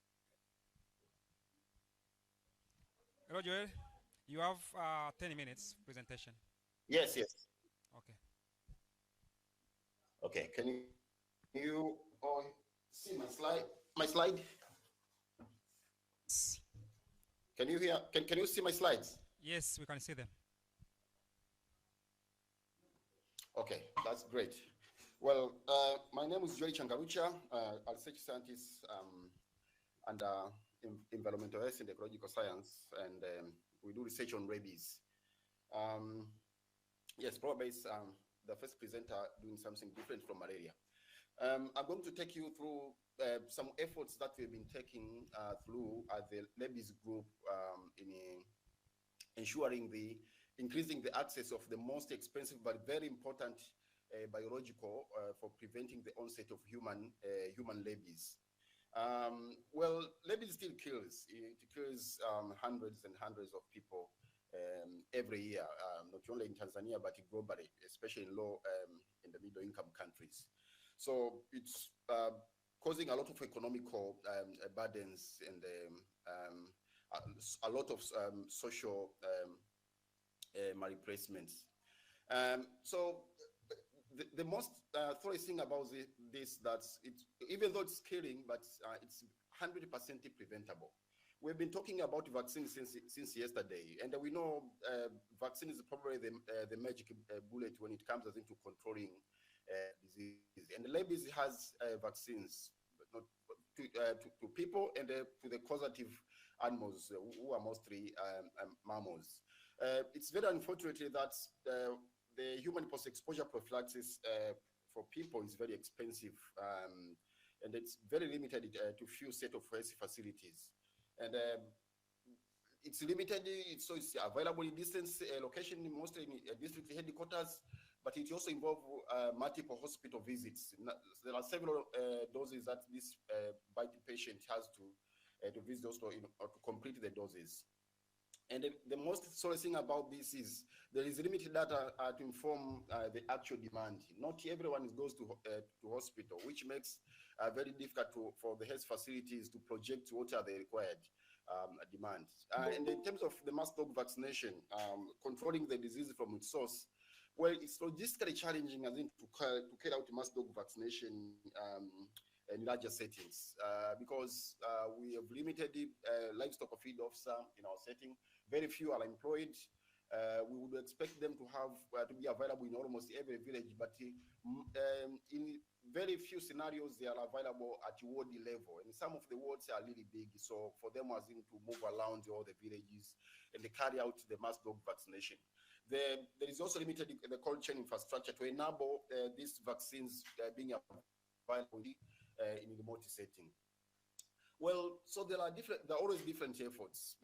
We can apply eliminating rabies. You need as in to target to do mass dog vaccination, but you cannot only continue doing mass dog vaccination when we have people dying. So rabies post-exposure prophylaxis is really important to make sure people are prevented while we are attacking the source.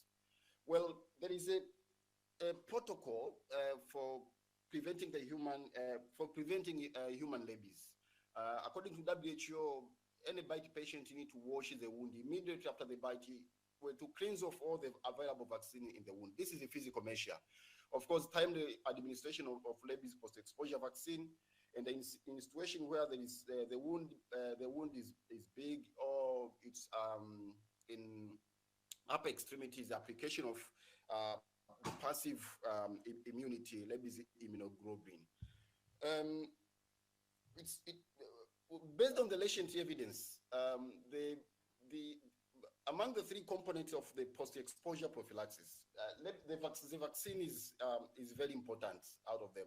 And evidence suggests that even in the absence of the passive immunization, you can still, the timely administration of the vaccines is enough to prevent the onset of the disease. So if we can focus on this, on the vaccines, improving the access of vaccine, then we should not worry about the most expensive, the passive immunization. which in most cases is not available in our settings. So what are the efforts that have been taken as in to improve this access? Well, in Tanzania setting, of course, in Tanzania and at a global level, in Tanzania, I think before 2010, the Ministry of Health used as in to distribute this across regions and across local governments. So it was freely available in many facilities, but again, they stopped it in 2010. I don't know, but I think there are the issues of budget and accounting them, and there are which made, I think, the Ministry of Health very difficult as in to continue distributing them. There were also some donor-funded programs that have been tried in different part of the country. And well, it's very unfortunate. We all know the donor-funded programs are always unsustainable. So after the closure of the program, of course, we normally return to the default settings. There have been efforts in the past as in to secure this vaccine from the Gavi, the Vaccine Alliance, everyone knows. But previous efforts have been unsuccessful. They tried in 2018 and 2013, but we didn't have enough evidence as in to convince them to invest in these vaccines. So Ifakara Health Institute and the University of Glasgow, the university has been our main partners when it comes as into ladies. We've been taking a lot of measures to ensure that we are improving access to these vaccines. Of course, there are some indirect measures, and some of them are very direct measures. For example, we have been estimating the burden of rabies in Tanzania. Where are the cases? Which districts are the most cases? Which are the risky bites? All these are measures that we have been trying as in to explain. How many people are dying? How many people are receiving post-exposure? And how many are missing it? But we will also assess the performance of the health system itself. How are they managing the vaccines? But we have also joined the effort with the global stakeholders to call upon the action of all the involved partners to make sure they are taking responsibilities. Hello, Joel. Sorry for interruption, Joel. You have only 3 minutes. You have 3 minutes, so you may summarize your presentation. You have 3 minutes. Okay. So, let me go fast. So, we published a paper on estimating the burden. So this informed all the burdens across the globe. Ifakara was involved in direct with this. But we joined hands with the global expert through the WHO in reviewing the current management of rabies post-exposure prophylaxis. How many doses need to be administered? We also reviewed the evidences on previously immunized individuals and how the vaccine should be administered. So we were part and parcel of this, and there was also a Gavi learning agenda. That's Gavi sought the need to invest again in this vaccine in 2017. So they sought Ifakara Health Institute. We are positioned to collect evidence that for their position. So we made two publications in that agenda under the WHO that informed what are the current situation when it comes into managing the vaccines in Tanzania, the supply chain in itself, how the vaccine from the ministry to the local government is managed. And we also, under the same agenda, we also assessed what are the requirements. If it comes into the vaccine, how many vials do you need? And we compare this to the current supply chain. And you can be supplied that the current supply chain is supplying a lot of vaccine as in compared to what we estimated is required. This is due to the mismanagement of these vaccines. We are administering in the long way, such as that we end up administering a lot of vaccine, but we also experiencing a lot of people are missing these vaccines. So it was, we are very, because of this direct and indirect efforts that we made, Gavi agreed as in to invest in 2019, the vaccine, and proposed as in to start investing in 2021. Well, COVID-19 came in, and all the efforts were paused because all the resources were directed as into COVID-19. And this could be a typical scenario in other public health issues where resources can be redirected to other important priorities.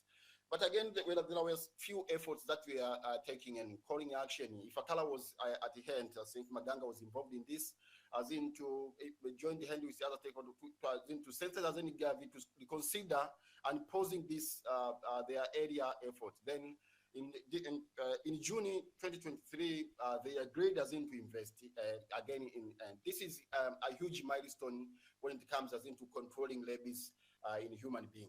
But now, should we relax now, waiting for the free immunization? Yes, we can still relax, but I think there are a lot of issues we need as in to support the health system.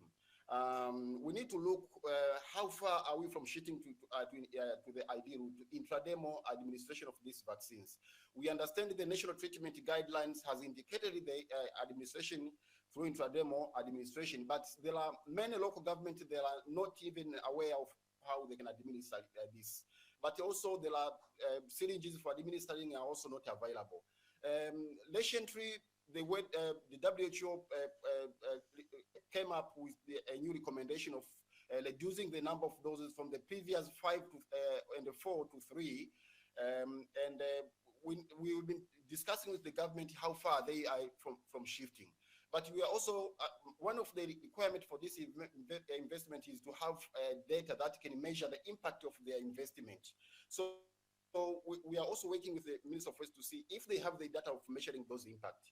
So in moving towards the recommended regimen, well, all the efforts has been done. So we are now at the country level. We have been trying as in to work with the Minister of Health to see how they can move down to the WHO recommended regimen. It's very unfortunate. In 2021, a new treatment guideline was published, and the evidence of the current recommended guidelines was available, but there was nobody within the system that could probably influence and change the national treatment guideline to the recommended guideline, so that the current investment should use the recommended regimen for vaccine administration. So, do we have the data for measuring the impact? Yes, we've tried in 5 regions. Kennedy Lushas is working on integrated bite case management. This is a system that is assessing the risk bites, because not everyone who goes to health facility is beaten by suspected rabid animals. But all these people normally go to health facilities. If we are not doing health risk assessment, we will end up imposing a lot of burden to the health system. The Minister of Health and the local government will be buying all this vaccine and administering to the wrong people. And of course, leaving those who really need the vaccine, missing the vaccine when they visit the health facilities. So we are trying to make sure we are involving both the veterinary and the human sector to be able to measure, to make risk assessment and make sure the vaccine is being administered to the right people.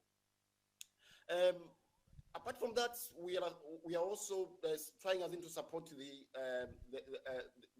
health system that for how long now they'll be administering rabies post-exposure prophylaxis, because if they this is going to be an endless investment, because if you are not yet attacking the source, vaccinating the dogs, so we will continue administering rabies post-exposure prophylaxis for all people who are coming to health. So we are trying as into model to see how the impact of mass dog vaccination, and for how would this over time mitigate the use of rabies post-exposure prophylaxis. Sorry, Joy, for interruption. Yes.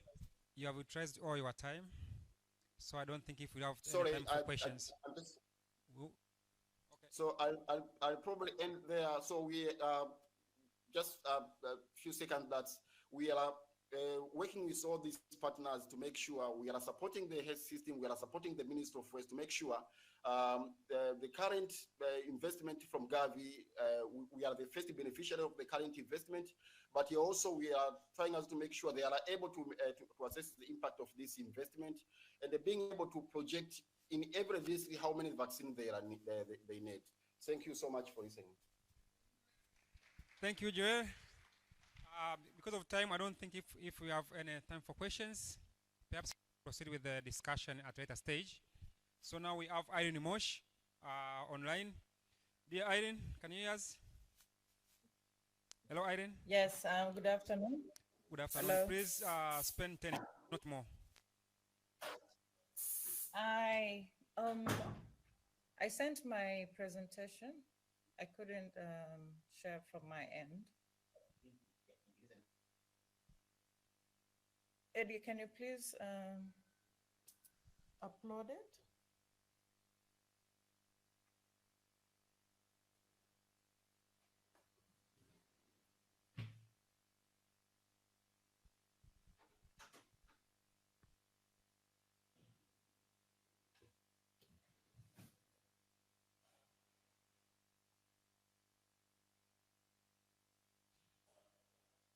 Edgar, are you there? Hello, Joel. Edgar? Yes. I'm here. Good. Now we have Irene Okay, online. So Irene, can you control your slide Good from your side? afternoon, everyone. Or should help you to control from this I side? can't really control the slides from my end. Okay. So Sorry. we're going back to malaria. Just for a few slides, few seconds though. Sorry, meanwhile, Good afternoon, everyone. would like to call the following just to get prepared to come close. Dismas Kamande, Zena Emmanuel, and Michael Mihayo. Please, just get prepared for the speed talk. So Irene, let me know when you want to move to the next slide so that I can help you to move the slides. You are welcome. You have 10 minutes. Okay. Okay, that's fine. I'll just be starting and then you go to the next one. Good afternoon, everyone. So today I'll be sharing with you just a small work that I've been engaging for the past few months, which I'm actually working on using system thinking approach to assess the readiness of using larvicide for malaria prevention in Tanzania. Next. So basically, like other previous presenters have said, we have witnessed quite a lot of reduction in malaria burden, but still we are challenged by several other factors, including insecticide resistance, anti-malarial drug resistance, outdoor-biting, as well as being able to reach the hard-to-reach areas to provide preventive measures. So to minimize these challenges, WHO had proposed the use of integrated vector management approach, which is basically a decision-making process for the management of vector population. So in this aspect, you use disease prevalence information to be able to reduce or interrupt transmission of vector-borne diseases in some areas which are endemic. Next. So among the control measures that should be used within the integrated vector management, WHO recommended the use of larva source management as a supplementary vector control tool. So what you have seen on the diagram on your right, the integrated vector approach, you use bed nets, use IRS, you larvicide and many other interventions. But it also involves advocacy, social mobilization, capacity building, inter-sector collaboration, but also evidence-based decision-making. So it's a sound decision. It's based on a sound decision when you're talking about IVM. So why did they propose the use of larva source management in the first place anyway? It's because larva source management has proven to be working very well and can help to tackle immature stage of Anopheles mosquito. So it helps to reduce the number of mosquitoes who actually can reach adulthood. But it's also less susceptible to aspects of human behavior, and it's not challenged by vector avoidance. And it can also help to target mosquitoes who are less affected by bed nets and RS. Next. So in Tanzania, basically, larviciding was actually had been implemented a few years back in 2006 as part of the urban malaria control program, basically in Dar es Salaam, and he had shown quite a lot of success in malaria reduction. So in 2014, the country had set a goal to scale up in 23 urban councils by 2020. But even before reaching that, before reaching 2020, there was a directive in 2017 where the country should scale up larviciding across all districts, or whether it's in urban or rural. Every district needed to apply larviciding. However, the feasibility of such implementation is still unclear or has not yet been established. So the aim of this work was actually to assess the readiness and feasibility of implementing supposed to be larviciding in rural Tanzania. So next. So when it comes to lava source management, you're talking about, other people have said it's three things, 3 aspects, and others say 4 aspects. So environmental management, it also include source reduction, so you reduce the source of breeding sites, but it also involve application of larvicide in breeding areas, breeding habitats, but it also involve biological control. But for this particular work, I'll be focusing on larvicide application. So the study site for this work was actually Handeni and Kilombero. Why Handeni? Handeni, they're implementing larvicide, which is funded by Swiss TPH, and Kilombero was one of the districts that was part of the national bears larvicide implementation. So I wanted to see how are they related? How was the actual implementation for us to be able to assess were we ready or not to implement larviciding in Tanzania?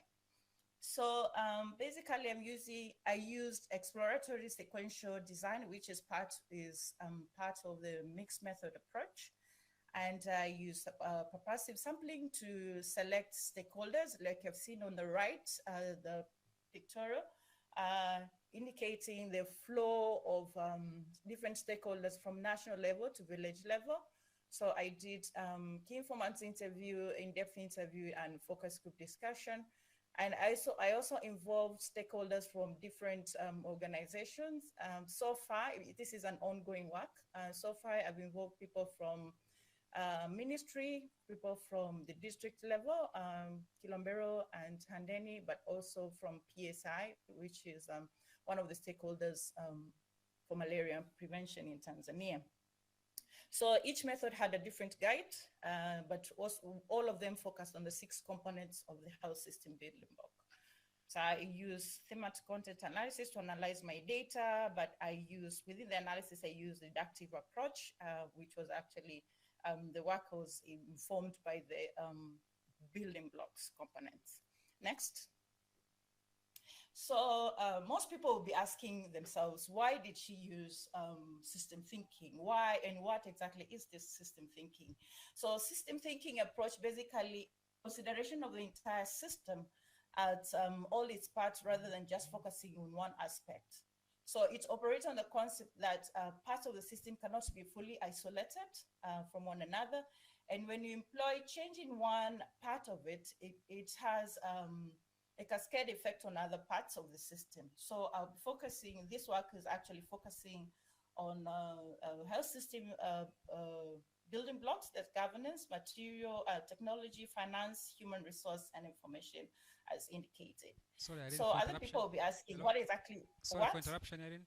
You have already spent 6 minutes, so you have only 4 minutes. Okay. Yeah. Okay, so basically there's the health system building blocks, it's as showing, and we're asking ourselves, are we really ready? Were we ready to implement larviciding? Next. Next. So I got different results, and the results will be focusing on the building blocks. Part of information, on the information aspect, we got different response. Some of them said we document everything in the books, but we have also provided we provided information from the breeding site, identification, calculation. So this is the actual application of larviciding. So when we're talking with people from Handeni, which is a project-based implementation, they had all the information required because they attended all the required training.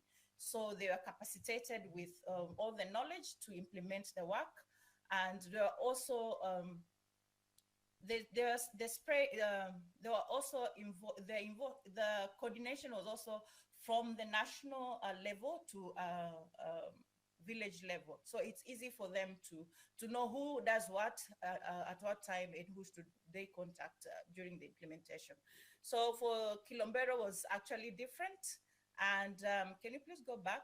I'll be quick. Can you go back to that slide? For the community, we realized that for Kilombero, there was no any community engagement before the actual implementation, but for Handeni, there was community engagement. Next.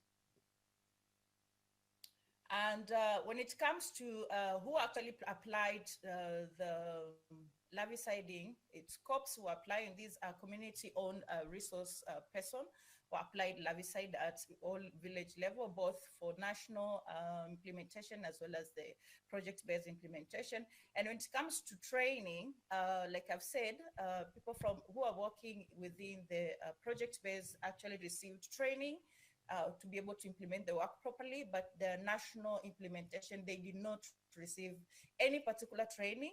And next.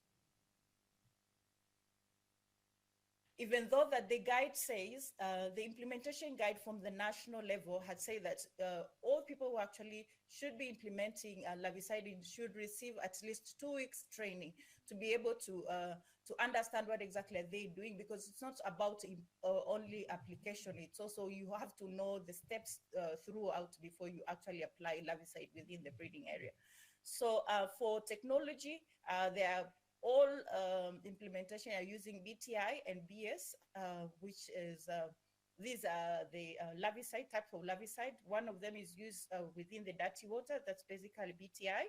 And for the BS, it's used for the clean water. So even the clean sources of water, like where people fetch water for drinking or cooking or just household use, we can also apply larvicide because it's safe. Conclusion, we concluded by suggesting that the national implementation really lacks preparation on a proper coordination. So to be able to assess the actual impact was not really easy.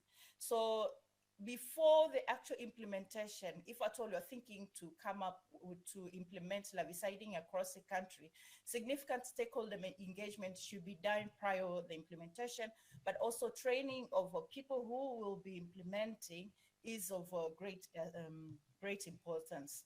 And source of reliable funding is significantly required. So what exactly is the take-home message from this work? Is the fact that Tanzania is not really ready for larviciding.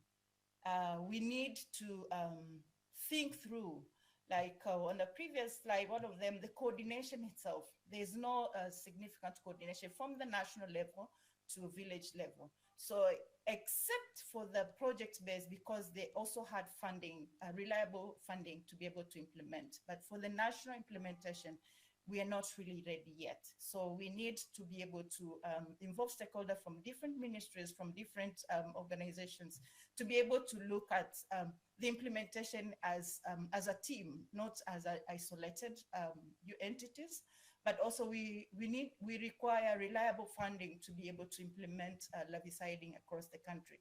The funding is not only for buying larvicide, but also to be able to pay the COPs, but also to be able to buy all the required materials, to provide training before the actual implementation. So it's not only about just applying the larvicide into the breeding sites. There are nitty-gritty before that, so we need to invest on that before the actual implementation. Thank you very much. So I acknowledge the project team, Professor Fredros Okumu, Dr. Prosper Chaki, my colleague Betueli Mpakulia, and myself. So I also would like to acknowledge the respondents from all the 2 districts that have been working on, and as well as the people from the Ministry of Health. Thank you. Thank you so much, Irene, for the next presentation. We have only one question here from the audience. Dr. Irene, thank you very much. That is really good. I'm just curious to know whether the stakeholders were willing to come up with any actions in response to the challenges that you have presented. Thank you. Oh, thank you, Dr. Sally. Luckily, I actually involved one person from the ministry, actually two people from the ministry who have power to make decisions. And they have agreed that we really have to come up with proper strategies to be able to implement larviciding in the country. So, so far they have put on a request to be able to get funding from the government, from different sources of government, to be able to implement in a different area and assess the impact in some other parts of the country. Because at the moment, the ongoing larviciding is funded by Swiss TPH, so it's not really their work, even though they're involved to be able to assess if at all they have to implement as a country. How should they coordinate themselves? Who does what at what level? So the roles and responsibility. How should they be able to follow the manual? How should they be able to follow all the information flow from the national level as well as. Hello, Irene. Hello? She has disappeared, and there is one hand online. Mbwambo? Depending on... Hello, Mbwambo. You're welcome.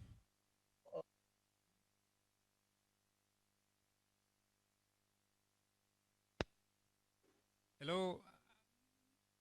I think let's proceed with hello, another. Kandoa. Yeah. Quick question, please. Okay, thank you, Kandoas. Thank you, Erin, for your good presentation. I ask if you're able to meet with the Ministry of Industries in Tanzania, and also if you find if the products have been pre-qualified by WHO. Thank you. Irene, did you get the question from Mbwambo? Hello? It appears Irene is not online, and thank you so much for your question. Maybe she can respond at a later stage during the discussion. I now welcome another moderator to proceed with the next session. Thank you. Faraj. Okay, thank you very much, Kandoa.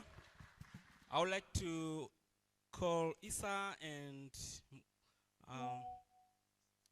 yes, Abdallah to come and moderate.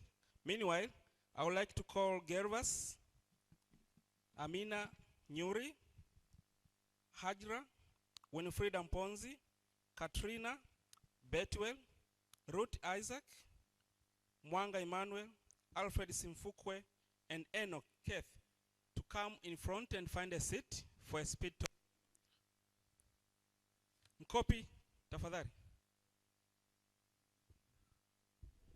Yes, so good afternoon. Just one round of applause from Dr. Moderator, Kandoa. Could have a round of applause to Kandoa. Yes, maybe tusimame kidogo. Can we set up just 1 minute?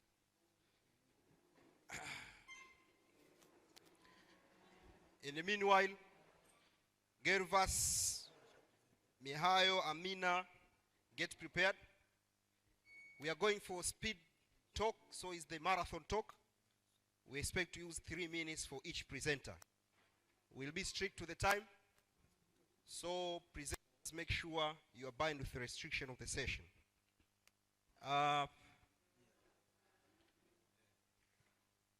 Tumesha simama vizuri? Oh, jasimama daktari. Okay, so mgeukie jirani yako alafu msalimie. Yeah. Msalimie. Unaweza kumuuliza Twitter hashtag yake, Instagram, WhatsApp number. Okay, we can have a seat. Yeah. So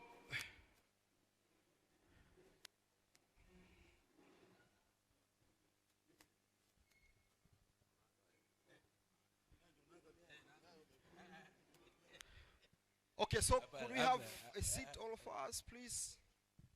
We are starting the speed talk. It's a 3-minute talk. So the moderator, we will have 3 presenters, and then we'll have question after a batch of 3 presenters. So, Mihail, Michael, welcome. And meanwhile, Gervas, prepare yourself. So, Mihail, please try as much as you can. 3 minutes you have. Good evening. My name is Michael Mihayo, on behalf of Kingana Trial Team and Dr. Usedi Baraka, who is a PA of Anxiety Promote. I wish to welcome to a presentation on a collaboration for innovation, establishment of fundamental drug development platform. Our collaboration involves between IHI, SWIS-PPH, and the D&D. So the IHI will be conducted the clinical trial for drugs for NTD, specifically for solid transmitted methods. So the fund has been secured from ADCTP, number 2 program. So far, we have already completed the oxyfentazole. This is special for liver blindness. It was completed last year, and now we are doing analysis of the result. Currently now, Dr. Hussein is writing a protocol, so we cross our finger, will be submitted in November or December, the protocol. So the title of the protocol is a placebo-controlled double-blind 3-arm study to investigate safety, tolerability, pharmacokinetics, and the efficacy of oxalate promote after single and multiple dose in adult infected with Trichulias. So Trichulias is one of the most of the one of the STH. I mean, so it's transmitted method. So it is estimated that 465 people are infected with Trichulias. The prevalence is estimated to be 90% over. So oxalate promote has been demonstrated to be effective in the animals, and has been used since in 1970 in the animals. Now it is available in the liquid suspension and the tablet formulation. But unfortunately, the data of safety and the tolerability for oxalate promote after single and multiple dose is not sufficient. So our aim is to investigate the safety and the tolerability of oxalate promote after single and multiple doses of tablet.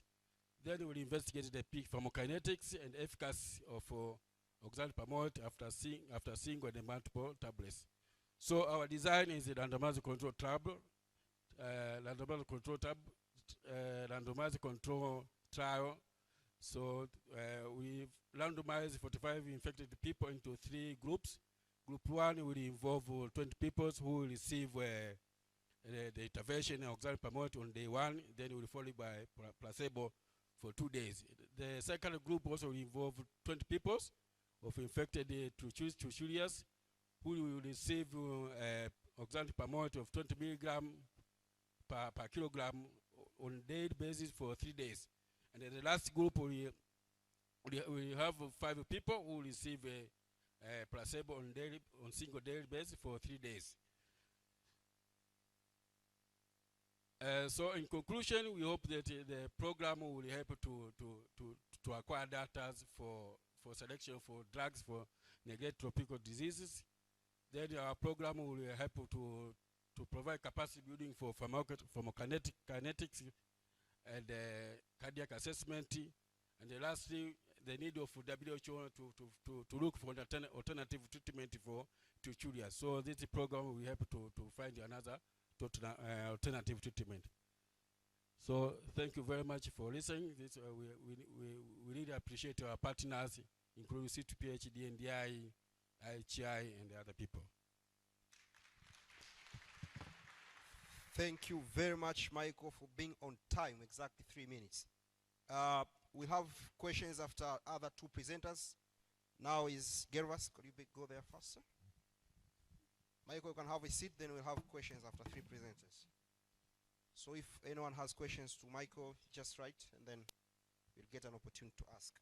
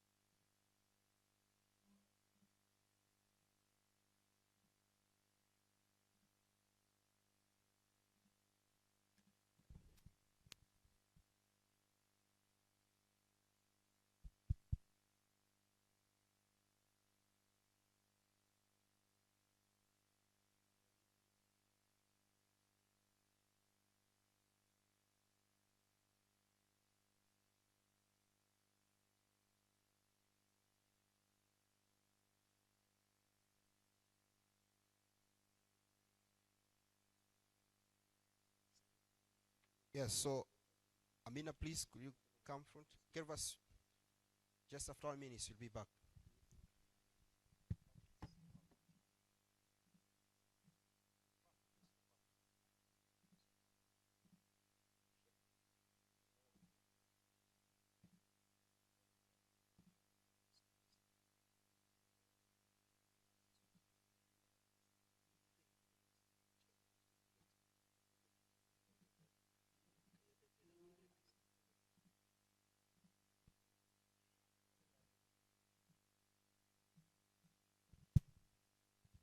So this, it's IA generation. My friend used latex to prepare the, so the system is not compatible with the latex platform. Yes, so Amina, please, you have 3 minutes. So good evening, everyone. So I'm going to present one of the part of my MSc study based on the HIV. Sorry, I'll skip some slide because of the timing. And this study aimed at prospective assessment of viral rebound and associated risk factor among people living with HIV who has already achieved the viral suppression. So as we know, under the current management of HIV, we all want people to achieve the viral suppression. But there is an issue, what next after the viral suppression? So this is all about the aim of this study. Based on the introduction, as we know, for now, in Tanzania, the prevalence of HIV is 3.1, and from the Kiulako cohort, which is a cohort under IHI, 88% of people living with HIV had achieved the viral suppression. So we see there is a massive achievement of the viral suppression, and now there is a goal of ending HIV epidemic by 2030, but we want to evaluate for those who have already suppressed. Are they returning back to viral rebound, or are they maintaining the viral suppression at the for longer period? So the study had the follow-up of 4 years, looking for those who have already achieved the viral suppression to see the incidence for them to experiencing the viral rebound. So the objective of this study, as I said, is all about the viral rebound and see what are the possible predictors for those who had achieved the viral rebound at some point might experience, who had achieved the viral suppression at some point, what are the chances for them to experience the viral rebound. So we take a different time point at 6 months, at 12 months, and at 24 months. So we assess the incidence of viral rebounds based on the time point. So the study site is Chronic Disease Clinic, CDCI, and it was a longitudinal study conducted at Kiulako, and we included all adults who had enrolled and initiated ART at Kiulako from January 2017 to December 2021. So this was the data we had for analysis. So the key definition, as we took the WHO definition of the viral suppression. So for those who have the viral load below 1,000 copies, those are viral suppression, and for those who have viral load above or equal to 1,000 were categorized as those with the viral rebound. So based on the results, so this is the flow chart. So at first, before having the exclusion criteria, we have 2431 people living with HIV and enrolled. So these are the people who are actively on care. And we had several excluded. Almost half of the population were excluded because of the number of reasons. The biggest reason were almost accounting for 20% is lost follow-up. So the cohort still experienced a lot of lost follow-up, even those individuals who are actively in care. So at the end, we remained with 1265 individuals who were eligible for the analysis. So the table 2 here is a baseline characteristic of all the patients which were included for analysis. So this, the figure showing the number of the viral load, because as per guideline, for those individual who achieved the viral load, they have to do viral load yearly. So we had follow-up of 4 years, and the majority have the viral load more than 2 viral loads. So we acknowledge we are measuring them in a good way. So out of that, who had achieved the viral at some point, 6% were documented experiencing the viral rebound. It means that after having the viral suppression at some point, they are not continuously being not suppressing, but at some point they rebound. So this might hinder the effort of ending of HIV epidemic by 2030, because these are the group which might cause the ongoing transmission of HIV. So this is the table 2 of stratifying the group who had achieved the viral load. So we see what are the incidents of the viral suppression over time. So this is the table 1, the analysis curve, showing the at 12 months there is a low rate of the viral rebound. Sorry, but Amina. it Sorry for interrupting. Can you conclude, please? We don't have time. Okay, so there is an increase of the viral rebounds over time, and we see, based on the age group, young adolescent aged from 15 to 24 are at higher risk of viral rebound, 3 times risk of viral rebounds compared to individuals who are 45 or older. So in conclusion, our finding has shown a dramatic success of suppressing people, HIV suppression in people living with HIV, but we see the age group which are more likely adolescents, they're at school, they're experiencing a lot of stigma, they still, to some point after suppression, they experience the viral rebound. So we encourage an individualized care of those, especially for adolescents who might have viral rebounds at some point after having the viral suppression. Thank you. Thank you very much, Amina. So Hajirani Msuya, please, our last presenter before the round of questions and comments.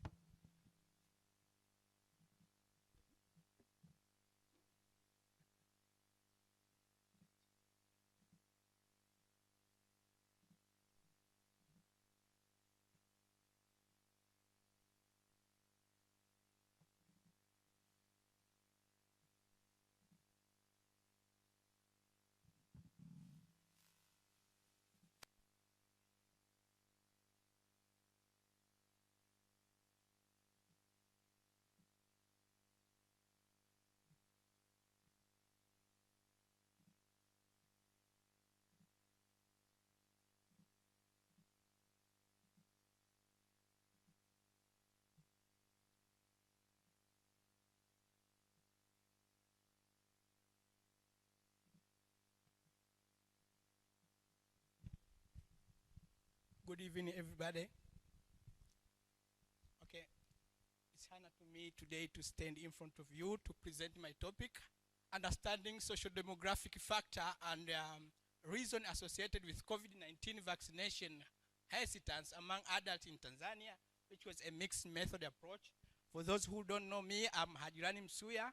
I work in Ifakara for about 10 years now as a in data management section and data analysis. So now currently I'm working as a data manager in vaccine related study in Bagamoyo. So according to WHO in 2020, they defined vaccine hesitance as a delay in accepting or refusal of vaccination despite the availability of vaccination services.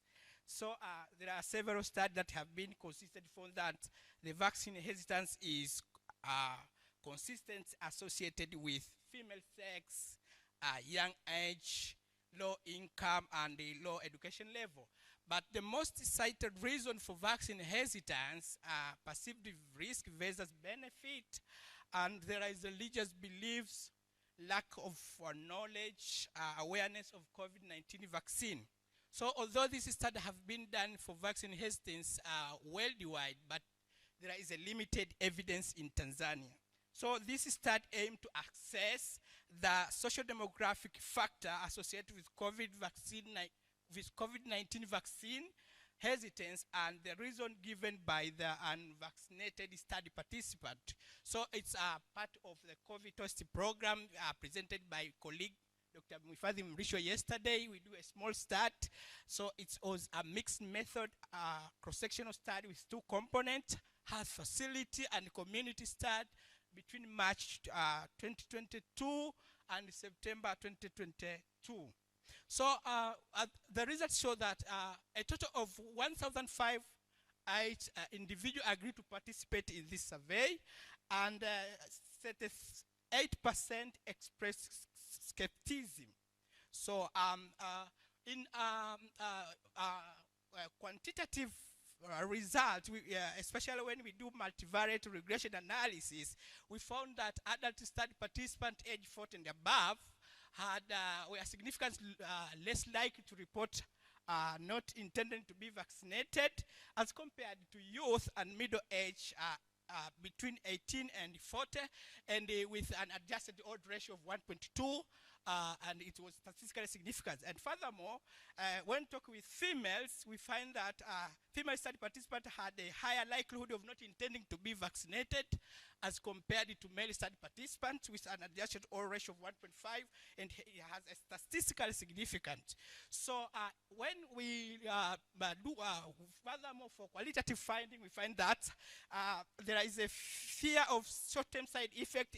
Think about the issue of paralysis, this issue of erectile dysfunction, inability to conceive. There is the issue of blood clotting, becoming zombie is still around the community. There is lack of trust of vaccine.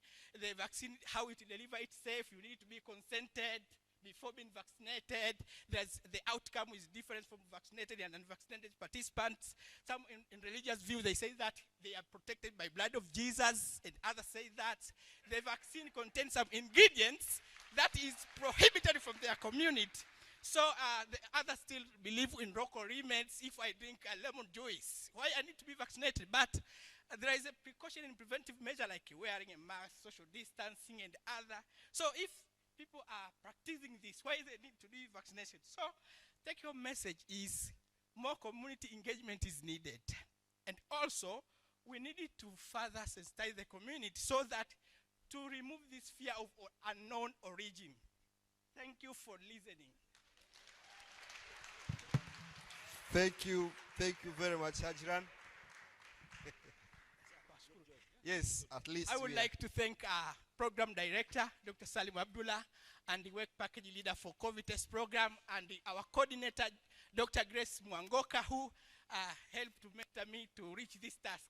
I thank you, Dr. Grace, and God bless you. The COVID-19 vaccine. So with the qualitative data you've been collecting from the participants, did you also try to evaluate in which ways that could what else could be done to help them accept the vaccines that we provide for the COVID-19?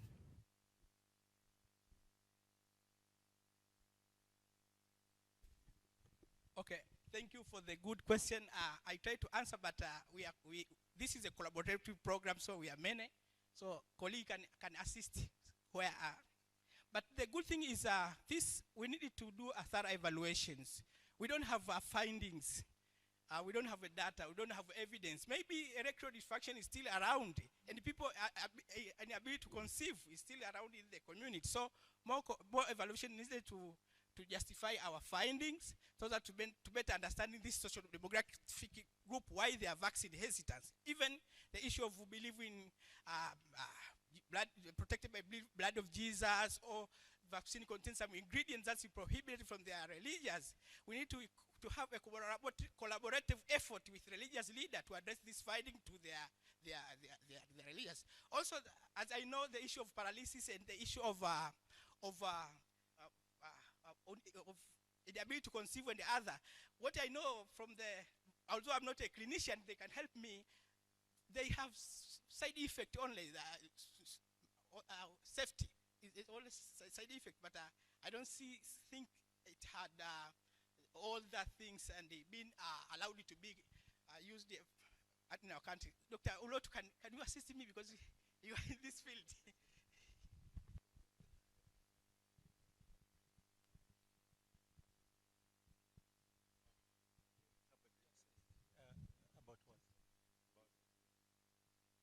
I think you've covered it all, Adjani.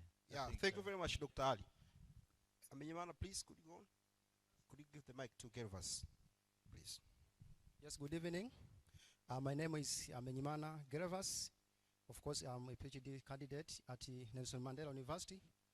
I would like to share the results of one of my publications with the title Comparison Analysis of the Impacts of Lockdown and Quarantine Facets in Transmission of COVID-19 by using mathematical approach.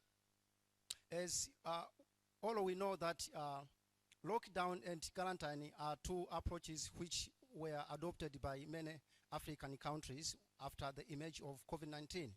So in this study, we considered Tanzania as case study to compare the impact of lockdown as well as the quarantine facets. Where quarantine, this is just isolation of the only infected people, and lockdown, we term this as the homestay. So until this year, August, more than 6 million people have died so far globally, and in Tanzania, more than 800 people have died so far. So in this work, we use a mathematical compartmental model. This is the flow chart.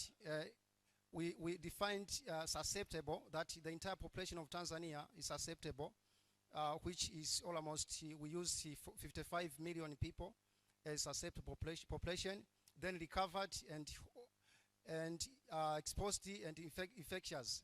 The left-hand side part of this figure is all about the compartments for the homestay or lockdown, where the right-hand side of that flow chart is all about the compartments for quarantine. So after formatting this model, we formulated the system of the differential equations. Of course, we are about 80 differential equations, which are nonlinear. Then we applied the different mathematical theories to analyze those equations. Then after, by the end of the day, we used the MATLAB programming language to simulate those system of differential equations.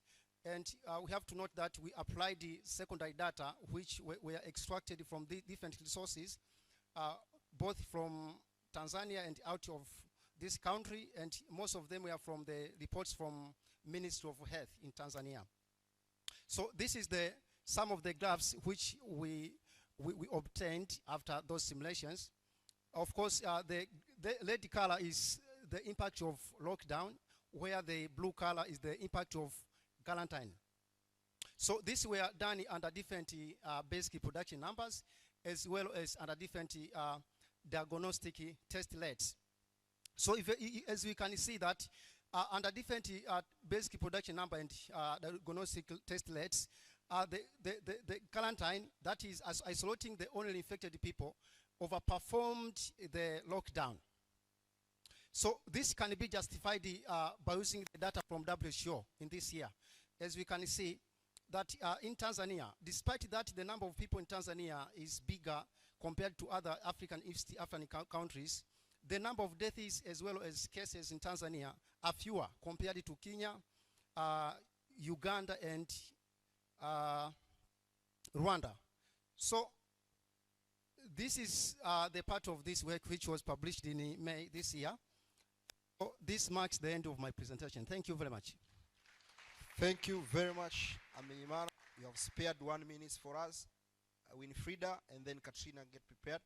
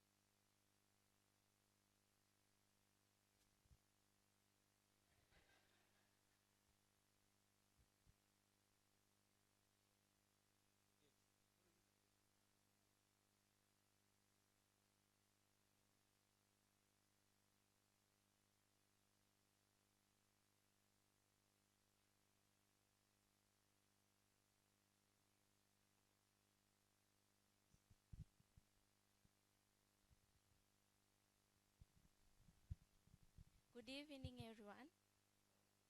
So I'm Winifrida Mponzi, and my today presentation will focus on the role of incentive for encouraging the local community to record and upload mosquito sound data using Mozu application.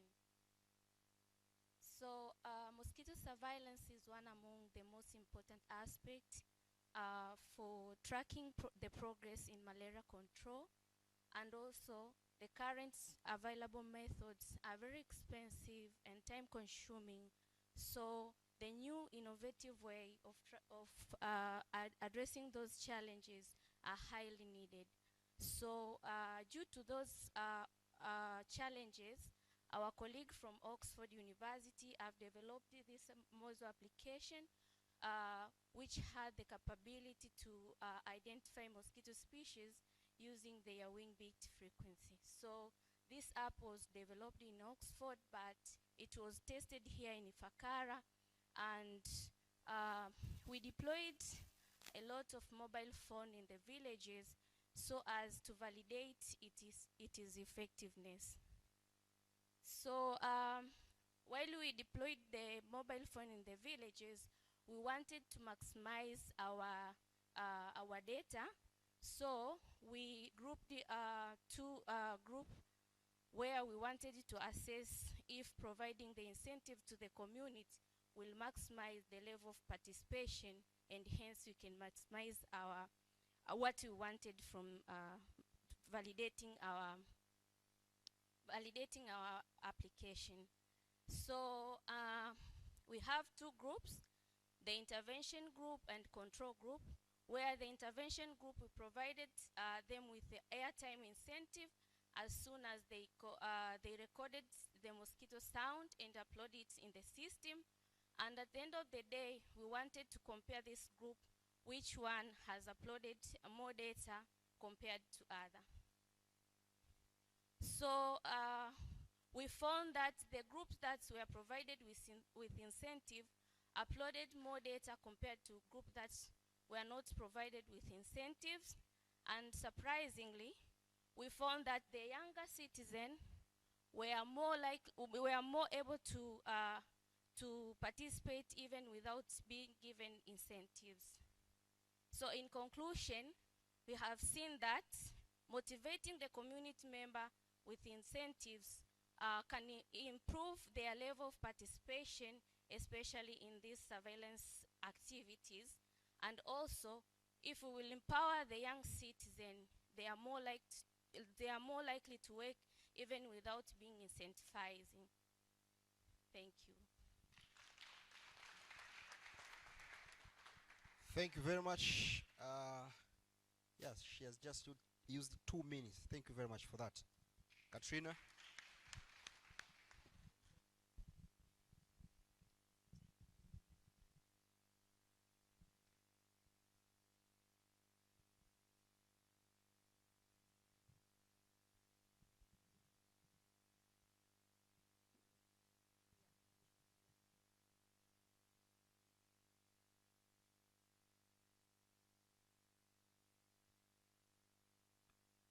In the meanwhile, Betwell, please, Ruth and Alfred, could you come to the front table? Betwell. Upo, karibu. Good evening. My name is Katrina. I'm a master's candidate at University College and a guest scientist here in Ifakara. I'm on the project team led by Deo Kavishe, and we're looking at refugial populations of Anopheles arabiensis in wild areas. So the ecology of Anopheles arabiensis, there's little evidence in the absence of their preferred hosts, which are humans and cows. So therefore my study investigated the species composition of Anopheles gambiae larvae in association with the availability of potential blood sources across a gradient of different ecosystems. So this is our study site. So for your reference, the black dot is Ifakara. The pink is a wildlife management area called Iluma, and the green is Nyerere National Park. Each point on the map represents a study site, and they're colored by how intact their ecosystems are. So red being domesticated land use and green being fully pristine ecosystems. So for the methodology, larval occupancy surveys were conducted at each study site for the presence or absence of Anopheles larvae. Habitats were collected and identified to species level, and they identified as either Anopheles arabiensis, the non-vector Anopheles quadriannulatus. And the tracks of humans, livestock, and wild animals were also conducted around the aquatic habitats, and this was done in parallel. So the occupancy rates of Gambi complex, they decreased as the ecosystem integrity improved, and we also saw a change in species composition. So this graph is the proportion of Anopheles arabiensis rather than Anopheles quadriannulatus, and it's expressed on a distance x-axis, which is reflective of the study area. So 0 represents the Nyerere National Park boundary, and the negative values are located outside the park, including the wildlife management area, and the positive distances are located inside the park.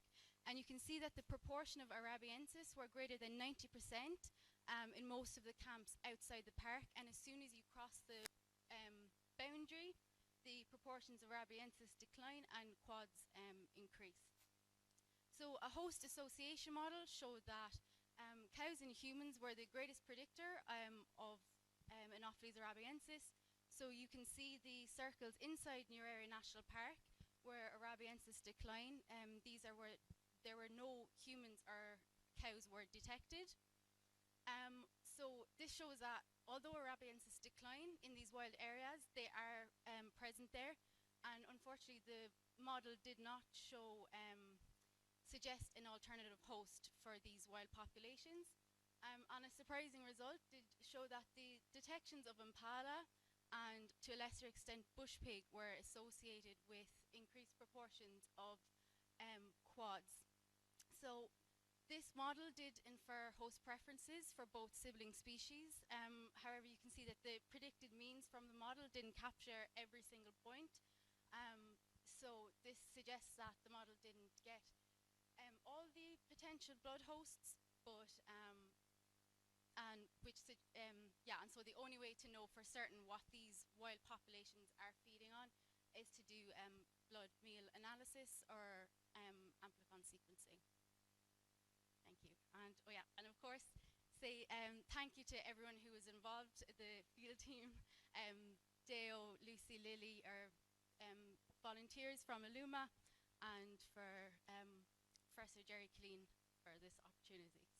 So thanks. Thank you very much, Katrina. Yeah, exactly 3 minutes. Thank you very much for that. So it's a round for questions. Before allowing any question, we have get some information here. We have been asked to try as much as we can to engage with our Twitter accounts, some IHI pages. So make sure that you follow the Twitter accounts. That's at Ifakara Health. Also the Facebook page. Like, comment, and make sure that you follow the page, the institution page. Also post as much as you can. For example, here we have the post that just have 2 hours, formerly known Twitter, but we have only 5 likes and we are more than 1 people here. So you can imagine, likes for 2 hours, and we are more than 100 people here. So try as much as you can to like, comment, follow the pages, specifically the Twitter, with the new known name as X. Thank you very much. Any questions so far for Katrina, Gervas, and Winnie? Is there any question?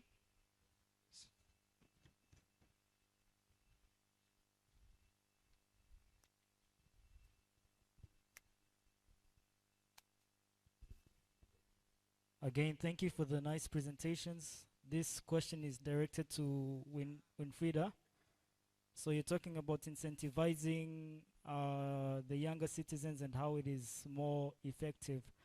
And at the end of the slide, you're talking about we need to find other ways of empowering or encouraging them to engage in capturing the mosquito sounds. Do you have any other suggested methods that could be proven to be effective, apart from providing the incentivized money?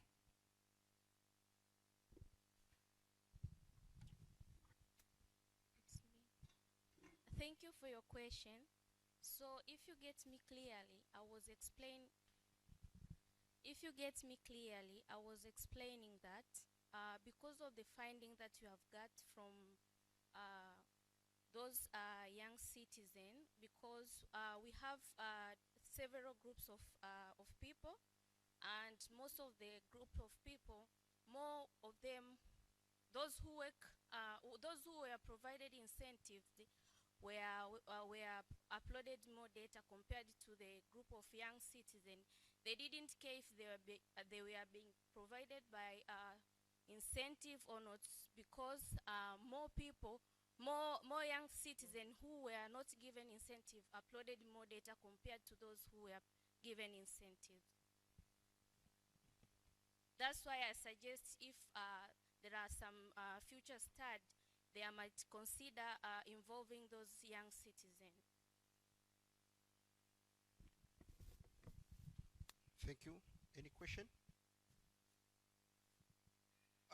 Yes, Fred. Katarina, good morning. Good evening.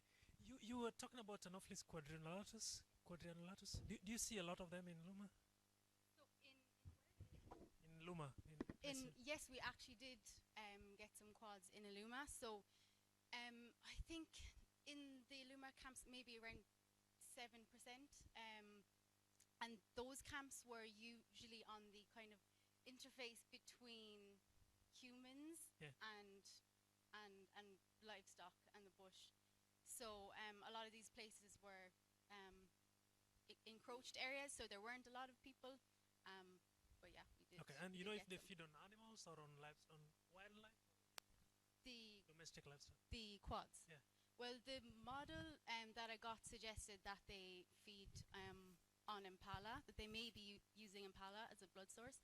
So impala were the most abundant antelope in Nyerere National Park. And then the second species that came up was bush pig. Bush pig were actually most frequently detected in those Iluma camps. They do very well in the transitional zone between domesticated land and wild areas. So, but of course, it's just suggestive. It's so, but yeah. Thanks. Yes, thank you very much. So while Betwell is going, I just want to energize on what Isa has just presented about the social networks.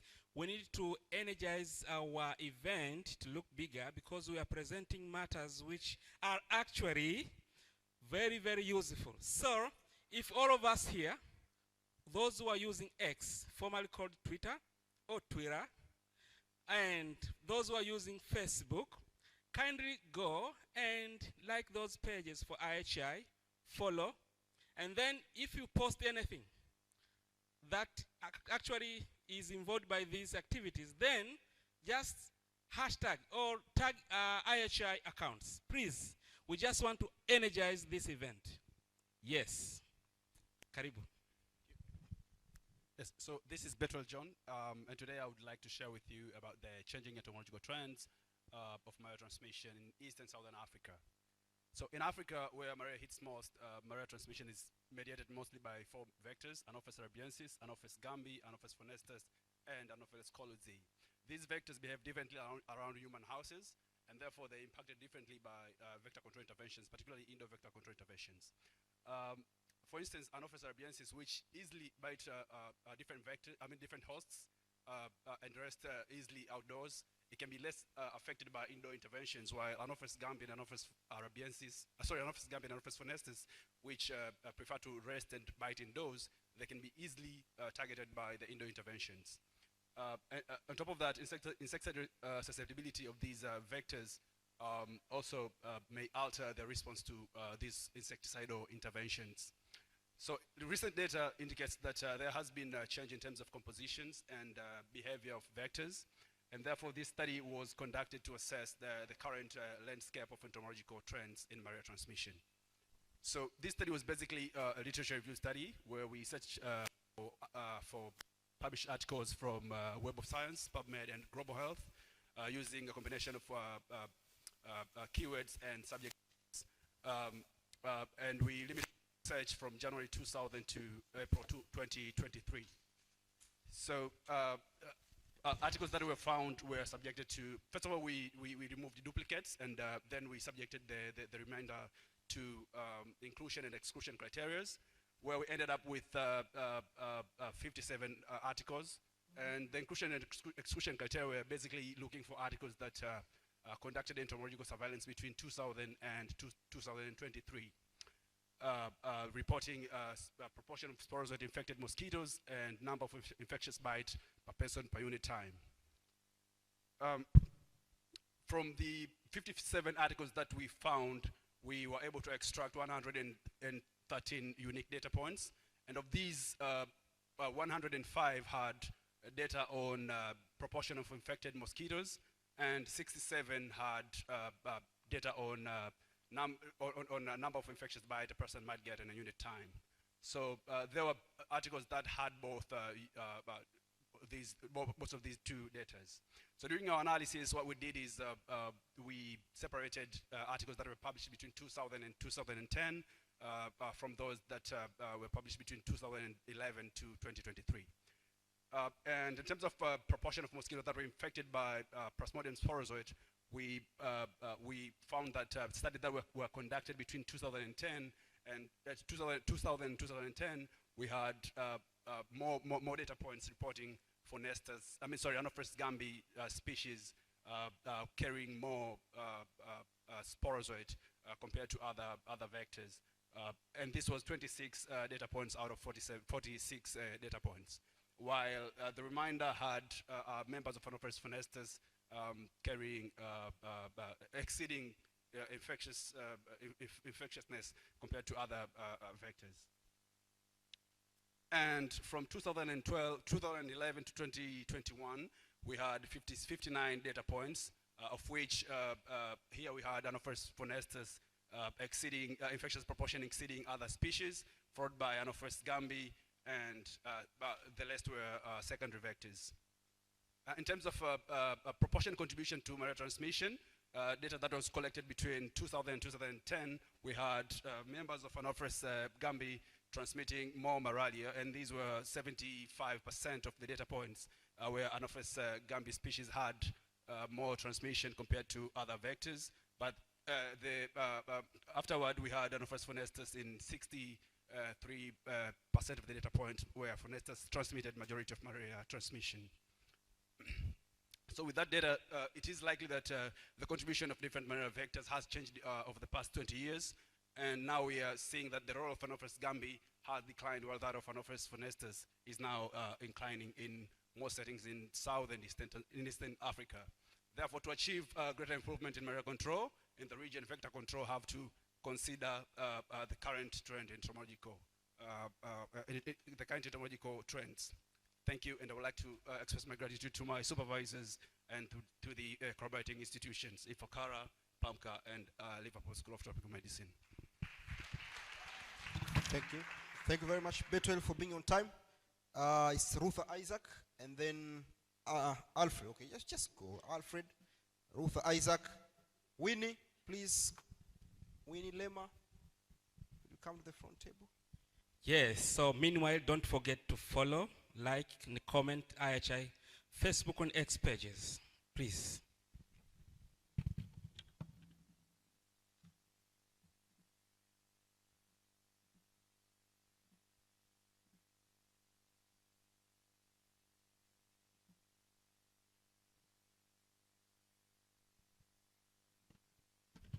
Good evening.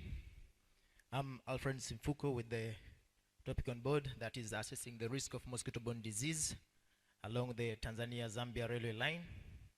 So it's no secret that transport facilities contribute to the movement of people and goods, but this does not allow us to neglect the possibilities of these facilities in transporting diseases from one place to another. As you can see from the picture on board, that a number of people are waiting to board the train. So our study bases on assessing the risk of mosquito-borne disease with objectives basing on, first and foremost, assessing the density and diversity of mosquitoes, but also characterizing breeding habitats along the station, and furthermore, from the breeding habitats, the mosquitoes or the junior mosquitoes obtained are raised and reared on field insectaries, then exposed to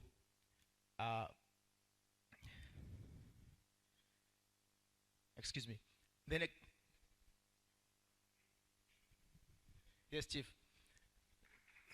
Yes, round of appraisal. 5 factorial, please, for Alfred. 1, 2, 3. 5 factorial. We start with 5, 4, 3, 2, and then 1. 1, 2, 3, 5, 4, 3, 2, 1.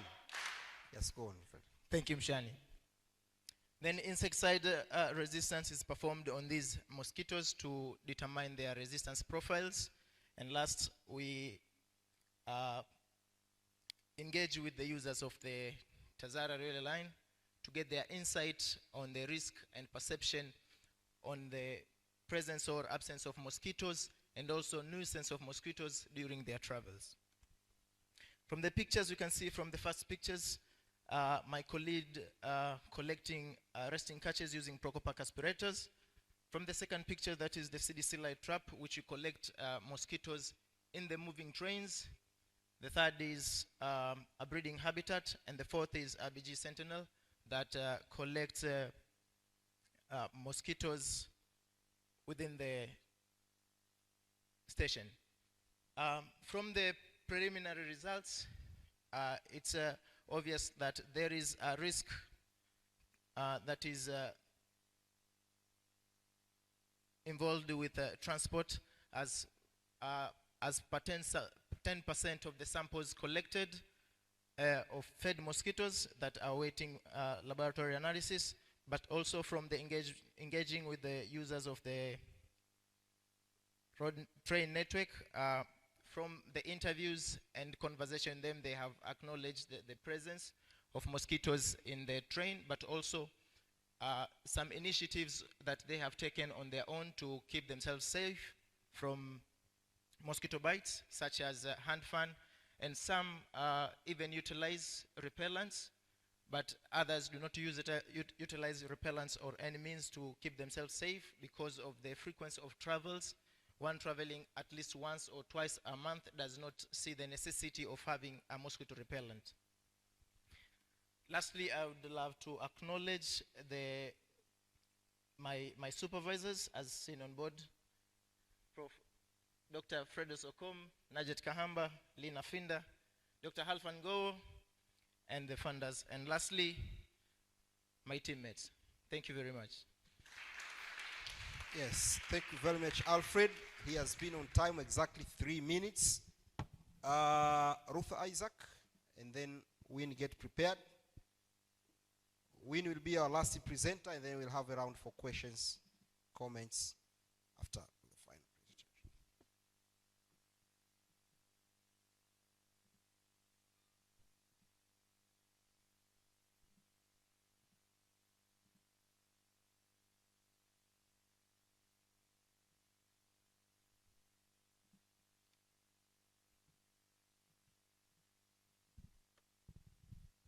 Hello, scientist. My name is Isaac.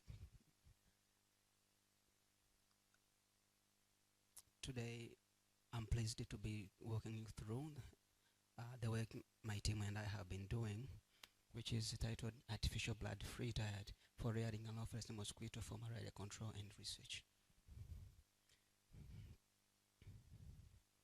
So here, you know, malaria strategies needs a lot of mosquito, and all those mosquitoes need blood to survive and maintain the colony. So here we are, our aim, a big goal is optimizing artificial blood-free diet is to maintain the multiple generation of mosquito without affecting their fitness. So it has been, we have two arms, one which is being control. We use cattle blood, and intervention, which is artificial diet.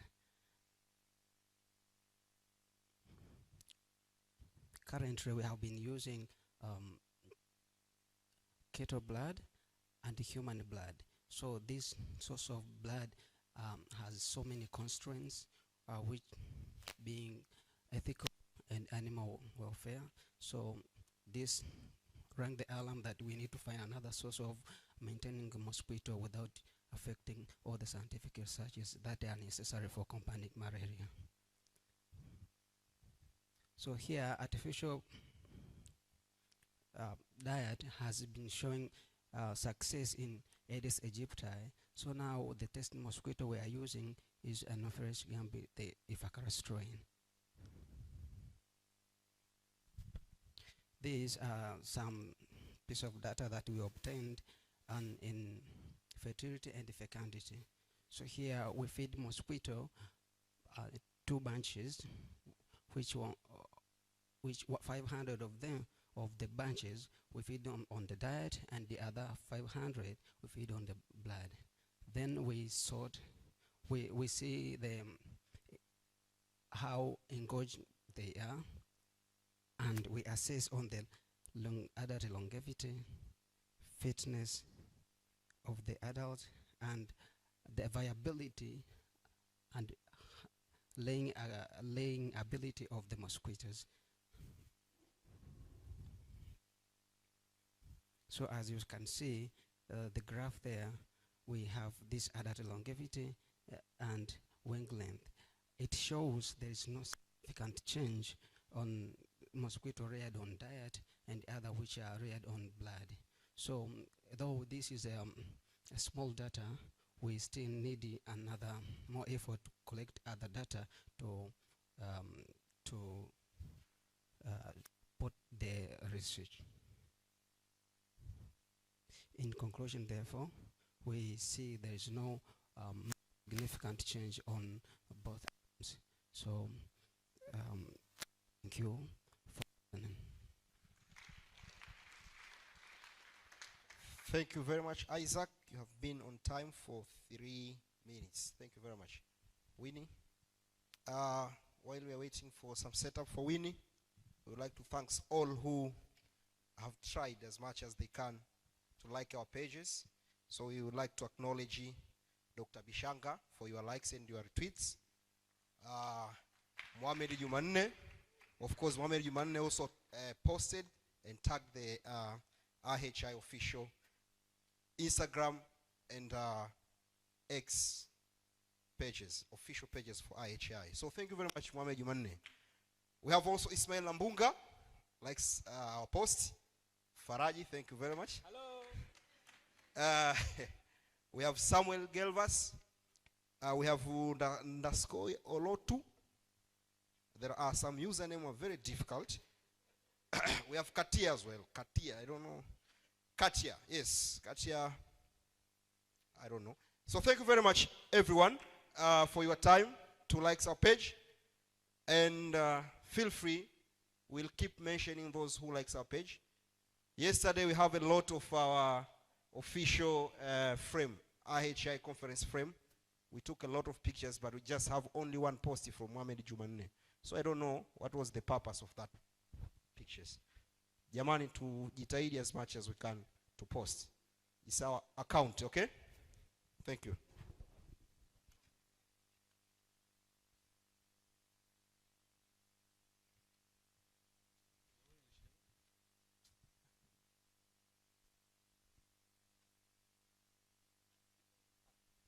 Yes, na kwa wale walioposti status watutagi pia huko. So try as much as you can. Yes, Winnie, please. The floor is yours. So Winnie will be our last presenter for Speed Talk, and then have some rounds for questions before we go for the other sessions. Yes, Winnie, please. The floor is yours. Good evening, everyone. My name is Winnie Lema. Today I will present about lethal response of dengue vectors, specifically Aedes aegypti to the plant extract Dioscorea transparensis. So, in recent past in Tanzania, we have experienced a lot of, several dengue outbreaks, and dengue itself, it has no specific treatment. And it causes a lot of morbidities and mortalities among humans. And the primary vector of this disease is Aedes aegypti. Since it has no specific treatment, the promising way of preventing it is through vector control methods. However, vector control are challenged by insecticide resistances. Most of the insecticides that are used in controlling these Aedes aegypti are chemical-based interventions. And so they are challenged by insecticide resistance. So scientists came up with these alternative control measures so as to control Aedes aegypti. So under this study, I tested the insecticide activities of Dioscorea transparensis leaf against these dengue vectors by determining lethal concentration of the extracts against each interstage, as well as establishing minimum inhibitory concentration of the extract. So what I did was I collected the leaves, and then I prepared the extract. After that, I did the bioassays.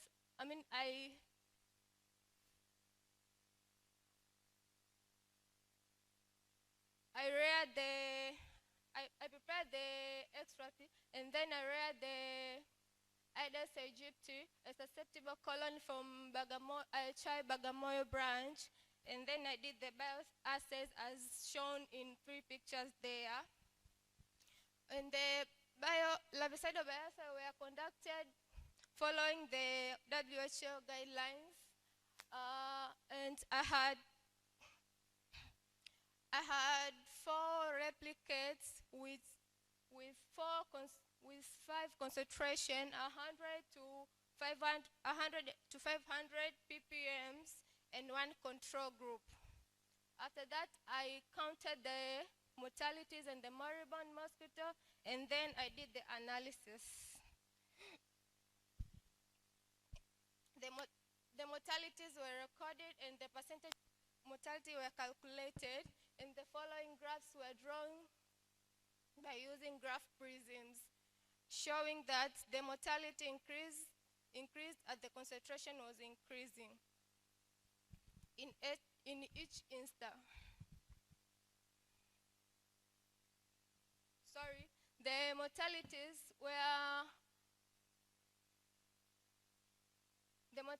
were read after 24 hours and after 48 hours.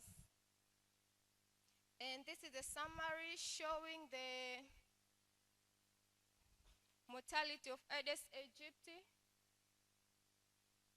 against each interstage, against time and concentration. The graphs show that as time goes on, the mortality increased. Also, the concentration increased, the mortality increased as the concentration were increased. And here, so the mean mortalities were also subjected to probit regression tests so as to get lethal concentration at 50% and lethal concentration at 95%. And we get that the extract was more potent to third instance stage as it gave 100% mortality.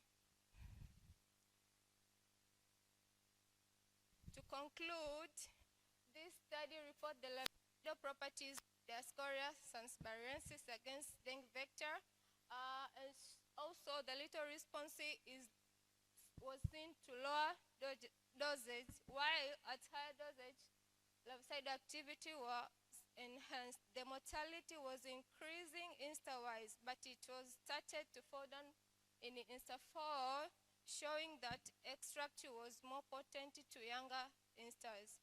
The toxic effect observed was due to plant secondary metabolites contained in the plant. The plant are regarded as alternative simply because they are cheap, readily available in the developing country. So this makes Diascoria transparensis as a potential candidate for production of natural larvicide against dengue vectors, especially Aedes aegypti. Thank you. Thank you very much, Winnie. Thank you very much for your presentation. For sure, it's a round for questions. In the meanwhile, Daniel Mselem and Dr. Dixon and Dr. Daniel, please prepare yourself for the follow-up session. Is there any question for our four presenters? Alfred, we have Isaac, we have Winnie and Betwell. Is there any question?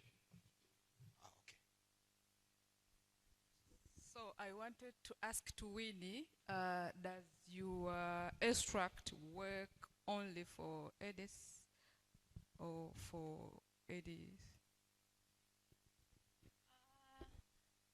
The extracts works also for being with this.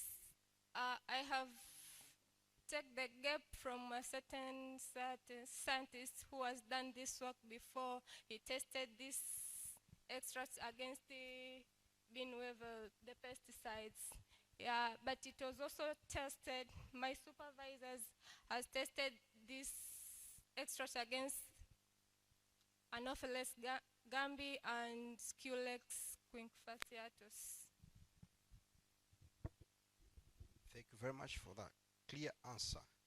And meanwhile, thanks very much to Mchola Jayara. I know this is Idrissa, Jane Johnson, Abdallah Mkopi, Deborah, Abdallah Gumi, young Omi, I think is Omar, for your likes and retweets.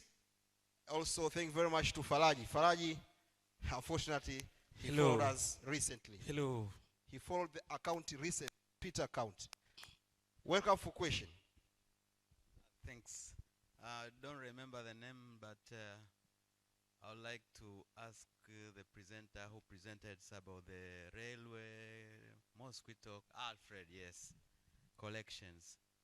So are you doing the same work as Paliga, because he's also doing the same thing but in a road, in buses? Yeah, it's the same project.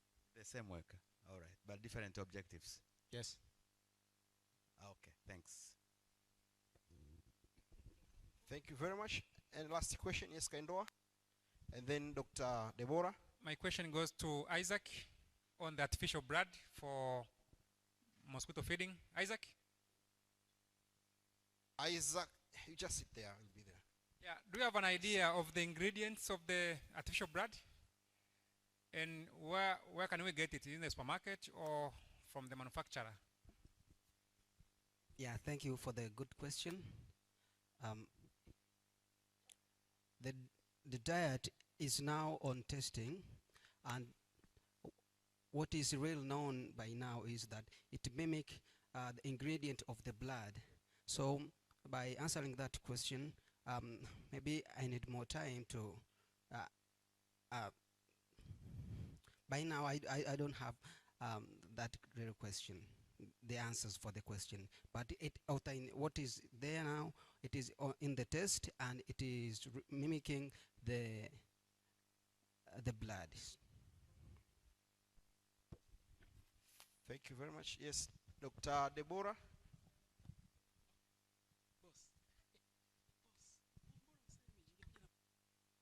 Thank you very much. My question goes to Betwell. Thank you for a good presentation and your changing trends that you have shown. But can you tell us a bit what is its contribution to malaria transmission control in your context? Sorry, come again. You mentioned the very good trends, which is good for your work, but can you relate or tell us what is its contribution to malaria transmission control? I'm not sure if I'm getting the question correctly, but so the main aim of the project, I mean, the main aim of the study was to now we have multiple vectors transmitting malaria. So the main objective of the study was to identify or to get a picture of the current landscape on which vector is becoming more important in terms of malaria transmission, which in this study we've identified that in multiple sites, Anopheles funestus, which was earlier thought to be a secondary vector, is now mediating majority of malaria transmission, given that now population of the most notorious vector, Anopheles gambis and stricto, is now going down. So this is the main message of this study. What is the implication then in the so control? As I said when I was presenting, the current vector control interventions should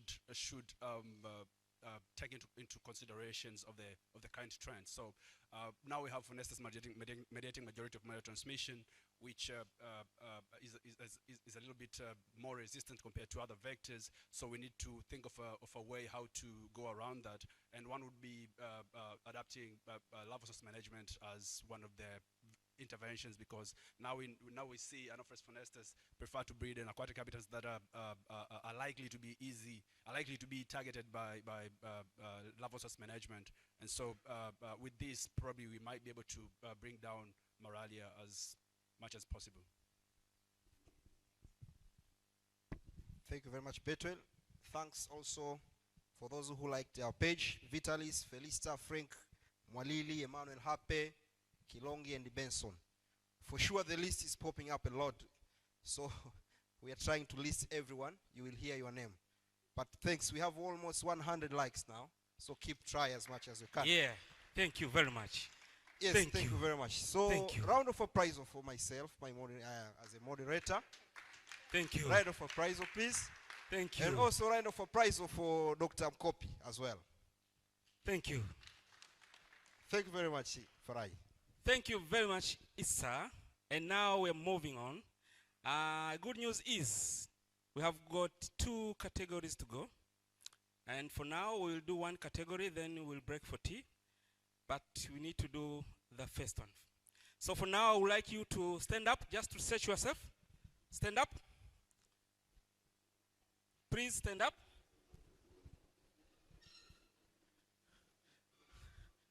Hey, so I just want to know who is this? Sorry.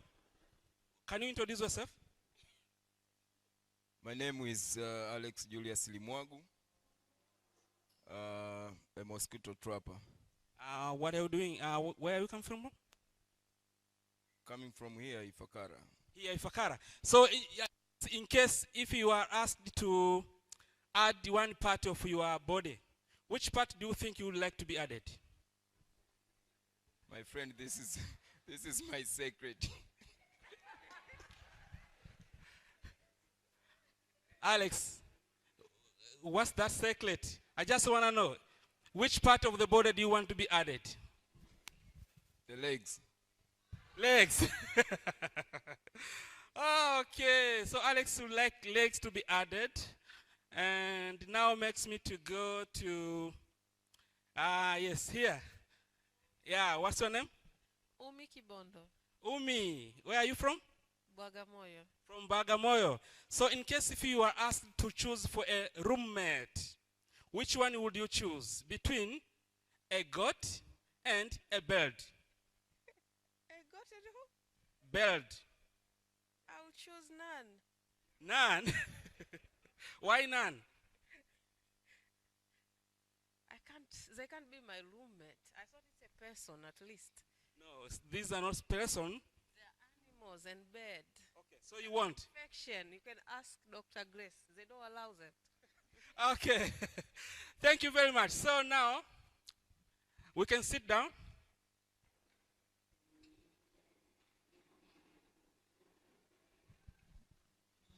Daniel? Done. So, you welcome the floor as well. Thank you very much. I would like to welcome the first speaker, who is Doreen Syria. Welcome, please.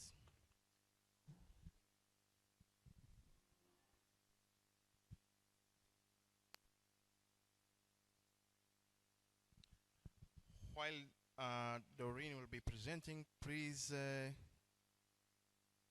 Bernard should just come next.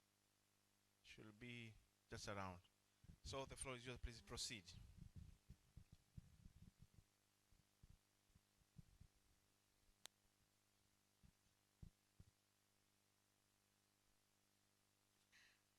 Good evening.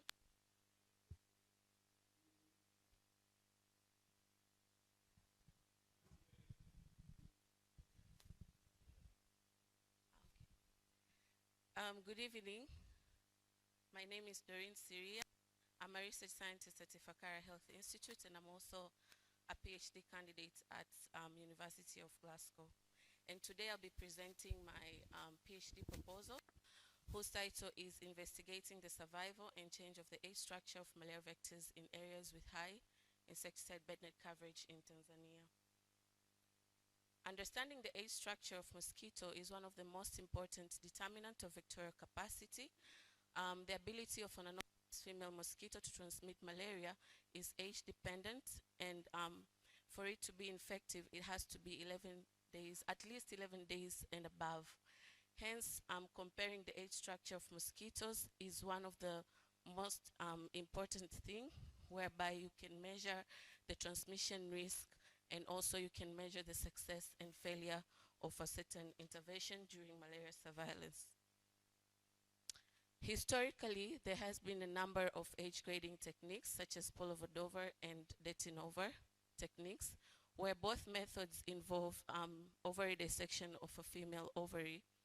And with Detinova, it involves to classify a mosquito if it has laid eggs or not by looking at the tracheolar skeins, whereas the Polovodova technique, it involves of the gonotrophic cycle, or dilatations, like how many times a mosquito has laid eggs, as how it's shown in the bottom images. These two techniques are still considered as gold standard methods up to date. However, these two methods are not robust and are not suitable for large-scale monitoring. Hence, because of those challenges, scientists have moved to a better or advanced technology, such as the infrared spectroscopy, which measures the amount of infrared light that goes through the sample. And what the infrared does is, in the mosquito cuticle, the mosquito cuticle composition is composed of different biological compositions, such as chitin, proteins, and lipids, which varies across species, ages, and infectious status. And good thing is the infrared spectroscopy can detect these changes across species, across ages, and across infectious status. So the infrared spectroscopy, we have two technologies, mid and near infrared spectroscopy. What we normally do is we scan the head and the thorax of the mosquito because of the composition in the mosquito as how it's shown. And the normal output is a spectra, as how it's shown, and that's like a signature of a spectral output where we have it after scanning a mosquito.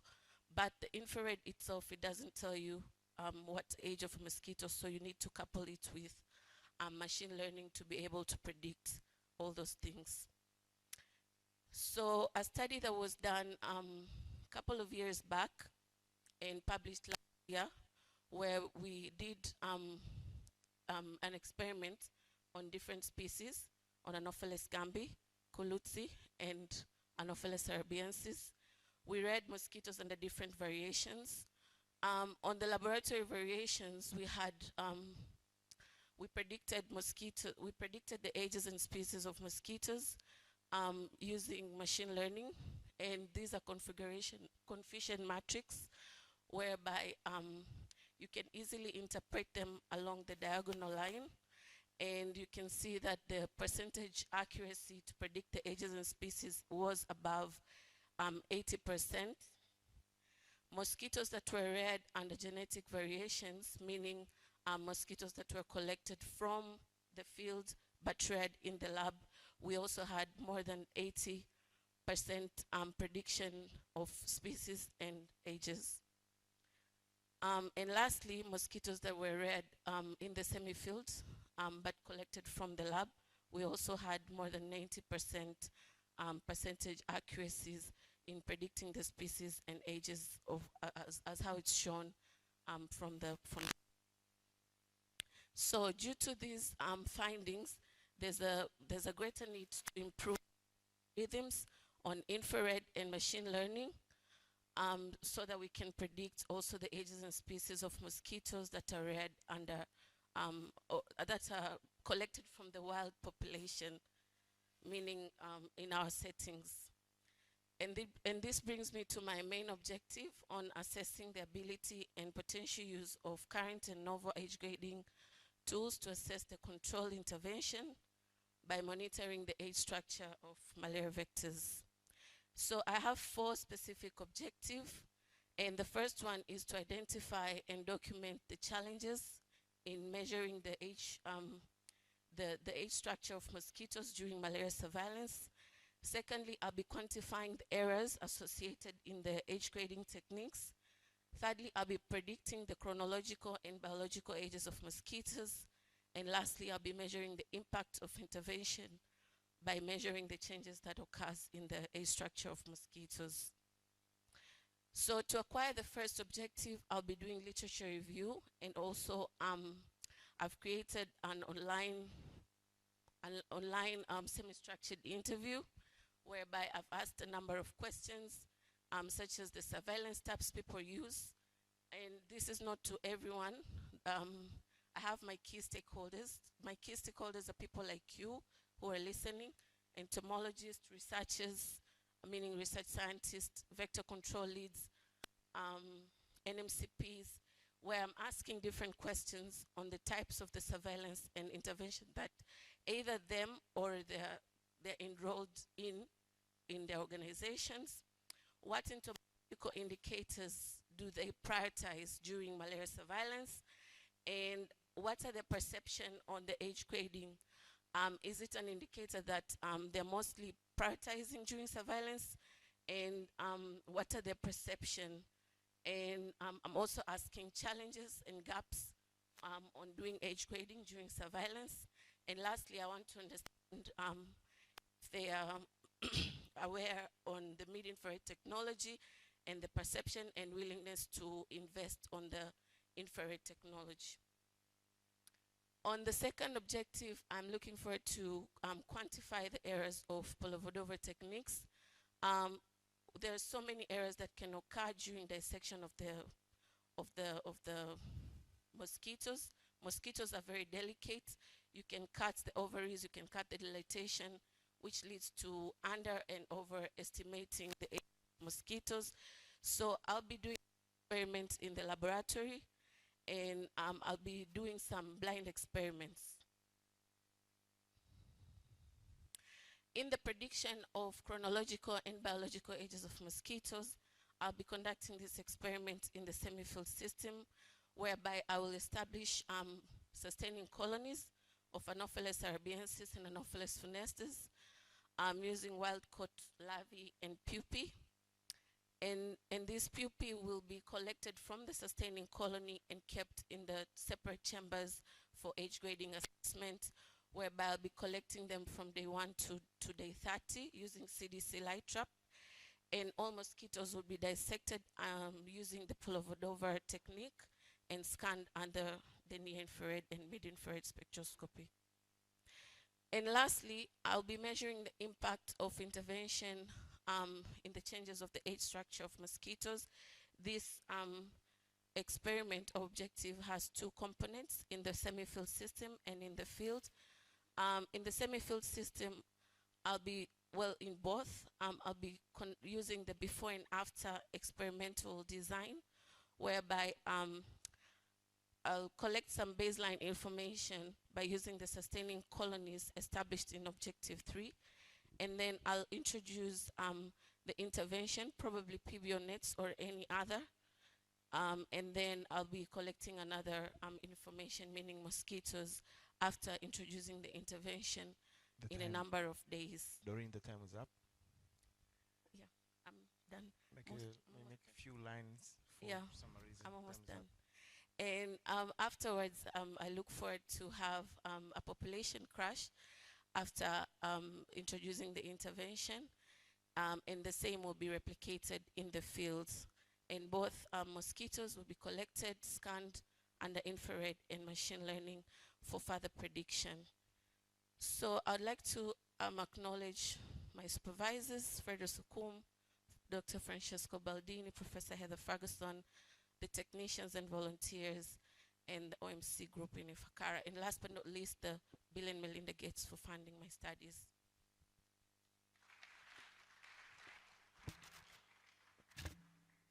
Thank you very much for the presentation. Shall we take questions now or later? Which one do you prefer? Okay, now. Anyone with a question? There seems no one with a question. Please, Bernard, approach the floor. In the meanwhile, I would also like to tell Felicia Tarimo, Pinda, Felista Tarimo, Pinda, Olukuyade, Abdon, Watson, Halfan Gowo, Mohammed Omar, Isam Shani to approach the tables. I mean the chairs near here, so we know who goes who. Please, if I've mentioned your name, please approach come near to the podium.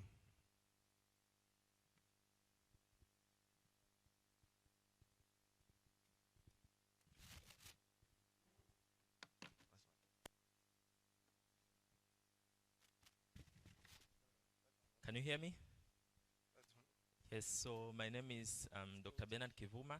I work with the Chronic Diseases Clinic of Ifakara, where we offer HIV services to the population of Kilombero and Ulanga. So I'm going to share our study that was titled Stigma-Directed Services to Improve Linkage to Care for People Living with HIV in Rural Tanzania. So this is a study protocol as well as preliminary results of this study. So one of the aims of the HIV services is to reach the UNAIDS 95 goals, where 95% of people living with HIV know their status, and those who know their status, we have 95% who are on active antiretroviral therapy, as well as having those who are on active antiretroviral therapy suppress the virus by the year 2025. So one of the main challenges that we face is the linkage to care, which is defined as being on active antiretroviral therapy after getting your diagnosis of HIV. And one of the greatest challenge with this is stigma in this population. So stigma is faced at different mechanisms. So it can be internalized stigma, or it can be enacted, or it can be a stigma that a person faces by thinking that they are less deserving and less worthy of compared to the next person. So what stigma does is that it prevents patients who get their HIV diagnosis to be linked to care. So it terminates the chain of HIV services delivery at a very early stage. So in this study, we wanted to have an idea of how the implementation of a bundle of stigma-directed services can improve linkage to care and adherence on antiretroviral therapy. So our study design was the pre and post implementation design, where we had our pre-implementation group that was a historical control group of individuals who received a new diagnosis of HIV 2 years before the initiation of this study. And we had a comparison group, which was the post-implementation cohort of people diagnosed with HIV after the provision of these stigma-directed services. So the stigma-directed services that were offered were 4 services, which included post-test counseling and post-test video-assisted learning, which was a short documentary about HIV that was made by people living with HIV, and also continuous group support therapy and group health education, where the people living with HIV had sessions that were done every morning during the visit date at the clinic, and they had a group kind of health education. And also the 4th service was mobile health, where mobile phone reminders were made when the dates of a clinic visit were nearby. So in the comparison group, the pre-implementation cohort were the individuals who received standard of care, which just include post-test counseling as well as SMS reminder for the appointments. So our preliminary results are out, and we had a total of 520 new HIV diagnoses during the time of the study, which was from 2020 to 2022. And out of this, we excluded about 23% due to various factors, including being hospitalized, being less than the age of 10 years, and the ones who were ill to participate in the study. So we had about 77% of participants who met the eligibility for being included in the study, but we missed about 17% due to various reasons, including during the time of COVID-19, and also some participant transferred facilities at baseline. So the total number of participants who received these services were 315, which was equivalent to 61%. So going through the stigma-directed services, we had a 100% uptake in the video intervention as well as the post-test counseling intervention. But for the mobile health service, we only had about 70% uptake for individuals who picked the first phone call, and about 57% uptake for individuals who picked the second phone call. The main challenges here were having calls not answered and individuals who had no phones available during the time of enrollment. So our group support therapy and group health education intervention was utilized by about 31% of the participants. So our expected outcomes with this pre and post implementation study was that with a 4-fold component of these stigma-directed services, we expect to improve linkage of care, which is defined as being in active care after 2 months of receiving your diagnosis by 10 from 70 to 80% post-implementation. And we also expect to gain knowledge on the value of these stigma-directed services in improving linkage to care, as well as viral suppression rates, and also retention to care after 1 year of treatment. So current status update, the protocol of the study has been published, and further analysis is still ongoing. But we have a couple of lessons that we have learned so far, which some lessons on the reflection of these interventions. So we had a good uptake of lay counseling as well as the video based intervention, but some clients did not like the mobile phone reminders. Also, on the reflections on the of client flow at our clinic, we saw seasonal clients because of the nature of rural community, where during the time of harvest and during the time of rainy season, we see patients. And common suggestions that we had from the clients was to expand interventions further for individuals that are still continuing in care, because this was only offered to individuals who were newly diagnosed, and also some suggestions on the addition of topics of interest in the group support therapy sessions, including topics about pre-exposure prophylaxis for HIV and topics about U equals U, which means someone who has a suppressed viral load cannot transfer the infection. So these are the acknowledgements, and thank you.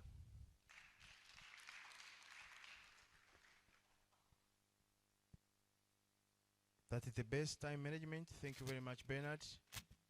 Questions, please, from the floor? Any question? Thank you. Alfan.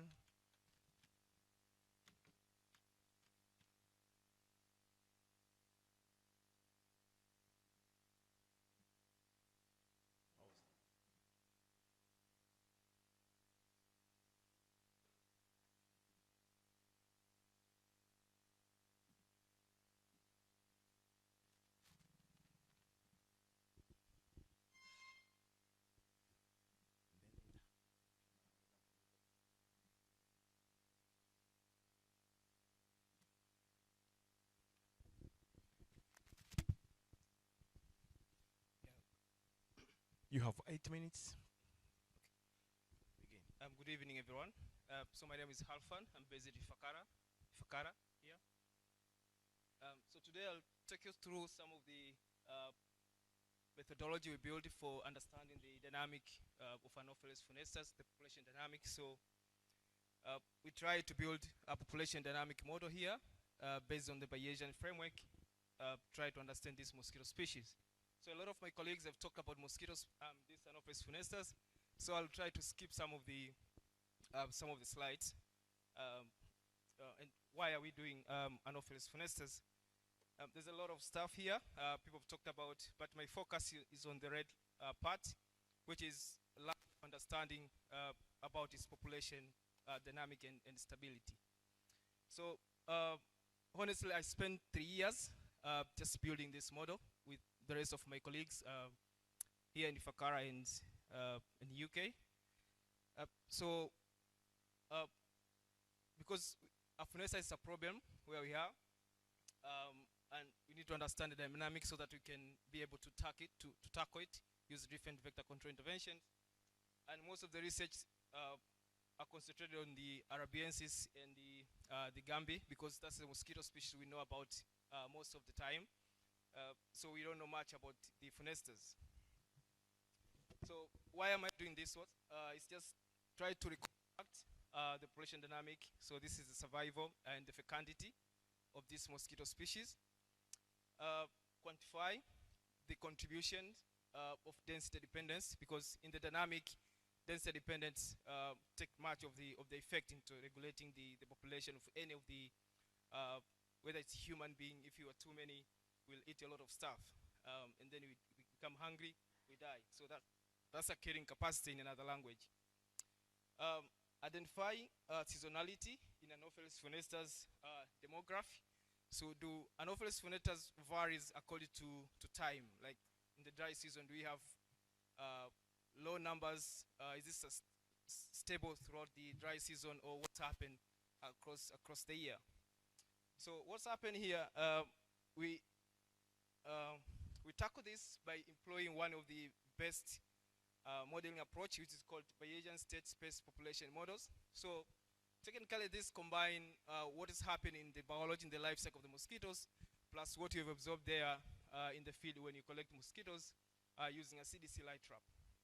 Okay, so you want to combine two things here, the ability of you to observe a mosquito in the field, and what's happened when this mosquito reproduce. So, and these type of frameworks allow us to turn some specific aspect of the model on and off. Like you want to try to assess what happened in the density dependence. So you can switch off one parameter and assess the another. And what's happened in survival of the larvae. So you switch one parameter and assess the other one. So there is a flexibility when you're doing this type of modeling, which is called state space population model. And then increasing complexity scenarios in different ways. For example, how do density dependence or environmental covariate operate in the system? So if you have a biological assumption, you can just think of it with the flexibility of this type of modeling. You can just say, yeah, so this environmental covariate have bigger effect on the gravity mosquitoes. So you plug it in the gravity mosquito and see what's happening into the system. You can forget it a little bit, but just the framework, what's happening in the biological process. We try to model all the life cycles into binomial framework. And then the observation process, we model all the data we have collected using a CDC light trap. And then we fit our model to the data collected in two occasions. One of the data was collected in 2014, 2016, and the other one was collected recently, 2018, 2019. And also we have information on climate, so this is rainfall and temperature. And then our priors to fit into the model, because we're using Bayesian, so you need to have a prior belief. What do you know about this mosquito species? So because we don't know much about this mosquito species, so we try to colonize this mosquito in the lab and obtain this parameter using the phase failure generation. So we use that information to parameterize our model, and then so we have information on the survival, each of the life stages. So here is eggs, pupa, larvae, eggs, larvae, pupa, and the rest of the steps. Development periods, how long does the larvae stay in that particular stages, or how long does pupa stay in that pupa stage. And also the fecundity, this is like the number of eggs. So in a nutshell, we tell the model, can you reconstruct what is happening in the wild? When you put a CDC trap, can you reconstruct given that we have provided this information? So we were okay and satisfactory. The model was able to reconstruct this abundance trajectory of unfed, because the trap caught gravid and unfed, gravid, and blood fed.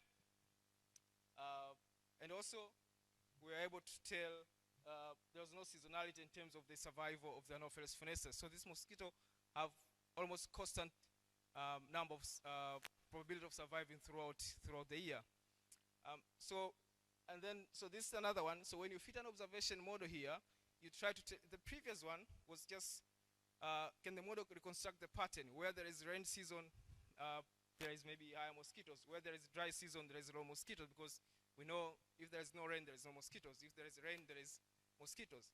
But then can the model be more realistic when you fit to the actual data? So this is based on the number of mosquito we have collected. So it appears that we are okay with that one. So you can look on the blue dots and the red cycle and the credit interval around there.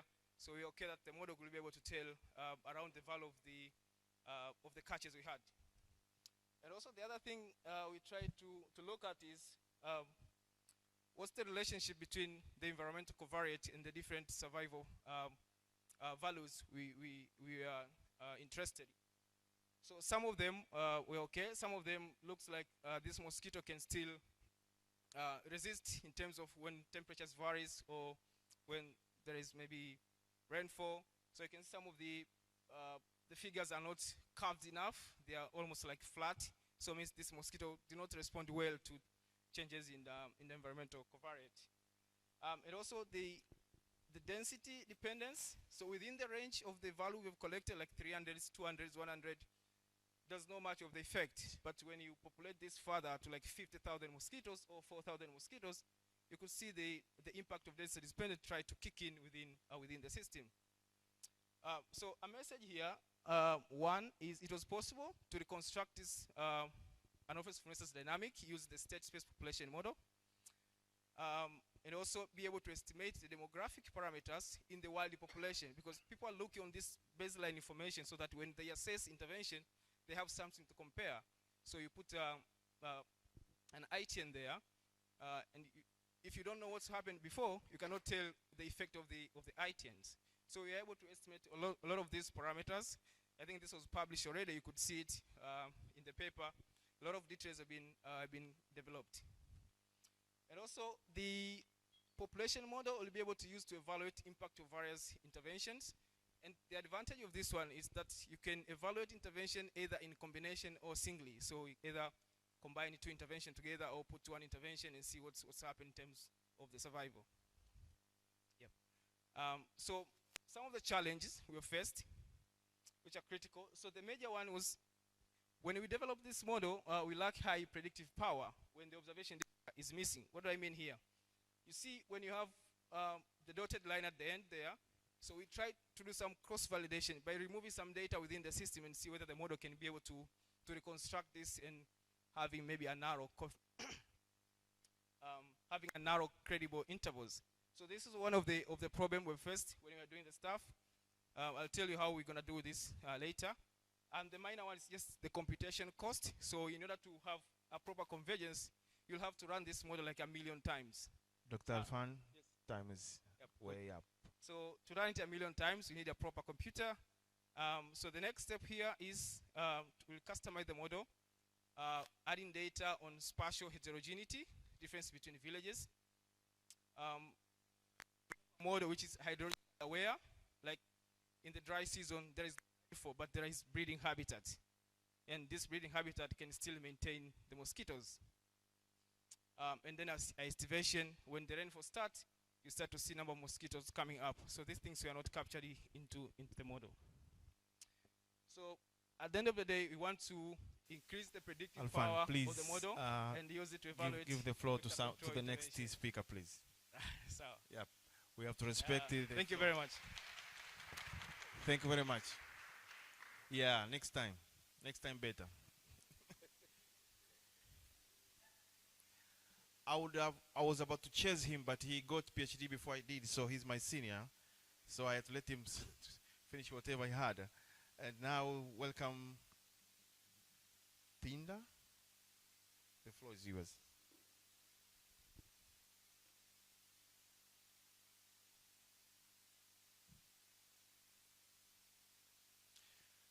I'll have to improvise a new way of, probably will cut off the sound if you keep talking when your time is up. Is that allowed? You are not listening.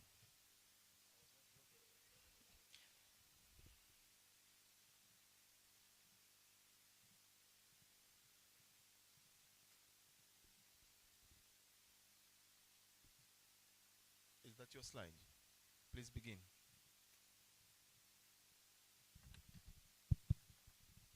Okay, good evening, everybody. I will speed up my presentation, but you get everything. So today I want us to have an idea of, with all those topics that people spoke about of resistance, how the intervention will work, but we came up with the idea that in a situation today where the interventions costs are limited, how do we then supply them in the community and still achieve what we need? So as we know that mosquitoes distribution in the village is not accidental, so the factors like environmental factors, the age of mosquitoes, the distance that they travel towards human habitation, and the human distribution. So our colleague investigated and found out that using the modeling approach, as you move away from where the aquatic habitats are, the age of mosquitoes is increasing, and you are more probable to find infected and infectious mosquitoes towards the center of the village compared to the age of the village. And our hypothesis was, if that's true that the age increases and you're more probable to find the infected mosquitoes, then that could be so on the response to the insecticide-based interventions. So we tried to investigate how would the age of mosquito be interpreted on the insecticide that we are currently using. Also, how would the distance from where they are born could influence how they respond to our interventions. But also trying to employ things like the signages, which currently have been the signages nets being approved. That how would these signages then improve the already resistant mosquitoes? So we simulated the 3 age categories and 3 distances. So we created a young non-transmitting age category, the matured and transmitting category, and the older and transmitting category, and having different distances from the aquatic habitat to see how do these result to the response to insecticide-based interventions. So we found out that as the age of mosquito increases, they're more likely to be killed by the insecticide, even though that is vector strain is already proven to be resistant to the insecticide. However, we weren't able to achieve the susceptible level as WHO guideline says, but there was some improvement as the age of mosquitoes goes up. The same with the distance. The mosquitoes you correct nearby the aquatic habitat, they're less likely to die compared to the mosquitoes that are far from the aquatic habitat. And that being said, when we try to employ then the cyanogens which kind of now boost the insecticide, the number of mosquitoes that died after employing the cyanogens increased. However, the cyanogens wasn't in relation to the age or the distance from the aquatic habitat. However, the susceptibility level increased. So that's the same then when we try to do an additional analysis, that you can see you have more chances or more odds of killing a mosquito when it's older or when it's collected away from the aquatic habitat. The reason could be that when you collect mosquitoes away from the aquatic habitat, you're more likely to catch the older mosquitoes, which implies that they could have flew from a far distance from where they're born towards a human host. Therefore, they are older, and you're more likely to kill them at that point compared to when you're to employ your intervention near the aquatic habitats. So, however, these results were method of correction dependent. So it depends with the method of correction which used to correct your mosquitoes, determining in which proportion of the mosquito age you will catch in the field. And then what could be the implication of this, in an malaria intervention and control? So this tells us, so for instance, in these settings and similar settings, we could be able to still achieve a minimal effect of already proven resistance interventions to properly distribute them rather than randomly distributing them in the community. So having a ringed system of deploying these approaches, having example of the bed net. So you can have, for instance, indoor residual spraying at the center of the village where you're more likely to get the older mosquitoes and easier to be killed, and then you do your live source management at the edge of the village where mosquitoes are young and less likely to be killed. So we should further investigate how could we rethink on how we can distribute this intervention in a very limited resources, so that we don't just randomly distribute everywhere, then we target the age structure mosquitoes in a specific area and distances of the villages where then we can achieve the maximum output. That being said, that marks the end of my presentation, and you're welcome for questions, and I'll try to respond to them. Thank you.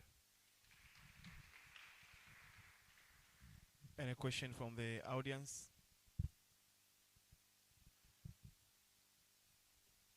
Dr. Mrisho.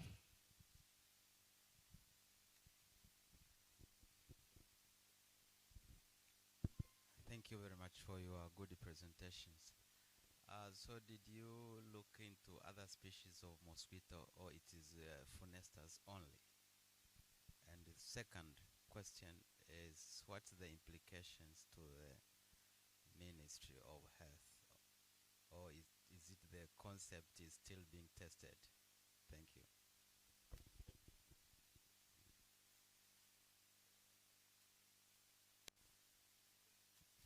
Okay, thank you. So on the other species that, if I tested other species, that I only tested Anopheles funesters for the interest that, so this was the build-up concept on which we tried to evaluate on the how vector species, for instance, found in this area define resistance status, but also this built on the idea that Anopheles funesters habitats, most of the time, they are permanent, fixed, and findable other than the Anopheles gambi complex of, habitats. So for instance, gambi mosquitoes breed even in footprints, which is difficult then determining which habitat a mosquito came from. But with Phonestas, they're easily findable and fixed almost most of the time throughout the season. So you can mark exact habitat and determine the distance to where a mosquito flew. The implication then, I think if I bring back this slide, the implication is that at the moment the target is that we randomly distribute these interventions everywhere. But if you are then to be specific and target the specific age population of mosquitoes, we could then change the narrative that the intervention we're having today, mosquito are already resistant to, if you can kill the older and mostly transmitting mosquitoes compared, just focusing on the young mosquitoes which are not transmitting the disease.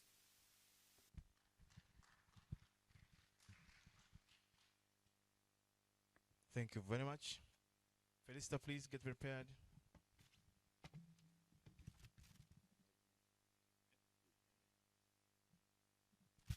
So if you really do well with time, you can also have time to get or respond to questions.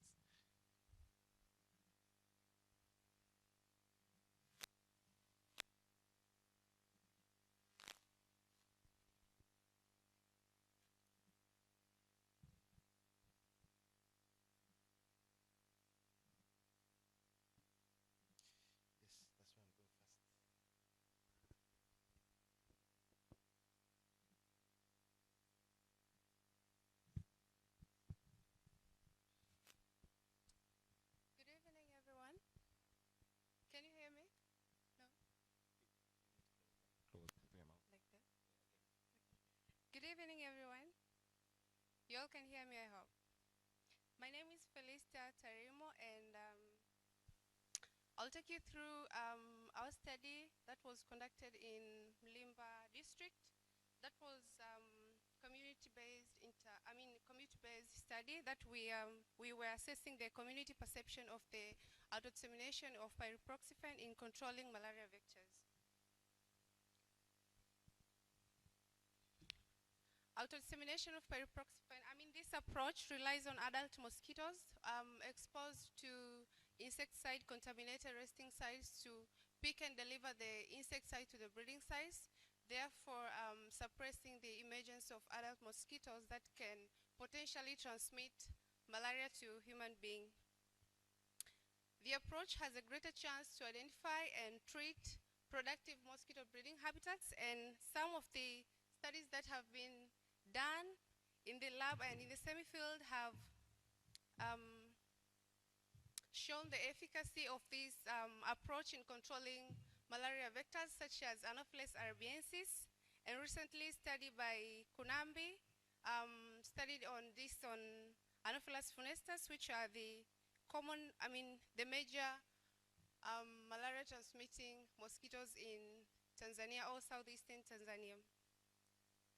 So we conducted community engagement session in the villages, whereby we conducted 2 meetings, one in each ward where this baseline data collection is being done. The baseline data collection that is being done is to collect the number of mosquitoes that are resting on the clay pots that will be the potential contamination sites. And then we followed up with focus group discussions with community members, community leaders, and students, primary school students, as well as the farmers and pastoralists. So this was a mixed method study. We conducted both quantitative and qualitative data, as I said. So qualitative data was collected through focus group discussions, and quantitative data was collected by using household survey. So the data collection was being done on the same time. That's the meaning of concurrent and triangulation mixed method. And the analysis was also done separately. And then results were then compared integrated and then interpreted and then were presented together. So I'll be presenting both qualitative and quantitative data together, but sort of quantitative data more than qualitative data for the sake of time and space. So I didn't say the objectives. So the objective were to assess the level of community knowledge, the perceptions and acceptance, as well as the community concerns on the safety of PPF on their health, I mean the human or animal health. So for results, we conducted a total of 400 household survey and 8 focus group discussions. And the mean age of participants from the survey was 46.4 years, whereby female participants accounted for more than male participants. And then in focus group discussion, we had 22 female participants and 57 male participants. Out of them, we also had 23 children and 56 adults, whereby the mean age of adults were also 46 and that of children were 12. So to start with the community knowledge about mosquitoes and malaria transmission as the ice-breaking questions, about 97% of community members demonstrated a good awareness of mosquitoes as disease vectors, whereby 78 were knowledgeable that malaria is transmitted by Anopheles mosquitoes, and about 85% reported to have at least 1 malaria cases in their household for the past 12 months. And about 99% of community members say that they were protected themselves from mosquito bites by using LLINs. And then also community members had a very low understanding about outdoor malaria transmission, but also they had a very good understanding about mosquito breeding sites, and the more common mentioned mosquito breeding habitats were puddles, water-filled containers, marshes, brick pits, and septic tanks. So the community members also acknowledged that human activities contributes a lot to the production of significant breeding sites in the communities, and among those activities were the brick making, whereby they use to dig pits in the community. And then fast forward to community knowledge about the approach that we engaged them about 36% of survey participants correctly explained the meaning of the auto-examination approach. And the common source of information were neighbors, researchers, and through the community meeting that we had with them. And also,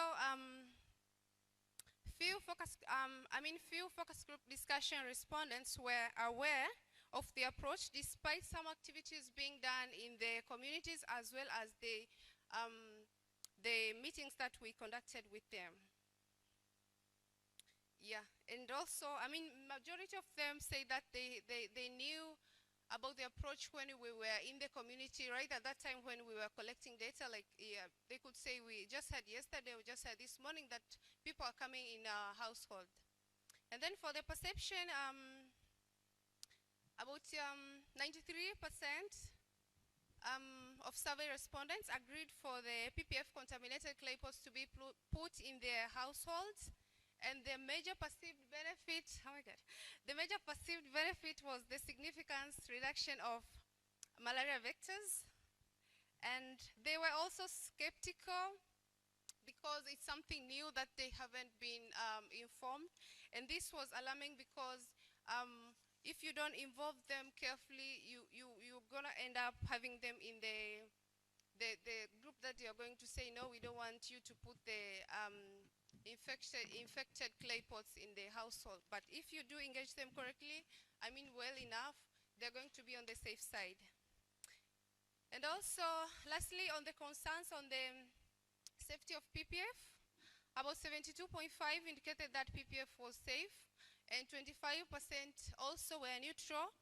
And the majority of focus group discussion respondents also indicated that PPF was safe, but 2% indicated that it would have negative impact on non-targeted organisms. And also more focus was on men's sexual arousal and also to children. They were worried that the chemical to the breeding site would affect their reproduction stuffs. Yeah. And also they linked this story to the story of the bed nets. They had that when bed nets were distributed, they had that they do deplete male sexual energy. So I think there is a lot to do still with the community members with regards to safety of the interventions that are being done, be it the vector control, be it the, any intervention, so that community members can be aware of the safety status of the things that are being done in the community. So Felicita, the time is up. Although the subject seemed to be interesting for men because of the arousal and all that, so I'll offer you 1 more minute to finish up. All right, thank you. I say I give you 1 more minute to wind up. Yeah. So let me finish this. So the community members already have shown high acceptance for the these randomized control trials that were said to be conducted last year but didn't happen also this year. So the continued efforts are really needed so as to address the already mentioned concerns on the safety, for the community members to learn the benefit and possible risks so that they can take care. Also, that will enable community members to make informed decisions as well whether to allow one to have the contaminated clay pot at their household or not. And also, that will enhance trust and acceptance during the randomized control trials. And also, our recommendation is that further studies are required to document the response of community members during and after the randomized control trials. Thank you so much. Yeah, I have one question, please. You said you decided, you and the team, to do mixed method. Was it necessary? Oh yes, it was. Which preceded the other? Was it the qualitative or the quantitative? So this was Which one? Which came first? No. Or they went in tandem? Oh yes, yeah, exactly. Okay, thank you. That's the meaning of concurrent triangulation. So yeah, because two I've seen ideas, people you could do try FTDs, to do you could that. do And survey. Asante sana. Asante. Olu, please, the floor is yours.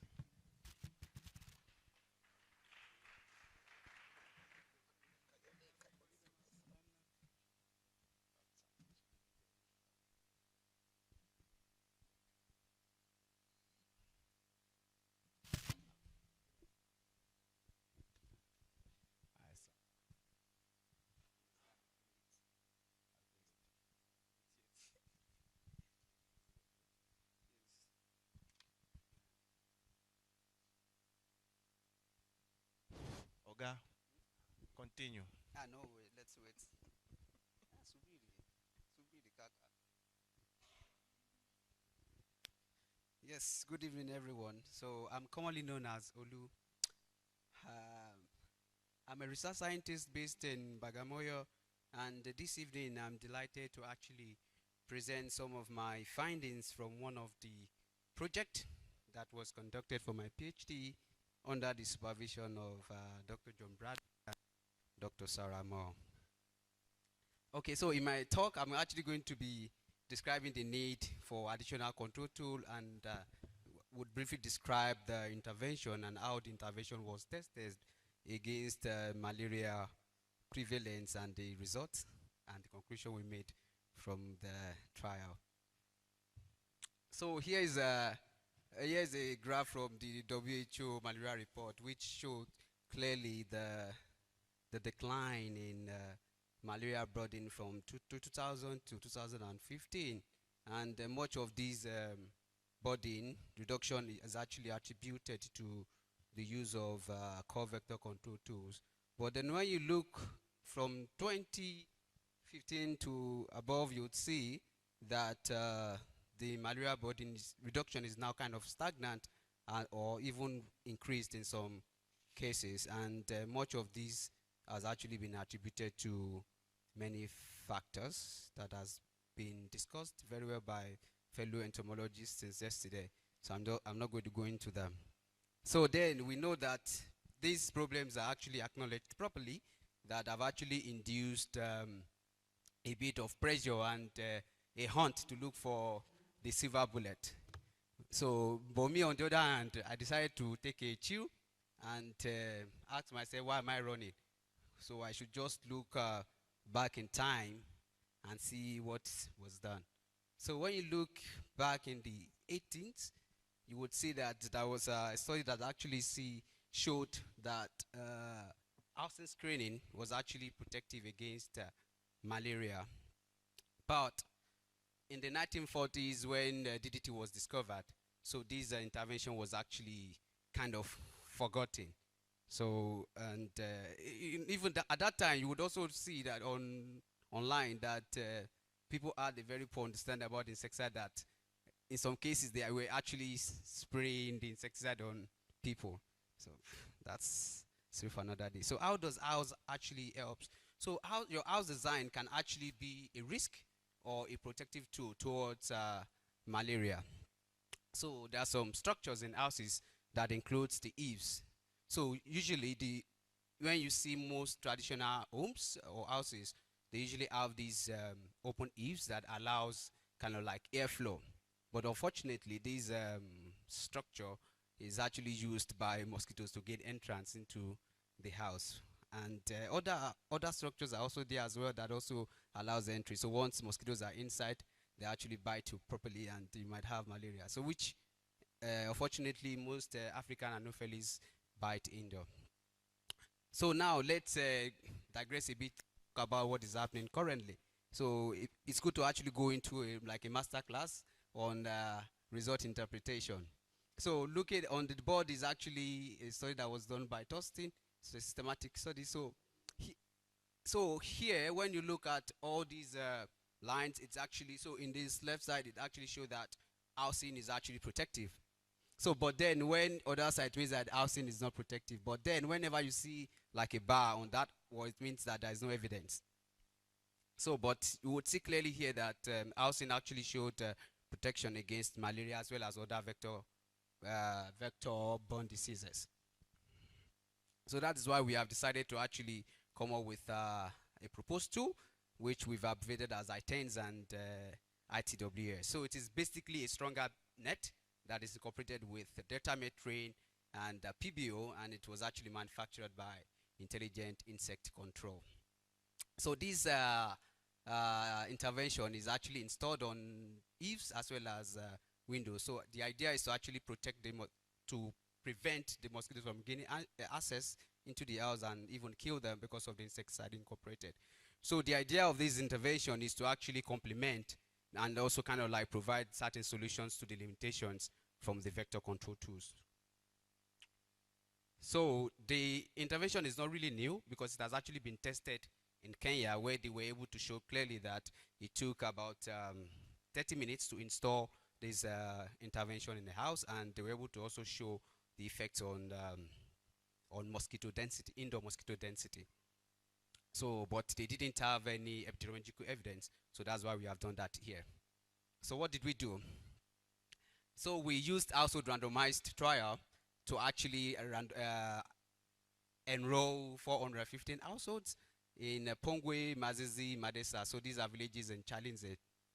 So we recruited these households based on two eligibility, that any household that would come into the study must have a house that has windows as well as open eaves. So after we enrolled these households, so we took these baseline data and we actually randomly allocated these houses into two arms, so one with intervention and one without. So then we restricted the allocation by hamlet. So after installation, so we went back to the field shortly after the raining season, which was in January 2022. So we collected blood samples for malaria detection by KPCR. Then shortly after the long raining season in June, July, we also went back. We took blood samples as well for malaria detection by KPCR as well. Then after the study, we installed the intervention in the control arm as a compensation. So here are the result.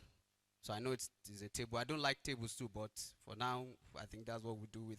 So, but the idea of this table is not don't get scared by it, but it's just to show that there is a similar distribution of the demographic and socioeconomic characteristics in both arms, and equally, and also to draw your attention to that most of the households still have many. They still have like members that are 6 and above, and the aids, most majority of the aids at primary education, and most of the houses still have traditional materials for their walls. So you will see the association, the relationship in the next study. So here also, this is the table that is showing the prevalence of the malaria in the study area. So we have 24%, and the lines, it's because people like to see the p-value, so we see the p-value. But the idea is that when you look at all these numbers, you would see that there is actually a slight reduction in groups that are in the intervention arm. And the factors in the yellow lines are usually the ones that we've seen in papers that usually have low access to bed net.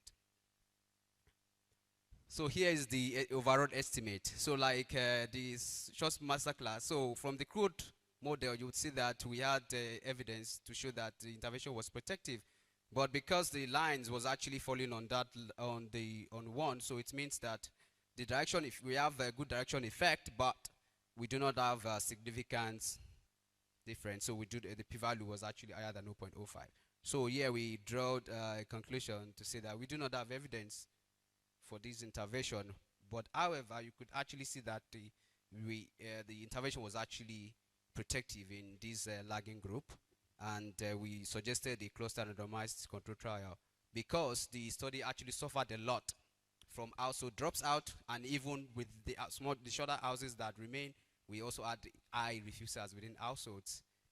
This is because of COVID-19, and we also use households design which limited us from actually looking at thank you very much the community effect. So thank you very much. Yeah, they will take the message. Watson, please approach the podium.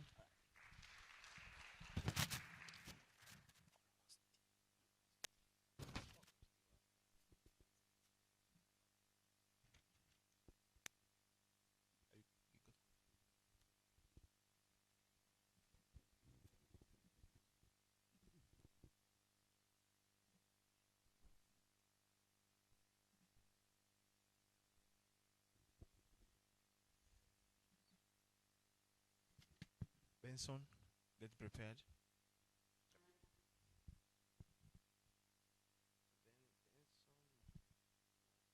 Good evening.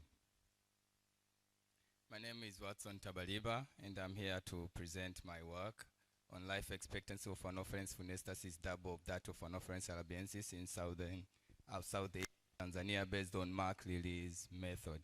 So in this work, this is field work, and we were investigating on two entomological parameters of wild mosquitoes. So we were based on, we were investigating on age structure of these two species and dispersal distance. We know that age affect, in malaria transmissions, mosquitoes, the adult mosquitoes must survive incubation period of parasites so that they can have a chance of transmitting that parasite. But also it depends with the distance. Mosquitoes must move from a place of origin, for example, the breeding sites, to where they can find hosts. So you can see the importance of these two entomological parameters in transmission of malaria disease. But also in this work, where we used a simple method of mark and release technique. So in this mark and release technique, we were collecting pupa and larvae stage 4 in the field. And then we put under this trap. This is marking trap. So after putting these mosquitoes, these larvae and larvae stage 4 and pupa, we were covering on all the sides, and then left with the upper sides where we were putting the marking grid. So we had 5 different marking grid, which we were putting in different days. So when the mosquitoes emerge from the trap, it will automatically pick the color pigments from that marking grid and fly away. So once you catch these mosquitoes out there, you can tell the age of that mosquitoes, because you know at what date you put the marking grid with that specific color.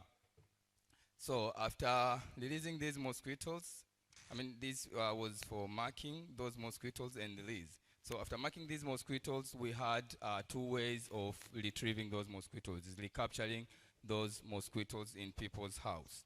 So the first method was using CDC. The first method was using CDC light trap, which was powered by a 12-volt battery. And the second method was using HLC. You can see a guy with mouth aspirators collecting those mosquitoes. So after